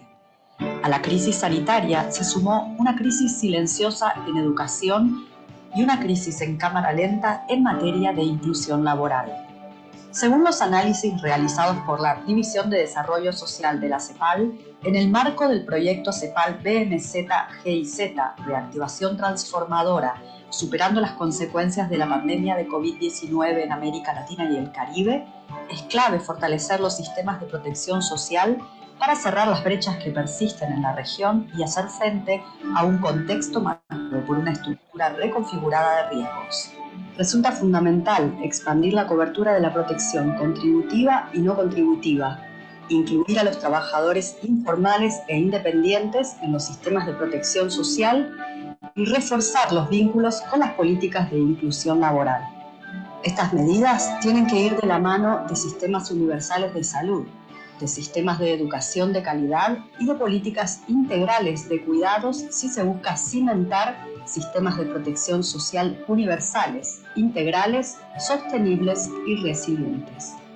Solo así, América Latina y el Caribe podrá avanzar hacia el desarrollo social, inclusivo y sostenible sin dejar a nadie atrás.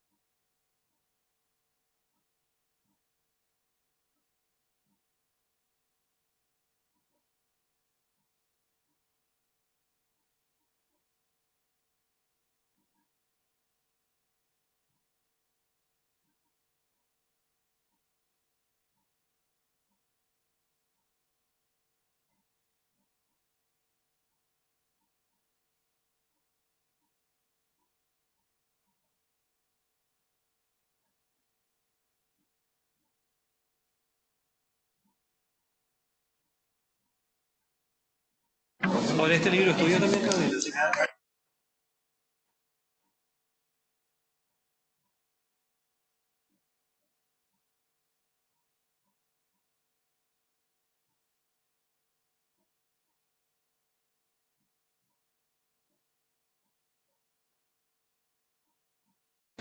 Partamos entonces. Hola, buenas tardes. Welcome back. Let's start immediately so as to have some time for Q&A and comments before adjourning. We will now, on this panel number 4, do a pre-launching of a book that will finally be launched in June. This was co-edited with Mr. Arenos. Alberto will be talking about this book, by the way. It was also done with others, Camila Arces, Camila Figueroa, and naturally Alberto Arenas and myself. This book was drafted together with the cooperation with German cooperation. So we will have the presentation of the book by Alberto Arena de Mesa. This book is entitled Non-Contributory Pension Systems in Latin America and the Caribbean, Going Forward with Sustainability and Solidarity.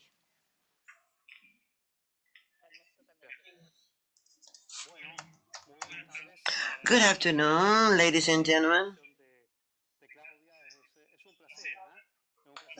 Thank you, Claudia, for your introduction, but it's a pleasure for me to bring to you this research, which has to do with non-contributory pension systems in the region with solidarity and sustainability. Indeed, talking about these systems is already something new because we may have chapters, but not full books on this. In the region, this structural change towards social protection during this century is something quite important, significant.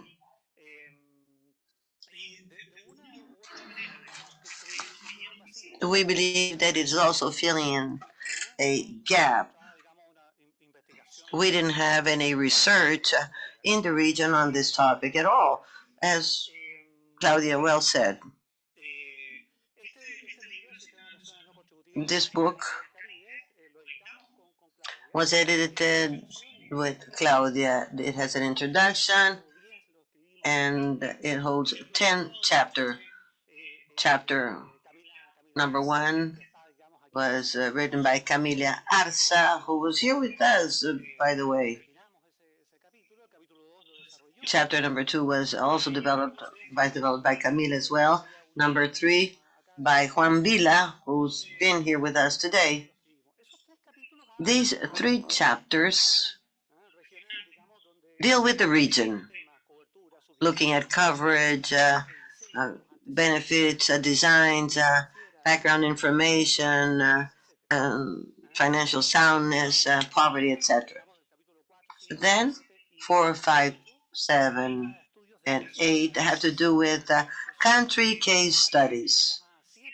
We have here 7 countries involved. Number 4, Bolivia, Chile, and Mexico, with universal systems. Here we have Juan Vila and Pablo Llanes as writers. And then chapter 5 for Argentina, written by Martín Circasqui. And then number 6, Peru, Nuera Bernal. Number 7, Dominican Republic, Manuel Delgado. Then Honduras with Manuel as well. And number 9, Ernesto Espíndola, Juan Vila, and myself. We're talking about 10 introductory chapters. We took 2 years, and the launching will be on June 25th. This will be a publication launched by ECLAC. Main messages. It will have about 300 and 320 pages. I have a 1-hour presentation. Please be ready. But at any rate, there are 10 chapters. I won't be able to go into all of it.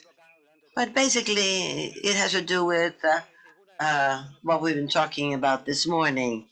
Social protection and old age security is very important. They must be universal, comprehensive, sustainable, and resilient. And non-contributory pension systems have a very important role in pursuing that objective. And that is financial security at old age. And besides, the pension systems at large contribute to going forward in getting rid of poverty and inequalities, including gender.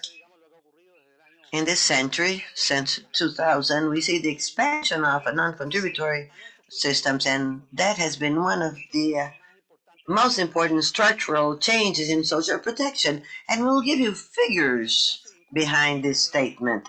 This is also related to challenges in coverage and benefits. And we also know that aging has been accelerated in the region. These systems have increased their resilience. And during the pandemic, we saw what was happening with the non-contributory systems. We believe that this has to do with a proven public policy. We'll have to see of the 33 countries, how many have this kind of systems. And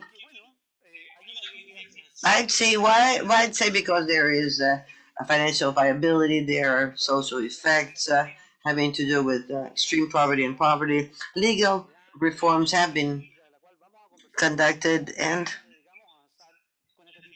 well, we wanted to go forward with this kind of policy. And then non-contributory systems. We think that that is a basic way to grant financial sustainability in getting rid of poverty in the region. At the book, we do believe that we can go ahead here because there are countries in the region who have followed this same path, and they have done it. Look at the expansion of coverage. In the year 2000, the coverage was of 3.4% of the population older than 65. 3.4% was covered by some kind of system. In 2002, this is now 31%. That's the leap from 3.4 to 31%. This is a tremendous leap in coverage. It used to be 1 million, now 20 million persons. 14 countries, comparing now to 28 countries. The question we pose in the book is, why is there such expansion of coverage? Well, as we saw this morning, because of the strengthening of social protection systems. Going forward in the eradication of poverty and extreme poverty, in facing the tremendous inequalities, including gender, in facing the contributory pension system deficits. Because if they were universal, then we wouldn't change them. And we'll see some countries where that does happen.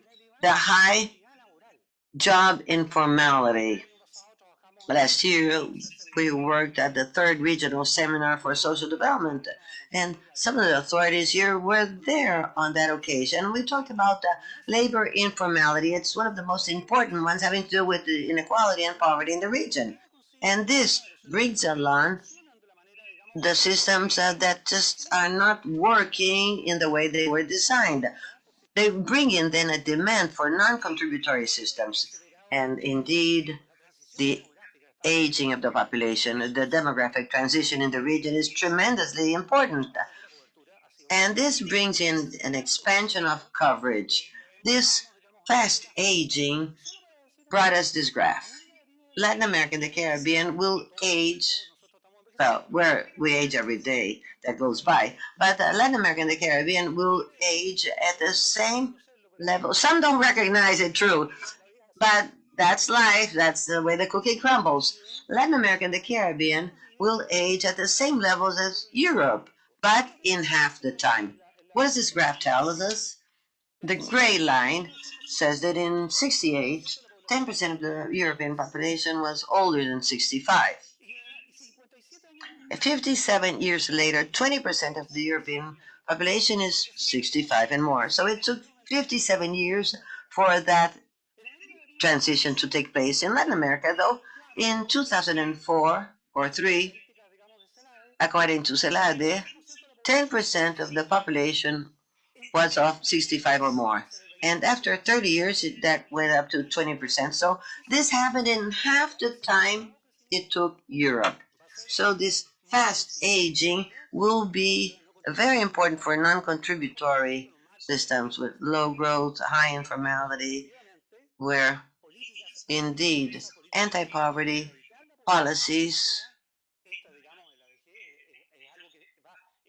must take a look at what's happening with aging. This graph brings in many, many question marks. In 30 years, we won't have the same per capita income. We won't have the same spending in social protection. We won't have the contribution. So there are many, many things that will happen. Not just aging, but there will be a tremendous demand for social protection under the umbrella of public finances. And I can tell you that in 10 years, well, I won't be here probably, but in 10 years, this will be 31%. And we've been talking about this from the beginning of the century because the labor market, economic conditions, social protection, all make these mechanisms go forward really fast. And the countries have adopted this as policy in trying to get rid of poverty. And now, in some of the chapters with Camille and Claudia, we've been working in the following. In 2 decades of the 21st century, we created more of these systems than many, many years before. Uruguay, for example. 80 years went by. In 2 decades, in the 21st century, there are 15 countries that have conducted 20 reforms. So this is moving forward at a very fast pace in order to reform what has been done. In Chile, 75, 2008, 2002, in Mexico on 3 occasions, and so on. These are many reforms. Now, in the book, we see policies that are being implemented in the region. But why the non-contributory pension systems are at 28 of the 33 countries in the region? Why? Well, we don't have all of the answers, but we try to bring in the things that can explain these reforms. First of all, these reforms are not that intense as structural reforms. We're talking about 14 countries that have had in the 90s pension structural reforms. And these reforms were structural, changing the whole system with legal differences, with different financial systems. The non-contributory systems have a peculiarity in that, indeed, we can find smaller legal reforms that permit going ahead. Second, political economy. Whether it doesn't matter whether we like the one team or another, if we are right-handed or left, there's still some kind of consensus. And the Congresses, when we suggest a non-contributory pension system to get rid of poverty, there is consensus, certainly. There's no party, no ideology that will deny this. And this is a mechanism that is dealing with it. And this is in any kind of ideology. So there's natural consensus. Naturally, there may be problems at the beginning, at the onset. But once we go forward in this topic with that kind of objective, that's different in if we compare it with the structural pension reforms, integrated or not, pay as you go or not. But that's different. But the non-contributory systems bring in a simple model. There is a cost, decisions must be made in terms of coverage, institutionality, but the agreements in political economy are easier to obtain than those in other sectors of social contribution and protection. Now, social institutionality, the institutional capability to push this ahead. Clearly, the countries have found in their countries the institutional capability. Labor Ministry and the ministries that have to do with social security, they have found mechanisms to attend to the institutional financial coverage issues, and they have certainly reached progress. Please let me know when I have to cut short the microphone. Basically, though, this brings in an institutional capability. You don't have to create a new ministry to bring in non-contributory systems. And many of the countries started with the same institutionality, with a base program, with low coverage, and with a general framework law. Afterwards, with more coverage, then another institutionality may be required, but this varies from country to country. Basically, though, the institutional capabilities can be met. Fourth, financial sustainability, financial viability. I do like this kind of topic, but this kind of reform doesn't involve 3 points of GDP that would be needed for education. We may talk about public finances, but this kind of reform talks about only a slight figures in terms of GDP. In 2000, it was 0.5 of GDP. Right now, it spends 0.42 points of GDP. So going forward here, I'm not talking about a universal system, but creating this system for the first stage. These are reforms that don't take up points of GDP. And this has been conducted in many countries, countries with different income levels. 28 out of 33 countries have it. The social impacts I talked about, it reduces poverty substantively, and the sustainability of pension systems, quite clearly, pension systems, non-contributory, are not a cross-cutting commitment, but a time series, so with this generation and the next generation. And that, one way or another, means that they could be sustainable. And let's take a look at the graph. 6.6% of all pensioners in Latin America and the Caribbean previously were non-contributory, but today is 38.7% of the pensioners in the region. That is the structural transformation that we've experienced during this century, and I can assure you that that will continue to rise, the coverage will continue to increase, and the integration of the system and the social protection systems with a universal focus will continue to increase because they have been very effective. And so to address one of the problems, OS1, poverty. And this, I think he said he means SDG1. And so in Chile, 2001, and among those over 65 were 2.5%. Today, in 2002, of 64 and over, 2.7%. And of course, this is not only on account of the non-contributory pension system, there are different things, but the transfer directly to the population group aged 65 and over is each time greater. And so this has very concrete impacts on the population, and one of the aims, one of the most relevant in my view, that we face in our social protection systems in the region. So very quickly, chapters 1 and 2, you see themes, obviously, that have to do with antecedents, and clearly these are the non-contributory pension systems, leads to definition. And here I'd like to dwell on what's one topic. If you were asked about the pension systems, the answer in general would be, well, you would speak of contributory pension systems. Pay as you go, the young pay in, and the elderly receive. That's the usual answer.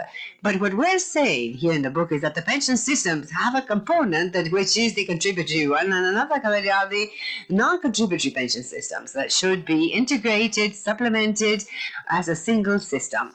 Because in that way, we can move ahead with the eradication of the poverty and reducing inequalities, consolidating exogenous effects, and so on. And second, what characteristics do the non-contributory pension systems have? They're a monetary benefit, yes, that is given regularly, stably, and they are effective and efficient in eradicating poverty in old age. But they're not linked to their labor trajectory. They're not linked to what you would classically think about of a pension system, which is paying in contributions to have benefits when you're old. And so these are part of the pension systems. Yes, but we must say it. There are countries that in some cases they consider this as a separate component. And primary financing, there are others, but the main one, the minimum common denominator of one, is a public financing from the treasury. And that is why it is so relevant at the start of a system that this be low on account of their financial stability in order to find a universal application. And solidarity is at the basis of these systems, and this is core to reduce the gender, socioeconomic, racial, and other disparities. And the region simply does not have these systems. And so I'm going to skip this here. What other situations did we see? I told you that there's 21% coverage in 2022, but if you take a look at the graph here, heterogeneity is quite simple, quite relevant. 16 countries in Latin America where you have 1.9% coverage and the other, I think he said 0. And so they say, okay, there are different realities in the region. It's not just one reality for the entire region. And so it's not as though you're seeing health and social security and housing and so, but there has been a change. If I showed you the graph of the year 2000, there would be a bar that's almost on the floor. And so basically, you could have high, medium, low coverage, but there are efforts to be made. And in the pioneering countries of social security and the pension system in the regions such as Cuba, Uruguay, Argentina, Brazil, Costa Rica, they do have coverages that are not the universal ones because it is the contributory pension system works in a very different way with coverage of over 50 to 60% of their own. And so therefore, the logic in the non-contributory pension system is not the same. However, to eradicate poverty at a certain level of the proportion of the population, they do operate in a similar fashion. As I was saying regarding public expenditure, it's very limited, 0.15% of GDP in the year 2000 on average, and in 2021, 0.42% of GDP, according to our databases that we have here in the Social Development Division at DECLAC. And so therefore we say that we're not talking about points of GDP, but of decimals of GDP, which creates an opportunity in our financial reality. And second, it reduces poverty and inequality. You take a look at the graph on the left. We take 9 countries, and we said, look, we're going to study what is happening with the levels of poverty in these 9 countries years before the reform, years after the reform, or these years after reform. So we're showing that there is an impact in these 9 countries of 10 points of reducing poverty among people aged 65 and over when they implemented these non-contributory pension systems. And so the pension system closed coverage gaps, urban and rural. When you take a look at the low bars, take a look at the blue bars in the urban-rural area. Clearly urban, 51% coverage, over 35 in rural areas. There's always a greater gap in the urban world rather than the rural world. Non-contributory, the other way around. 41% rural, 18 urban. And so it supplements each other. The idea is to close coverage, and the coverage of these social protection systems and the pension systems. And additionally, reducing ethnic and social inequalities. You take a look very quickly, the graph here, the orange lines speak of, one way or another, the relation between what is contributory and the non-contributory. If in one case it's positive, there's a gap that closes, but or not in almost all. Contrary, only in Panama, the Afro-descendants and the indigenous people, they reduce it.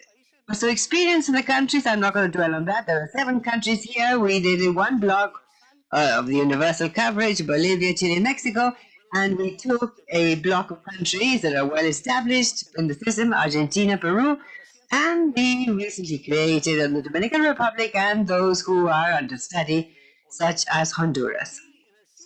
And in closing the presentation, am I doing okay? Yes. And in closing this presentation, we spoke of basically the future of the non-contributory systems.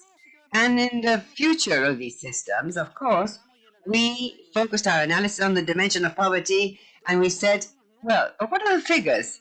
What are the figures that one way or another you should see here?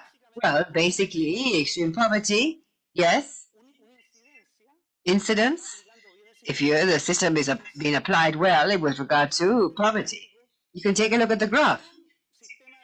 With a pension system, non-contributory, without the system, that is, if we did the exercise of taking away the income that the non-contributory pension system gives people, poverty in 2021 for over 65 would be 7.4%. But with a system, which is basically what happens, is 3.5. So the incidence of extreme poverty in this population group reduced to half. So 2.5 million people aged 65 and older came out of that situation of poverty, and the 18.6 to 30.4. So this in figures on average, because when you take a look at certain countries, the impact that they really have on poverty and extreme poverty in people aged 65 and over is very significant. Second, it is possible to find a trajectory that combines the levels of coverage and the sufficiency of the benefit, which is something which the countries need to decide on when they implement the non-contributory pension system. What is the value of the benefit, and who is it given, the percentage, what is the mix? And clearly, you can see a trajectory, and where basically you could think of a non-contributory pension system should, right from the start, be addressing 10% of the population, and at least addressing them with a benefit that is similar to the extreme poverty line. And so address extreme poverty, at least mathematically speaking. We all know that mathematics is not quite like that. It's quite integral, removing extreme poverty. But you could say station A is where you start, and from then on, you're going to increase coverage, going from 20%, and so ensure that the first quintile of people does receive a benefit of that amount. And then you have a leap to the first 2 quintiles with a sufficiency in the benefit, so that the benefit is at least the poverty line in there.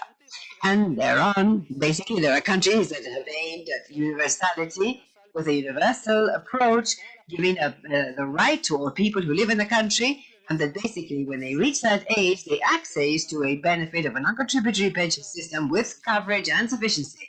Now, what we have said in the book is that the roadmap there with the arrows is the strategy that one way or another the region has followed, regardless of the line, because the line we built it with what was done. But quite clearly, to precisely implement a system that addresses extreme poverty, today poverty, and where there are different institutional and financial levels that make it possible to have different outcomes in different countries. Now, we did the following exercise. How many resources would countries have to invest to address their entire population? What would be the expenditure of the non-contributory pension system for old age and the additional effort to cover the entire population age 65 and over? So we did this exercise in a mathematical laboratory, but we said, but what is the expenditure? And the data is this. If it's made, if non-contributory pension system coverage is made universal, you reach that. You can't change the benefits. And so the average spending in the region would be for 70 countries of Latin America, 7.89. I think he says 0.9 of GDP. Today is 0.42. So there is a differential there that will have to be put up. 0.5 points of GDP. And I could say, in 10 years, You could say 0.06% of GDP. So there's no financial non-viability. There are institutional limitations. There are political agreements that need to be followed. There's another type of topic there that's not the restriction, the financial restriction. There are some countries with more or less income. You can see it here. Income per capita much lower than others, and their coverage is much higher. It's not because they have more income in the country. It's because they decide to move ahead with a policy that in fact addresses one of the most relevant problems in countries, poverty, and in old age. And in that sense, moving ahead and eradicating poverty, we did another exercise and we said, well, that previously is what countries had to do if they had a magic wand today. But imagine then the countries did not want to do this today, but rather by the year 2035, and we would have another 10 years. So, what is the message here? The message is that it is possible to defeat poverty in old age. Non-viability is not financial. And in fact, a country, if it needs to put up 0.07%, any budget, or in any country of the region, for budgetary, annual budgeting, could manage the resources. So the ultimate issue is how you fill in that spending. How do you fill in that gap? And when you take a look at these figures, quite clearly, you will realize that this is absolutely possible to move ahead institutionally with compacts, agreements, with financial viability, with a target that has to do with the overcoming of poverty and reducing inequalities in old age. I will close with a message that in that context, since these features do exist, sustainability of these non-contributory pension systems that have to do with appropriate coverage, sufficiency of the benefits, and financial sustainability should address the aims of these pension systems that I understand as having to do with protecting the income, awarding economic security, reducing gender equality. But it's not that we're putting up a finger here, but rather there is a social pension and social institutionality that needs to be strengthened so that these fiscal quotas, they're not that large, but for any financial guy or finance minister could see as very high, 0.1% of the GDP.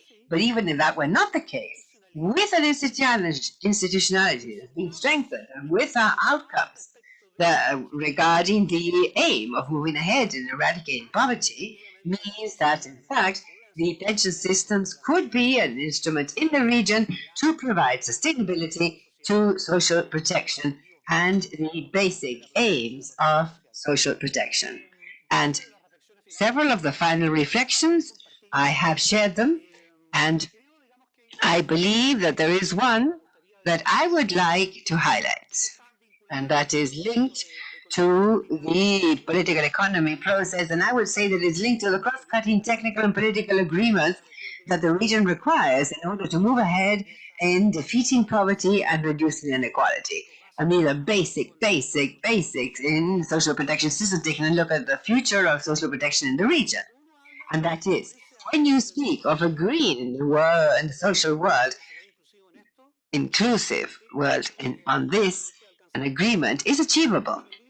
But the book says that it is necessary to reach an agreement in the social world accompanied by the fiscal backing. Because quite clearly, this is a sort of policy that may have many benefits in sight, but requires of a connection, a social compact, fiscal compact, that not only provides guarantees to the financial sustainability of the social protection, but rather a society in the public world that allows moving ahead with institutionality and laws and Congress and the agreements among governments as the implementation of a system such as the one we are talking about here. Thank you.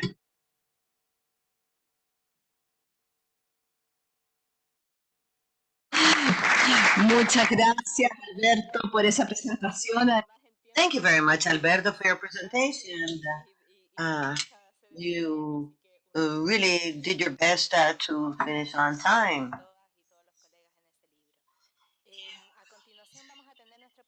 We will now have our panel with discussants. The first speaker will be Rafael del Cid, who is director of the Social Sector Policy Studies Center from Honduras. We've been talking and working together with him for quite some time now. So without further ado, I hand over to Rafael. I thank Social Development Division from MECLAC for inviting me to this event. It is indeed quite a pleasure for me to be here with the minister and with the delegation. Our hosts have asked that I concentrate my comment in one of the chapters of the book, and that has to do with Manuel Delgado Chavarria's study entitled The Pension System in Honduras and the Opportunities for the Creation of a Non-Contributory Pension System in that country. This has already been published in one of ECLEC's publications, and you can obtain this free of charge.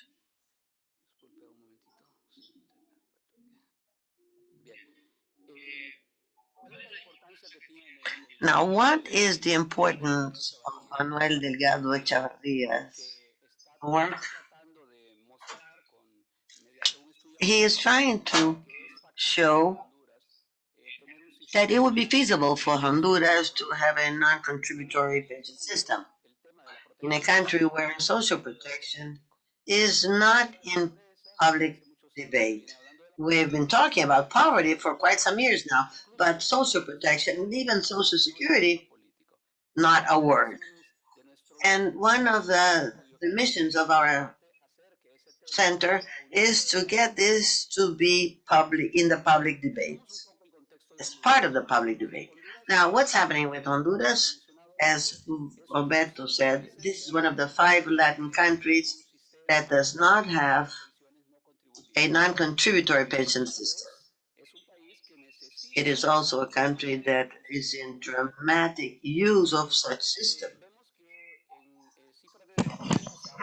Last year figures, 64% of households in that country are in the line of poverty. 23% of the population is in relative poverty and 42% in extreme poverty. These are the highest figures from Latin America, I believe, in this Gini. We are also amongst the highest in the region. This means there's a tremendous inequality in the country. Last year, that was of 0.51%. Social Security, contributory Social Security, only benefits 1/5 of the economically active population. So 80% of that population does not have that, doesn't receive that benefit. Labor informality then is at about 75 to 80% approx. And this is even more serious in the rural countryside. On the other hand, and this, by the way, is an advantage in the creation of the system, and that is the fact that Honduras is in a moderate aging period. We're now going through the population bond era. That is when the working population is more numerous than the dependents, that is, youngsters, children, and retirees. The time is ripe then to begin with a program that would anticipate the faster population aging. Manuel Delgado's paper is very interesting because it shows that it is financially possible to build in Honduras a non-contributory pension system. That is, if we work with care, with intelligence, with a gradual timeline with two impacts, financial and social impacts. That is, trying to drop poverty. The study shows a good way to go about this. To summarize, Manuel Delgado works with two scenarios. Number one, the target population are those who are 65 years and older, and they would progressively benefit from this, but the priority is for the people, the persons who are under the line of poverty during a 15-year timeline and with a pension of about $60. That is what sets the extreme poverty line. The implementation would take place in three stages. The first one for persons who are 75 or more during 2 years. A second stage would increase that pension to persons from 65 or more that are in critical poverty, and those who are 80 or older who are under relative poverty for 4 years. A third one would include the population of 65 or more under the line of poverty for 4 years until reaching the coverage of 68% of the population 65 and older. From now on, that level of coverage would be maintained. A condition for the success of this is having a social registry to correctly identify the target population in terms of age and level of poverty. This adds cost because we have to have a new census perhaps, and this has to be well managed. It's a country, though, where we do have problems with a social registry. Scenario number 2 would involve all persons who are 65 or more, excluding those that have contributory pensions. We would also do so gradually per age, and that would also involve $60 per month. And this would be in 4 stages, each stage for 40 years. It starts with people who are 85 or older. It then continues with people who are 75, 4 years afterwards, people who are 70 or more, and 4 years afterwards, those who are 65 and older. After 15 years, we will have reached a coverage of 90% of the population 65 and older. This second scenario has the advantage of being cheaper, saving the costs of raising the information and other administrative costs as well. In the first scenario, by 2037, that is in about 13 years' time, spending in that system would be equivalent to 1.48 points of GDP. And it will reduce the poverty amongst the older persons in 18 points. And extreme poverty would be reduced in 22 points. The second scenario, without discrimination by poverty level, the spending would be equivalent to 2%, 2 points of GDP,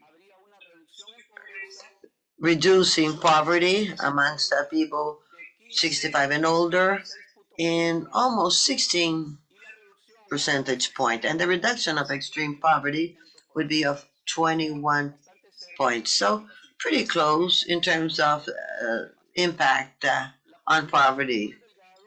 Manuel Delgado's proposal is attractive. Why? Because it's gradual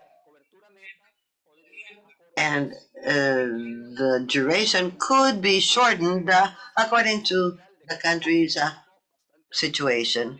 We do know that Honduras has a modest growth rate. For many years, that was equivalent to the same rate of population growth. Historically, it has had an average of 3% in per capita GDP. And these are data coming from the World Bank, by the way. Manuel Delgado's proposal is indeed attractive because of the impact it has in reducing poverty. At least this is what it promises. This is facilitating the preparation of the construction of non-contributory pension systems for those who are interested in this for the government. Notwithstanding the fact that the Congress may approve or not approve a law that we are also pushing forward, which is the law of comprehensive social protection. This law is to become a legal framework that would be the groundwork for non-contributory pensions and other means of social protection. It also aims at organizing social protection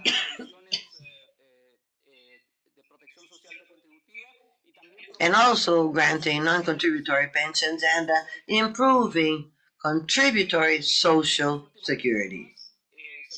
These reforms try to bring in more funding and expanding social security in Honduras. It is proposed that becoming a part of Social Security amongst independent workers, household workers, agricultural workers, and others will no longer have to be voluntary. It will become mandatory. I hope that this has been useful and clear in order to get you to understand what this work is all about. Thank you.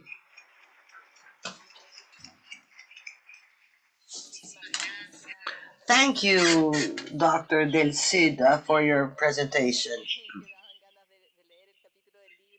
I just heard comments of persons who really want to read the whole manual.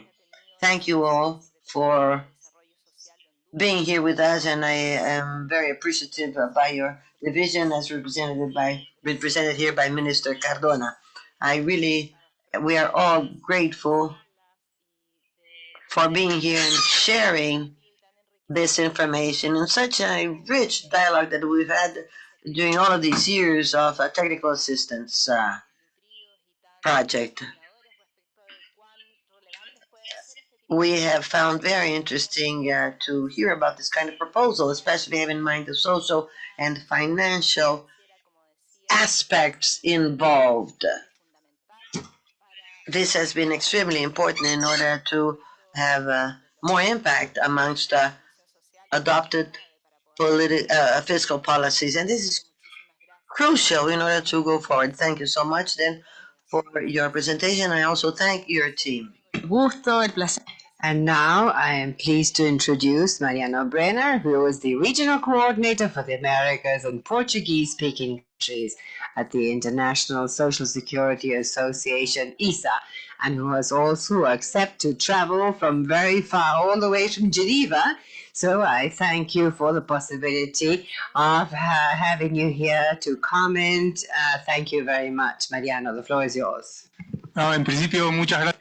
No, well, I thank you, Claudia, and for the invitation for me personally, and on behalf of ISA. It is a pleasure to be here today at this seminar and in this panel for the pre-launch of this new ECLAC publication. Quite aside from the 4 hours difference and the 19 hours of the flight, and I think that we will make an effort to do this as good as possible. My idea was to have, first of all, an overview and then answer 3 questions But when we talked about them with Claudia, she gave me a guideline. I took them literally, and I put together a series of points that we found particularly interesting. And so, first of all, to speak of the context that allowed us to move ahead in the non-contributory pension systems, the aging of the population, which is a world phenomenon, as Alberto just explained, with what he showed in his different slides. The region of Latin America and the Caribbean is not the most aged region, but it is well on the way very quickly. But also, Latin America and the Caribbean is highly heterogeneous. So in the region, we have some countries that are moving steadfastly towards aging, and others are going ahead more slowly because they still have a very high birth rate and a much younger population, such as in the case of Guatemala and even Bolivia. And so, the changing labor market is something that we heard about today. I think I'm repeating so many things that have already been said, but these concepts, as we were calling them with Claudia, the labor market is in constant evolution with the new ways of working. And I like this from this phrase, an atypical work, which is far less atypical today than it was before. I love that phrase, and that, as Isabel was saying, it still does not have a clear definition as to what sort of work we're talking about. Is it dependent work? Is it autonomous work? Is it a hybrid between the two? And until we don't have a definition of in what situation it is difficult to include it in Social Security. So therefore, it is outside what the contributory protection. And also we have the issue of automation, which is also something that was mentioned today, and how jobs are disappearing. Jobs that one way or another are offset by new types of jobs that appear with the green economy, but that they're different because these are jobs that require far more skills and that many of these people who are left outside the market do not have.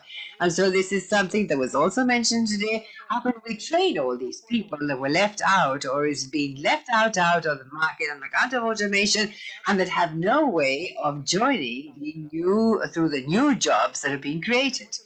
And then we have the marked level of informality and the more precarious work, which is something typical to the region, unfortunately, and we have high rates of informality. The global increase in independent workers, when even in the region are not protected, or protection is voluntary, and so means that they're not protected.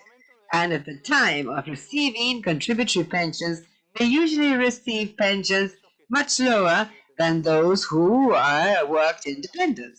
And then we have the phenomenon of migration, also mentioned today, internal, external migration. When we're talking about external migration, we're talking about people who leave from one country to another. And throughout their working life, they paid into the Social Security, but due to a lack of communication among these funds in different countries, they have no access in order to have a contributory pension and the left out. Because on the one hand, they do not have the contributory requirements, and often they don't even have the non-contributory requirements because they're not resident in it. They haven't spent or lived a certain number of years in a particular country, so they're left in a sort of limbo where they're neither covered by the contributory pensions nor the non-contributory pensions. And then the issue of poverty in old age, something that was mentioned a lot, a phenomenon that is not new, a phenomenon that perhaps from a long time was covered informally by families and communities, but that today neither families nor communities are able to help out because they themselves are each day in a more difficult situation. And so it is necessary to shed light on a situation that existed from before but that is sharpened today. The issue of inequality seen from three different angles. One that has to do with gender inequality that was mentioned today by Visika, that appeared many times in the different presentations. Women have shorter working lives because often they spend many years dedicated to either their children or older persons, and when they go to the labor market, they find it difficult to join, or they work in a broken fashion, not continuously. And so it's not easy to access pensions, and when they do, the pensions are lower. And then all of these pensions are comparatively lower, and women are overrepresented in sectors that, of their own, have lower pensions. And then the lack of sufficient social and labor laws linked to gender inequality. And so, what accesses do women have to education and skill development? You mentioned this today. Their ignorance of their rights, and what leads to less well-paid jobs, more informal jobs, and also discrimination. And then lastly, regional inequality linked to less access to jobs with social security coverage. And before coming, I was reading a new ILO report about the situation in Paraguay, and something that Alberto said a moment ago was appeared there. He said, or Gala said, well, I don't know where she is now, but in relation to workers in rural areas, independence in comparison to workers in urban areas, they have a third of formal workers in comparing one and the other. And then the each time greater recognition of social protection as a fundamental right. This is something that no one ignores. We all see social security as something that is a fundamental right. And also international instruments such as SDG, which give much greater strength to this understanding to the right to social security as a fundamental right. Speaking of universality, in different spheres, we're seeing that we are working also together with ILO in the BRICS meetings, and for the meeting held last year of the Ministers of Labor and Social Security, we drafted a report speaking specifically on the universality of pensions, and so it is something that is affecting all regions. And then linked to recognition, and as a result of the emergency that we experienced during the pandemic, there is greater consensus at social level regarding the need for social protection, and this leads to a greater political commitment to social inclusion and protection. So here we have a map showing in red all countries that have some type of non-contributory pension. As you can see, in the Americas, we're quite well covered. As we all said, of the 33 to 28 that already had some sort of non-contributory system. In Europe also, they're very well developed. And one example of this is in Sweden. There is a non-contributory pension called grant pension, which is a benefit given to people aged over 65, low income or without any income, and that has a proof of resources, but it does not have to do with the different benefits that were given. This is universal, but with a verification of income, and so focused on a particular population group. And in this case, what I was saying earlier, linked to the number of years of residence in a country. And then we can also see in the same map that the region of Asia Pacific also has seen many developers. One example that we can mention is Thailand. It has a universal pension for the elderly given at the age of 60 or and is not compatible to wages or pensions, and does involve proof of income. And then in Asia, non-contributory pensions are developing more slowly, especially in the south and southeast of the region. Sorry, this is Africa. Namibia, Kenya, South Africa, they have an old age subsidy given at the age of 60 years, and you need a proof of income, but it's incompatible with any other sort of benefit. And also on the map, I don't know if you can see it, there are two countries more in orange, and these two countries have pilot and non-contributory pensions at regional level for Africa, Tanzania, and the Asia-Pacific region, Papua New Guinea. And then I also mentioned some others in the region of the Americas. And so now the three questions that Claudia asked me. What have been the key strategies to move ahead in the expansion of coverage of non-contributory pension systems in countries of Latin America and the Caribbean and other regions of the world?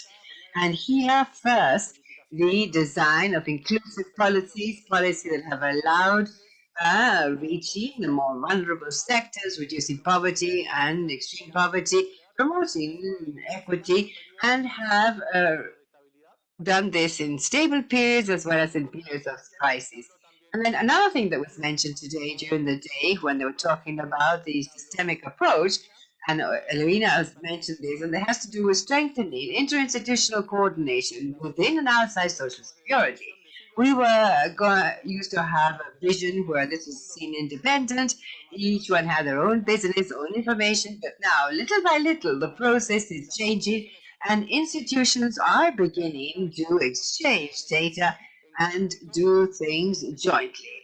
So this sharing of information and data avoids many unnecessary expenditure and gathering information that already exists in other parts. And so seeing it from the society viewpoint facilitates access to benefits. Because before, when you need to ask for a pension, you had to go to 6 institutions, hand them in the papers, and only just then present everything to be able to make the one final presentation. So now in many countries, the process is simplified, and the institution, which is the one that receives the citizen that is going to request the benefit, already has all the other information that previously they needed to gather separately. And then also strengthening coordination has allowed the developing of a more holistic approach where it considers not only the contributory and non-contributory pension systems, but also other spheres, such as this was also mentioned today earlier on when there was talk of needing to take into account employment policies, the inclusion of other workers in the informal market, and the migration policies. And also the awareness building via clear, simple messages and expanding the coverage of these non-contributory systems based on a better knowledge of society and the political class has allowed the demarginalization of non-contributory pensions. And then the extension of coverage reaching different geographical areas that perhaps previously were not reached and that are usually the most remote areas with higher poverty indexes. And then the use of technology. And this is something that we were talking about recently with Alexandra over coffee. And this allowed institutions to be more effective, faster when it comes to implement different policies. And this also allowed a better use of information and also using it for making strategic decisions and seeing the efficacy of the impact and also control. So digitalization processes and institutions have resulted in the creation of multiple access channels for citizens that in turn allow the making more easy the application process and transparency. And then lastly, returning to something that I was talking about before, the exchange of information among institutions allows better identification of the people, the target population. And lastly, the exchange of experience and good practices. It is interesting to see how other countries and institutions have found solutions to similar issues that each country may have. And also, it's important to think that someone can take one recipe and just cook it in your own kitchen. No, we're talking about different realities, different countries with different idiosyncrasies. And so I think we need to have an exchange of information and good practices would allow you to think out of the box, look for inspiration, but then you need to adjust it, bring it down to ground, tailored to the needs of each country. Now, the second question was what factors may explain the better results in countries that have been able to move ahead in the coverage and efficiency of the system, and likewise, what should be strengthened in countries with low levels of coverage or are beginning implementation? This is really a double answer, and that answers both questions in one. First of all, we have the political commitment. We've heard a great deal of its importance. The political commitment will provide the resources for these policies and also for the management and development of the policies. And this also grants legitimacy to the processes. thus creating stability, continuity, and it may be foreseeable. And then a sound legal framework. This does not need explanation. Comprehensive focus, institutional capabilities for better results. An institution that doesn't reach the whole country will not allow for a policy such as this one that must be national. Things would be much more difficult then to push ahead any kind of policy. Participation of civil society. This will give a better diagnosis and public support as well as accountability. And this will facilitate the social compact. Monitoring and evaluation. This will allow us to see the progress and the obtaining of results. Finally, the last question. What are the greatest challenges faced by non-contributory systems in this region and elsewhere? Everything that I've already said. Everything I've already mentioned. But to summarize, I would say financing, sustainability, how to fund the pensions through taxes, through a loan, and what to do afterwards because the money will be used. How to implement, what institution will be in charge. There are many institutions and ministries involved. We have labor, social security, human capital, social development. That means that we have to see what institution will be taking care of this. Because we must get the one that already has experience. And then sufficiency. Ariel has already expanded on this. We also have the definition of the relations between the contributory and non-contributory pension systems. Will it be zero pillar or will it be a non-contributory system that will contribute to contributory pensions that will work in parallel? And that would be my presentation. Thank you for your attention.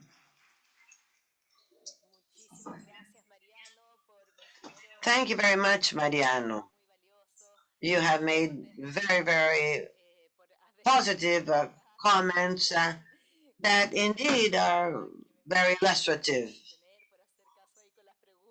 I know that you have been kind enough to give us a few moments for Q&A. Let me say that these are subjects that are extremely important and they have to do with the manual. For example, how to expand the coverage, and that must be considered when we think about the plan in something that is to be expanded in the future with a further institutional development. Implementation, you've talked about it. It's a big challenge, especially for the countries that are just starting with non-contributory pension systems. And there, it will be key to see whether this will be based on existing institutions or whether this will be related to the contributory ones. And as Alberto said, we have to see what is going to happen with the relationship between the two systems. We don't intend to reduce the contributory systems, quite the contrary. We believe that we must expand it, we must make it stronger. Our countries must also go towards pensions that may have fundamental rights for older persons in the region. And we also have to get rid of poverty. There's also the issue of dialogue and exchange. And this is really the spirit behind this kind of event. We will then bring it down to each of the countries involved. Thank you so much, and we hope that you will continue accompany us in different panels. And right now, it is my pleasure to bring to you Pablo Yanez. He is an expert in social protection. He is a colleague of our headquarters in other countries. I'd like to thank you, Pablo, for being here with us. Well, I'm the one who thank you. In the last 12 years, this was really my home. Let me start with a comment, an admission, a confession. I have already read the book, even though it hasn't been published yet. This is a very wealthy kind of information that comes with this book, expressing very well the big diversity that we have in the region. In June, yes, June. I recommend that you will read this. I confess that I will insist on a debate, and I believe it's a mistake to talk about non-contributory.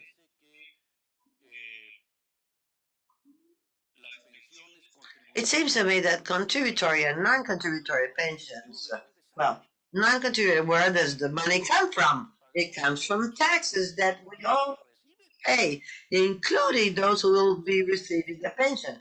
It would sound like it falls from heaven.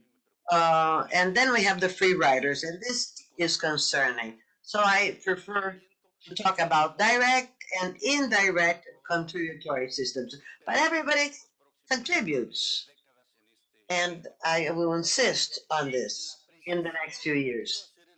Now, the comment I wish to bring is the following. Mexico. Their universal pension is not part of public policy. It's not a program. It's a constitutional right. What we've seen in the Mexican experience is the construction of a social right. The construction of a right. This is what's happening in Mexico. And this is already part of our national constitution, article number 4. I'd say that this is indeed a powerful way of looking at this. We shouldn't just talk about a dispute between experts. Let's not talk about the technicalities. Let us get into the rights and the construction of rights. That is why it's very important that this is part of the Mexican Constitution. It used to be part of the law for older persons' pensions in Mexico City. Afterwards, it became part of our Constitution. This has been a tremendous expansion that's been happening in Mexico. Alberto said that we have about 20 million. Well, of these 20 million, 11 million are involved. So Mexico really moved the trend of coverage in Latin America, and it did so in a pretty short period of time. I'd also like to insist in that older persons' pensions, well, Mexico is a federal country, that comes from local institution. It was born in Mexico City in 2001 when the current president of the republic was the head of the local government.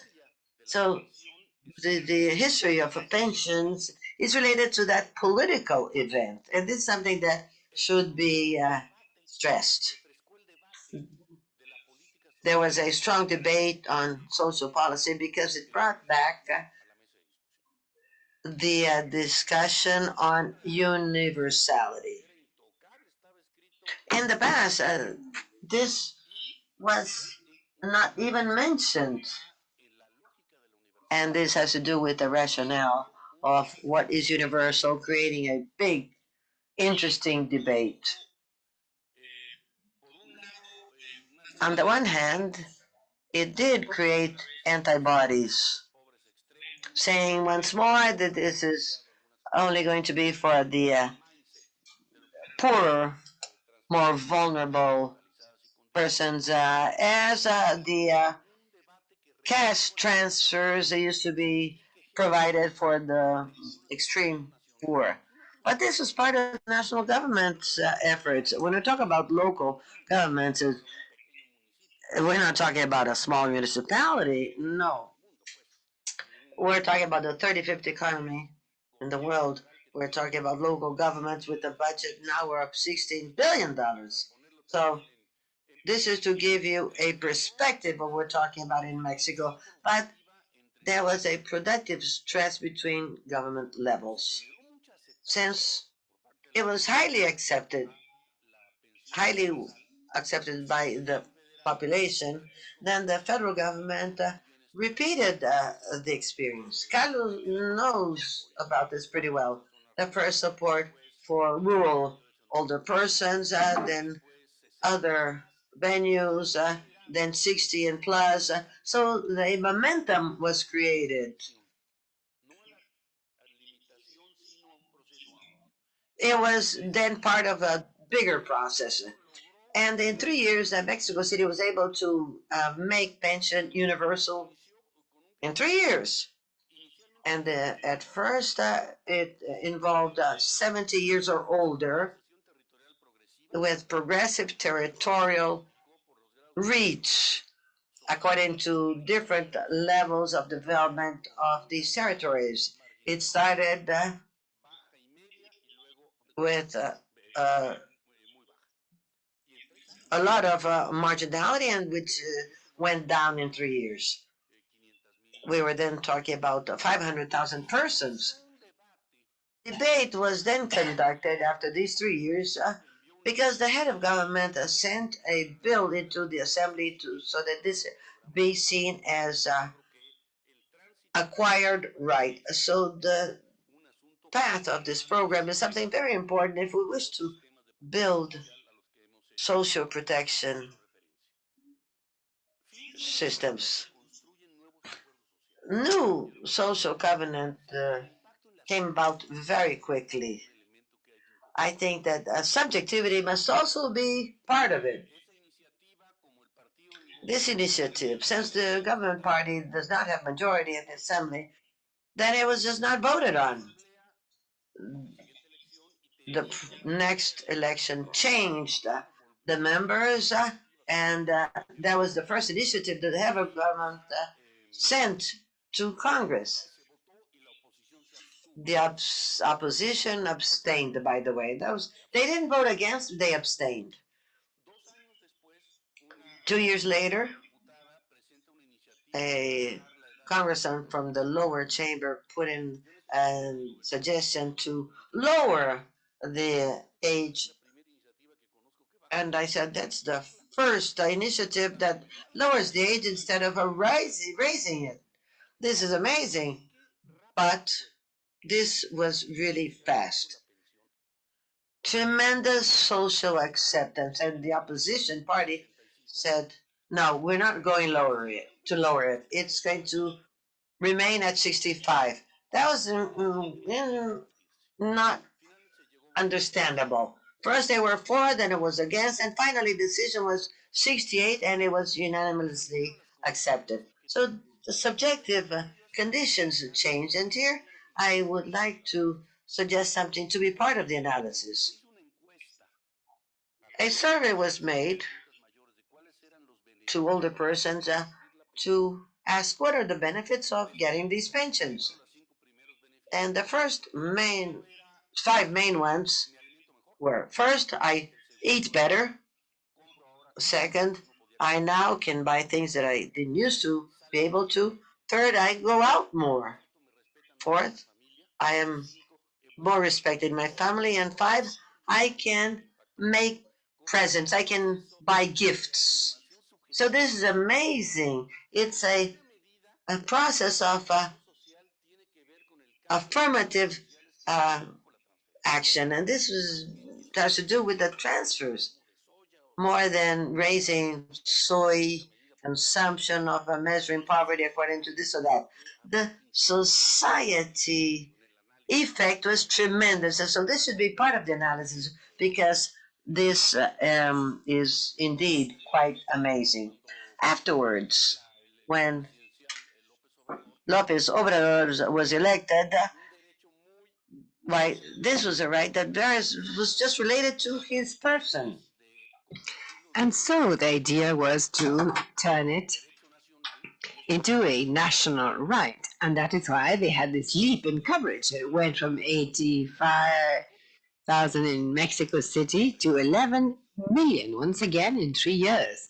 And today the coverage is very large. First of all, the first transition from what is major local in Mexico City to the entire country. Priority was to reach high coverage, although the sufficiency fell short. And the second expansion, well, the last 6 years have been very intense. We have that they went from an 11 million covered, practically universal, and sufficiency grows increasingly or speedily in 2022, 2023, and 2024. To give you the data quickly, in 2018, the cost of universal pension was 0.4 of GDP. Today it's 1.4. So the leap is remarkable. These are major figures for a country that has a relatively large economy.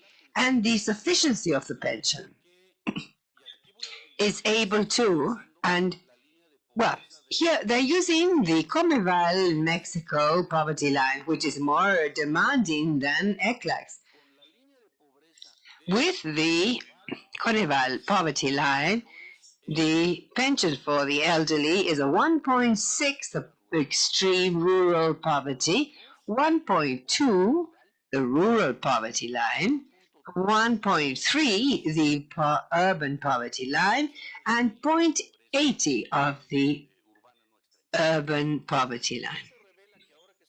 And that means that now when we do the national survey in 2024, it's likely that the income poverty level historically low pension income level. So the consolidated experience, it is irreversible. And now that we are in the electoral process, the opposition proposed reducing the age to 60. And the government agreed to lower it to 60 for women. 2.5 million additional people. So the process is tremendously expansive. There is a debate ongoing regarding the way to finance this, because essentially all of this was done via re-engineering of the budget.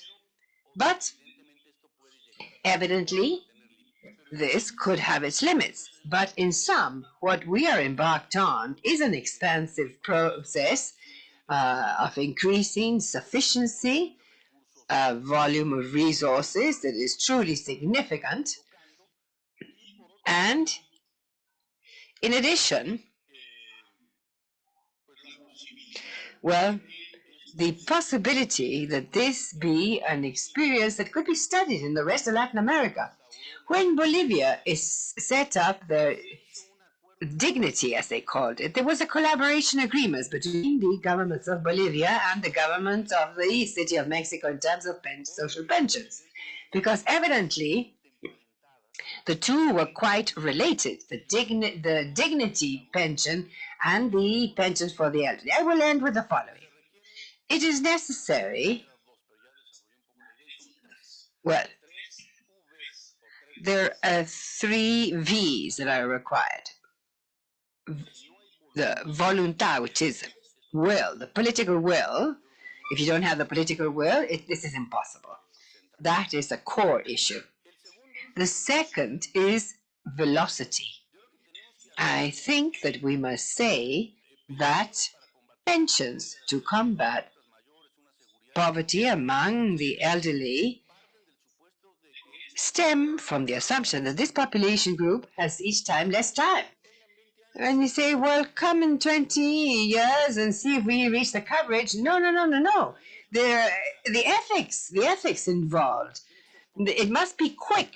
And the case in Honduras is interesting in that Manuel's proposal began with the older group. But I think that we need to take in account the time variable, life expectancy. This must be done quickly. And that is essential. And it is a social responsibility. And the third is volume in his 3 V's of the terms in Spanish. You need viable resources. You need to have speed and volume. Well, when the book comes out, maybe by then we will have improved it a bit. Maybe we will be able to have a better coverage. But I do think it is very important because right now the relevance is very important. It's clear. And I think that we need to emphasize the urgency a little more. But you cannot simply say that these generations, we must sacrifice them because the volumes and according to our calculations, these figures can only be achieved in 30 years.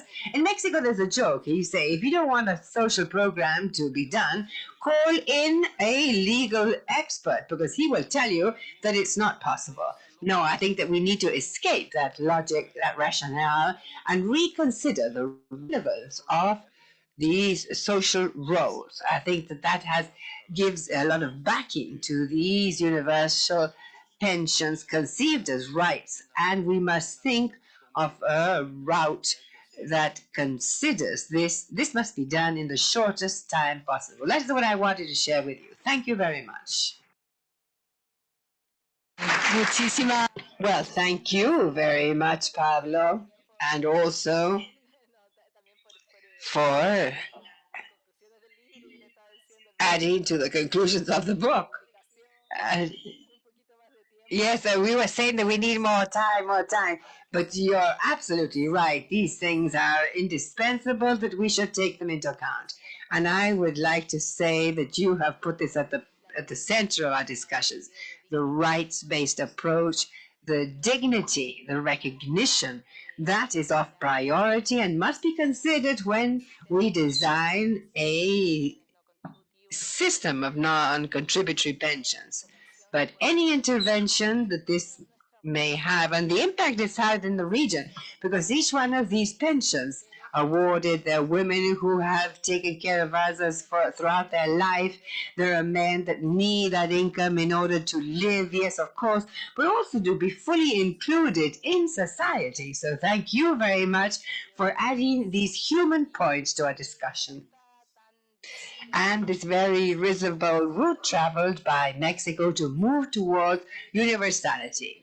And I believe, I wanted to highlight that you have closed that section in that chapter that you have together with Juan Villa regarding experience with countries and these experiences towards universality and how pensions are spreading to cover other population groups and transfers to girls, boys, and adolescents. So simply, I would like to recognize and thank you very much for your contribution, your visit, and your comments. You're always welcome. Thank you. So now, I would like to ask, does anyone have any question or comment? Pedro, we have a couple of minutes still. Yes, good afternoon. I will try to be brief on account of the time. Pablo Yanez, I'm so glad that you have touched on what both candidates in Mexico have said, awarding this as of the age of 60. But to resolve the issue of the contribution density, a lot has been said about the age of 65, and that we have a position that is polarized regarding population. Part of the population says contributory, says non-contributory, but among those who say individual capitalization, we have a group of people who are age 60, over 65, another over 60, and they say, well, 60, another say 65, and so, as such, I belong to the 60s group, to say what position I'm in. Not personally the institution I represent, no, but well, maybe because I'm coming closer. Previously, I did not think like this, but now I do. Now that I have a couple of white hairs, the weak part of the 60s discourse is how to solve that issue of the density of the contributions. We have an informal market that represents approximately 52% of the population. It is large. No, but nevertheless, the market, that informal market is temporary and does not have a contribution density that could lead with a replacement rate of more than 30%. And that is the discourse of raising the age to 65 in order to overcome that. Now, if there is any part where you could help out, or a document or a dossier, and where could we see how to solve that contribution density to maintain the age of 60 as a retirement age? Thank you very much, Pedro Alcántara from the National Social Security Council in the Dominican Republic. I would like to know, does anyone else like to make a comment before leaving for the day? No? And so I will hand over to Pablo, and also I would like to hand over to our director, Alberto, in order to wrap up the panel. And also take the opportunity to thank these people who are still connected online, and thank you. Yes, please answer the online survey, and you too. Thank you to please answer the survey, which is so important for us in order to continue improving our work. And maybe I would like to recognize Pablo. I think that you might want to ask the question that Pedro asked. Well, first of all, I wish him luck. Yes, of course. And second, what was said here is that it is necessary to discuss these social pensions as part of the entire pension system. Because if we discuss this sort of little bit by bit, we're never going to reach a good solution. Because Mexico needs a parametric reform regarding the individual capitalization or pay-as-you-go system, and a fully funded system, because they thought that they were going to pay in for 25 years continuously, and the labor market is a swing door market, and the age was not reduced, but yes, the number of compulsory payment weeks was brought down.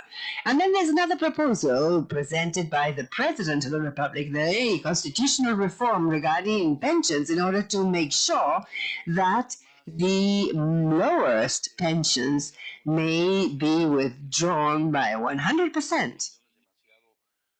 So as not to have pensions that are too small. For everyone that, please correct me if I'm wrong, that reach the, I think, the mean wage. But this should not be discussed as a program. Pensions are not a program. Pensions are a social right, and they must be discussed as part of the social protection and social security system. Thank you, Paolo. Mariano, would you like to add something else? No? Are we ready? Yes, you, Dr. Mariana? No, Mariano. Yes. In response to what Pablo said, I think that what to be taken into account there is how you play around with the direct contribution pensions and the indirect contribution pensions. In Pablo's words, and to see how to achieve the consensus among the population, because you have teams kicking in different directions. And so you need to find a consensus, and that will only be achieved by playing around with these chips. Well, thank you. And also say, Dr. Belsi, would you like to add something before handing over to Alberto? Yes, please turn your mic on. No, merely say thank you. Without a doubt, the work that I have discussed will be of great use when it comes to preparing or drafting the rights, and it also inspires what was said by Pablo, this idea of seeing it as a right, and especially in a country where the subjecting of the population has been so great for so many years that people are still afraid to ask for their rights that are basic. In other countries, they're already a res judicata. And in our case, they continue to be not easy. And the population has not yet achieved the degree of organization and drive that they need to back initiatives that tend to really improve their lives. But fortunately, we have an open government. It is progressive and it wants to do things differently, and that is the way they're going. But the inheritance is heavy for many years. There's been corruption and a wasting of public funds in government, and truly the political class took over the state and has worked more for their own interests than the interests of the nation. And also, the interest is to change it. And so the idea is to have continuity of these initiatives that we have seen so far. I would like to recognize that ECLAC has been essential for us. They have been very closely supporting us in important processes, and this afternoon, yes, we have had a very pleasant meeting with Alberto Arenas and Claudio Robles, and where Alberto promised us that he will continue to support us. Yes, so well, thank you. Well, thank you very much, Dr. Cid, once again. Thank you for your comments. And so now, yes, I will hand over to Alberto Arenas de Mesa for his final comments. Well, no final comments. It is more over 6 o'clock, and so I'm sure we all want to run out to come back with renewed energy tomorrow. So first of all, I would like to thank you. Is this book that, well, any book takes time. In coming to light. 10 authors that we have been able to bring together to have a common denominator. The common denominator, which is the non-contributory pension systems in the region, do have a chance, a concrete opportunity to social security, address poverty and inequality. And I think that the different chapters of the book are going in that direction, and they are a beam of light, of hope, in terms of having public policy that has institutional reality, that has financial viability, and that is recognized. And in that context, it is an opportunity that we must disseminate. So you're all invited, and in June, when we have the printed book, that we will be able to say thank you to you, to Claudia, who's made a tremendous effort, and yes, with an idea that maybe was not that underscored in terms of what is addressed by the book. And that is that the region, well, yes, we're all aging. Yes, I feel comfortable in saying that. But yes, the region is aging very quickly, but there is also a feminization of aging. And second, a labor market where one way or another it discriminates openly. There are very large gaps between men and women. And the experience of countries that have done universality or others, mostly those that knock on the doors of the non-contributory pension systems, are women. In Chile, approximately 66%, 2 out of 3 at the start. In the region, 60%, 58%. And well, why am I saying this? Why am I mentioning this detail? Because they are details. If something happens in the labor market, basically the pension market, which is a mirror of what is happening in the labor market, the non-contributory pension systems will help to not reproduce the gender inequality that exists in the labor market and in the pension market. The non-contributory pension world It is a system that opens to gender equality. And that in a region where there are marked differences, and one has to do with gender. And so the non-contributory system is an opportunity to face an issue of social security that we have touched on so many times. And so I've met my 3 minutes. I don't know if Claudia would like to add something, but there are still 90 people online. There are fans for social protection, so thank you very much. Okay, thank you very much, and meet you here again tomorrow at 9, and we thank the interpreters for having stayed so late.